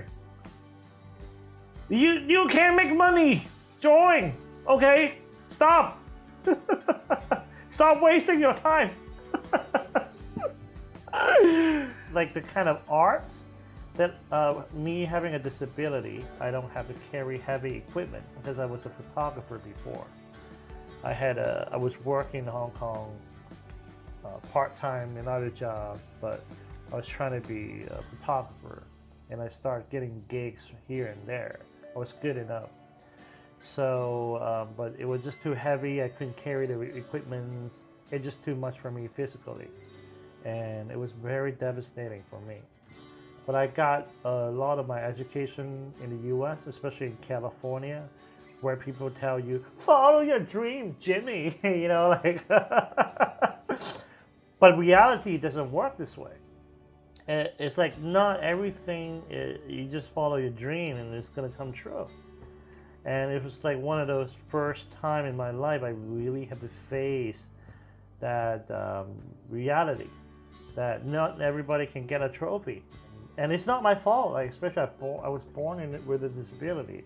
And I think it's sometimes very misleading. Some people show, oh, look at this person who got sick, but that person never gives up. And now he's, doing that thing that they want to do. It's more complicated than that, because if there's a big difference between this is an interest and this is a profession. And this is the part where all these classes don't tell you. This is, I need to tell you that because having a disability, it gives us a lot of hurdles. So as a comedian or as a comedic character, having a disability or having something that is kind of like being a misfit, this is absolutely a superpower being in comedy, because comedy is supposed to misdirect, and it makes it easier because the joke is always someone walking on the street and then they didn't see the banana on the floor and whoa, they slip. So that's the base about comedy. So if you're good looking, it's harder because you don't have a lot of banana to slip on to make your life. So for me, or for many people who have like a lot of so-called unfortunate things that happen in their life, these are absolutely superpower in comedy, because there's so much to talk about to make it funny, because life is supposed to be one way and all of a sudden, boom, the misdirect and unfortunate things happen. Why a lot of us fall in love with, especially stand-up comedy, is we're not out there waiting for you to laugh at us. We're making you laugh at us. That's empowering. The power is within our writing or within our acts. You know, your insecurity is about how you see you. Nobody really cares or they don't know your story. It's like, this is our superpower. It's not like our misfortune give us superpower, but as long as you can understand what's happening, is like it's in your head. Pick that thing up, yo, work hard. Not like work hard. Take care of yourself and then also work hard, you know. It took me 40 something years to figure it out, you know, so it's not easy. Anybody can be a better, happier version of themselves. That is the most important thing I think we have to learn. Doesn't matter if you have a disability or not.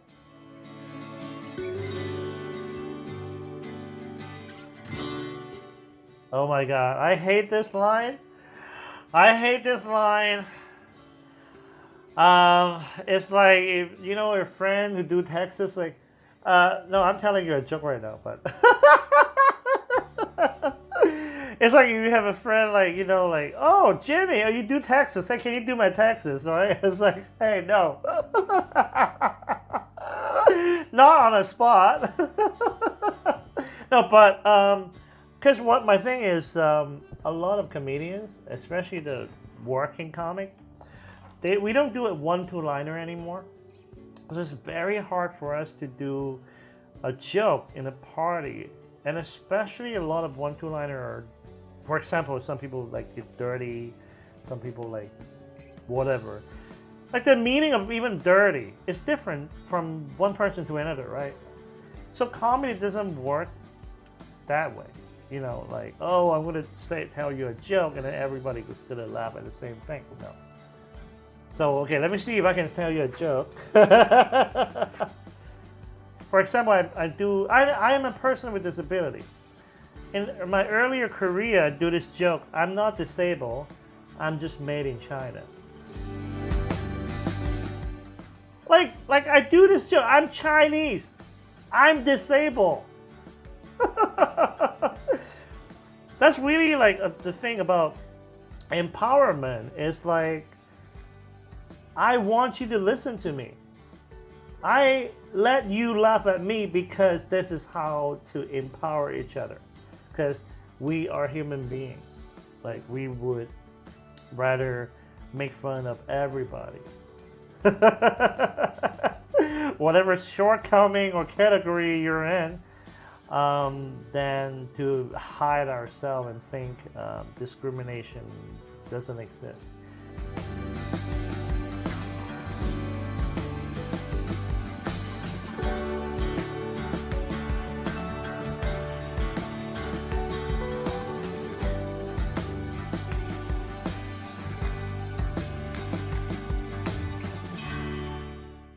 And it's like, you know, like this, I need to get into character, right?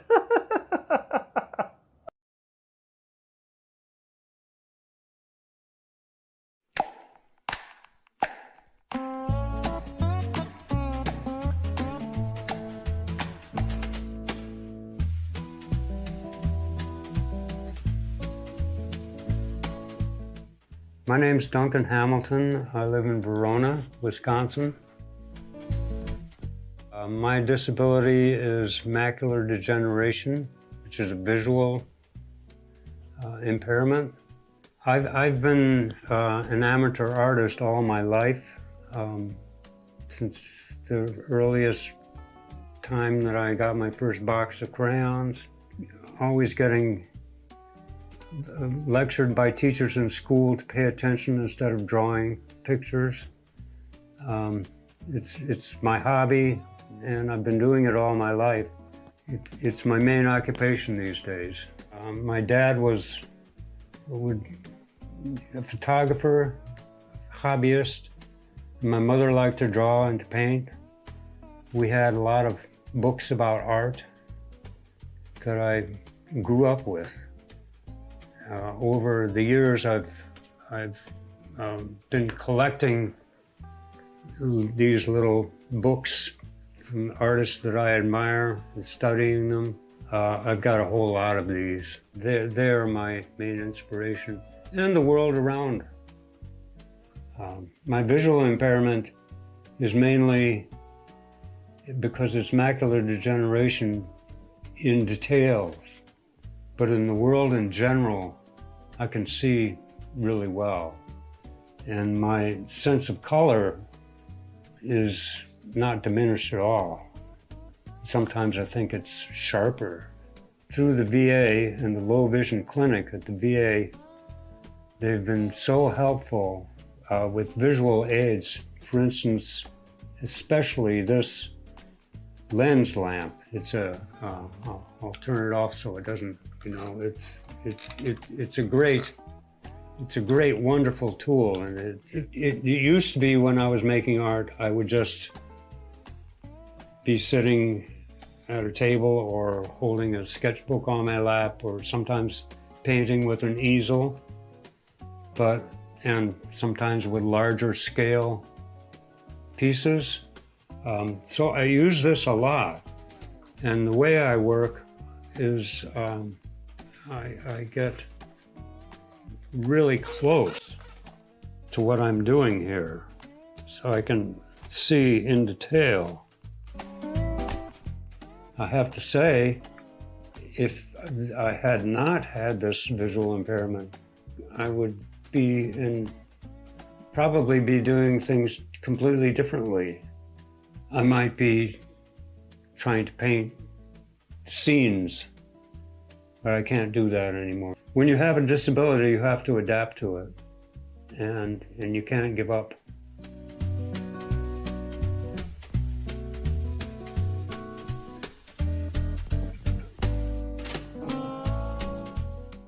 To show you a little bit of how I do things, I'm going to make a little blend, and I'm going to use 5 colors.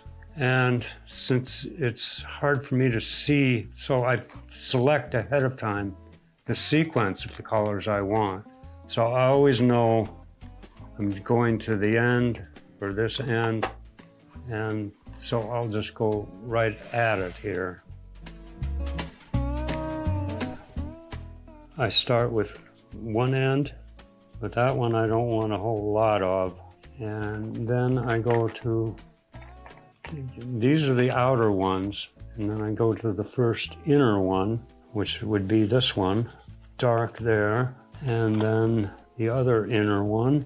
And then I've got a whole bunch of these, they're called smudgers, and this is the one I use for greens. I just kind of work it in. I do each one individually.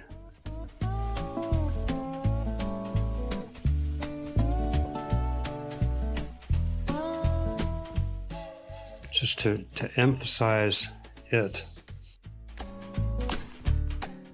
And I use one of these just to clean it off from whatever previous color I've been using, or because there are various kinds of the same color.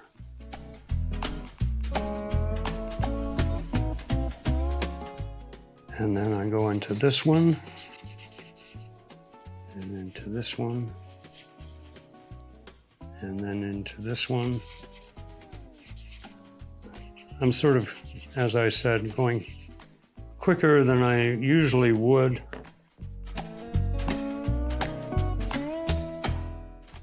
I'm just going to go ahead and just do a quickie here.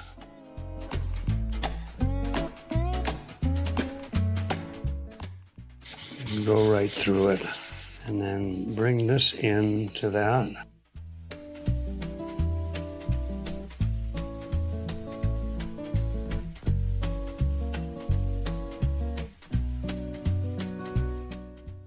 But I don't always do blends. Sometimes I do them in grids.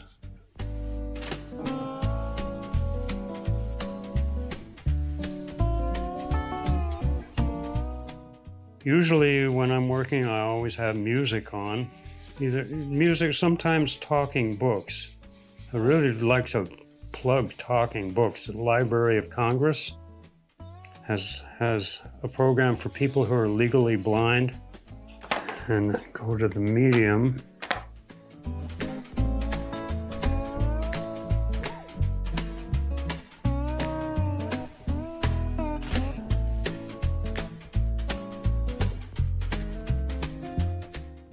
I spend more time figuring out my sequences. Lots of just scratching around, seeing the combinations that I want. Yeah, I've got so many different kinds of greens. You can see there's slight differences between them. And sometimes I just begin anywhere. But other times I spend a lot of time designing what I want to do. And this one is in black and white because I wanted to, I didn't know what colors I was going to use, but I wanted to figure out the light and the shade. I would spend 2 or 3 hours just figuring out what I wanted to do and having it blocked out, planned. But other times, as I say, I just start. And it's not so organized. It's more free form. Then when I've got the basic idea, and then I kind of what I call working the seams. And I found that when you have colors that naturally sort of clash with each other, like yellow and purple, they really don't go together. You've got one right next to the other. Working the seam, you expect it to turn into something black or muddy, but you have to, if you're really careful,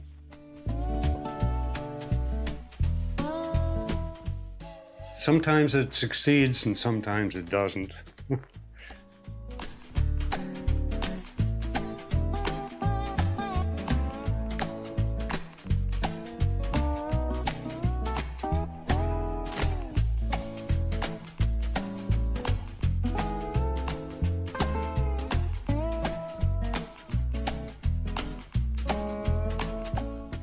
People who are artistically inclined and who have disabilities should not give up on their art. Find a different way to do it. Your eyes are very important. They're probably close to the most important things you have as an artist. But they're not as important as your mind. Your mind is what makes things happen.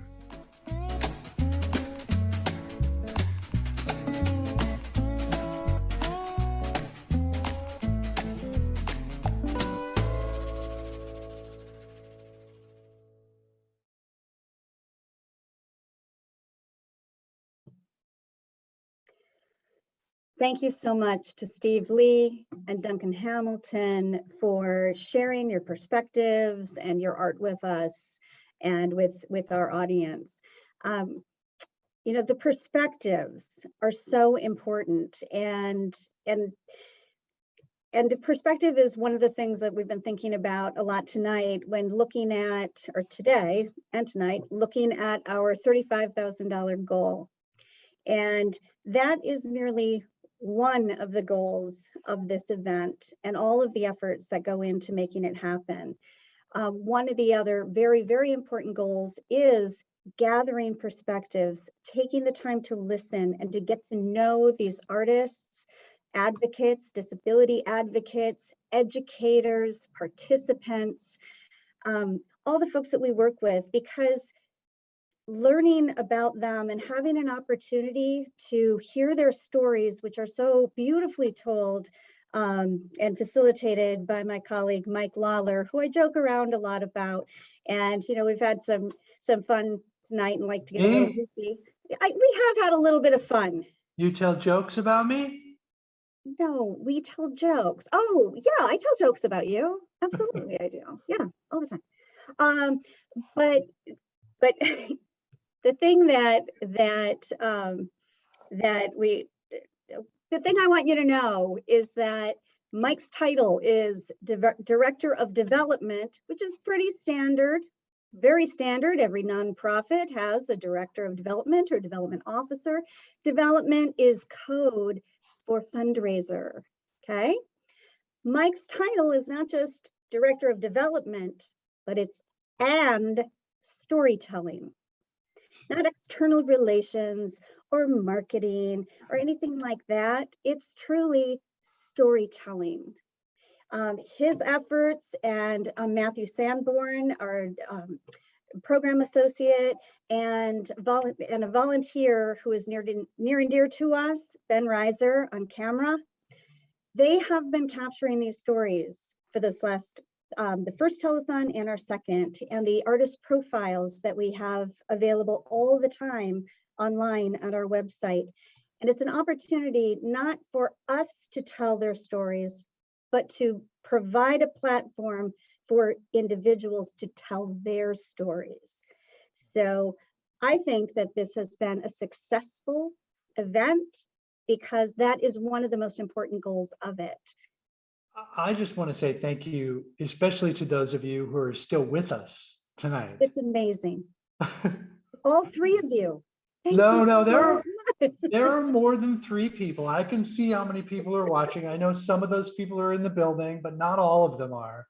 So thank you for sticking with us. Thank you for contributing. And like Christina said, being open to hearing these stories and these perspectives about people that we work with and other people that we don't work with that have interesting perspectives about the arts or living with a disability or any of the things that have to do with the work that we do. So thank you very much.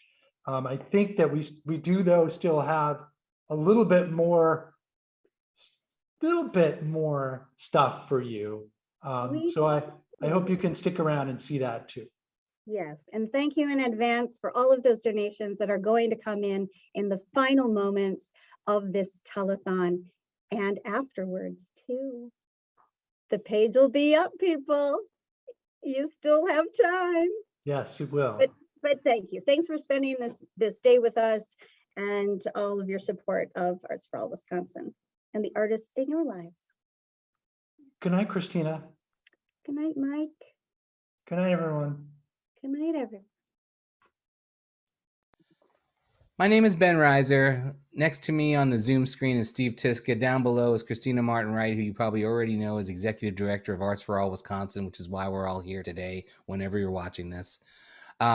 Steve Tiska wrote a song a while back called Honest. And then he and I were in a band together called Swim Team, and we played that song. And it's one of those songs that has a great catchy chorus, but it's also one of those songs that it's easy to mishear the lyrics. You know how Jimi Hendrix, Purple Haze, Excuse Me While I Kiss the Sky. Some people hear it as Excuse Me While I Kiss This Guy. And my wife heard the chorus of Honest, which, what are the words to Honest? Do you think I'm being honest? Is that the... Yes, that's right. Do you think I'm being honest? think I'm being honest? She heard it in the context of this rock song is, do you think I'll be an artist? And many years later... Oh, she thought it was that all along. Yeah. And so many years later, when it came time to contribute to the Arts for All telethon, I thought, wouldn't it be great if we rewrote the lyrics to this song so that they fit this wonderful organization, which is near and dear to our hearts because it really is a fantastic nonprofit organization that allows everyone to think of themselves as artists, which is, I'm not really a working artist, and Steve is a medical doctor, but we both think of ourselves as artists, and we think that everyone should be able to have that feeling, whether it's actual visual art or dancing or acting or music. I mean, we've both done music, and everyone can be an artist, and everyone should feel like they can be an artist. So Thank you, Steve, for letting me rewrite the words and loaning it to Arts for All and letting them adopt it as their sort of theme song. Thank you for doing it. You did a nice job with it. It makes me very proud. And when I saw last year's telethon, I was blown away. I was so moved so often by some of the artists that were profiled in or featured in the telethon, and to be even a little tiny part of Arts for All is a great honor and privilege, and I'm very grateful to Arts for All for everything that they do. I just want to say, making art is a human activity that all humans have the potential to do, and to enable people to realize their creative spirit and create art is good for everyone. It's good for the artists who make the art, and it's good for all of us who get to see the art or hear the art or smell the art.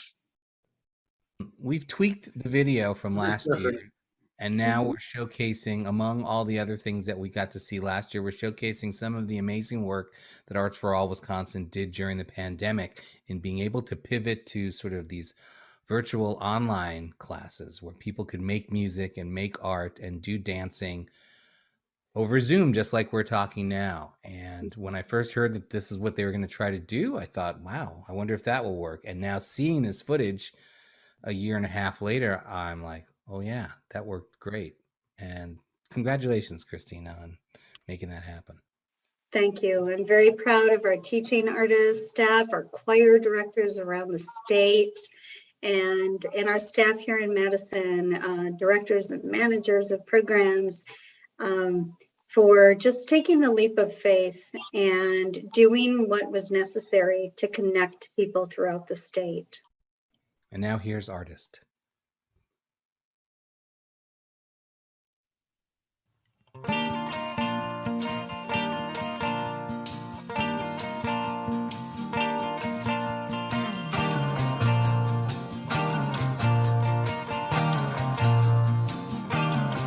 Well, I tried to get my thoughts to clear, but they wouldn't leave my head. So I grabbed a brush and grabbed some paint and then drew them out instead. 'Cause I wonder what the day will bring, and I find it hard to say most things, but I want to share my feelings. So I think I'll be an artist.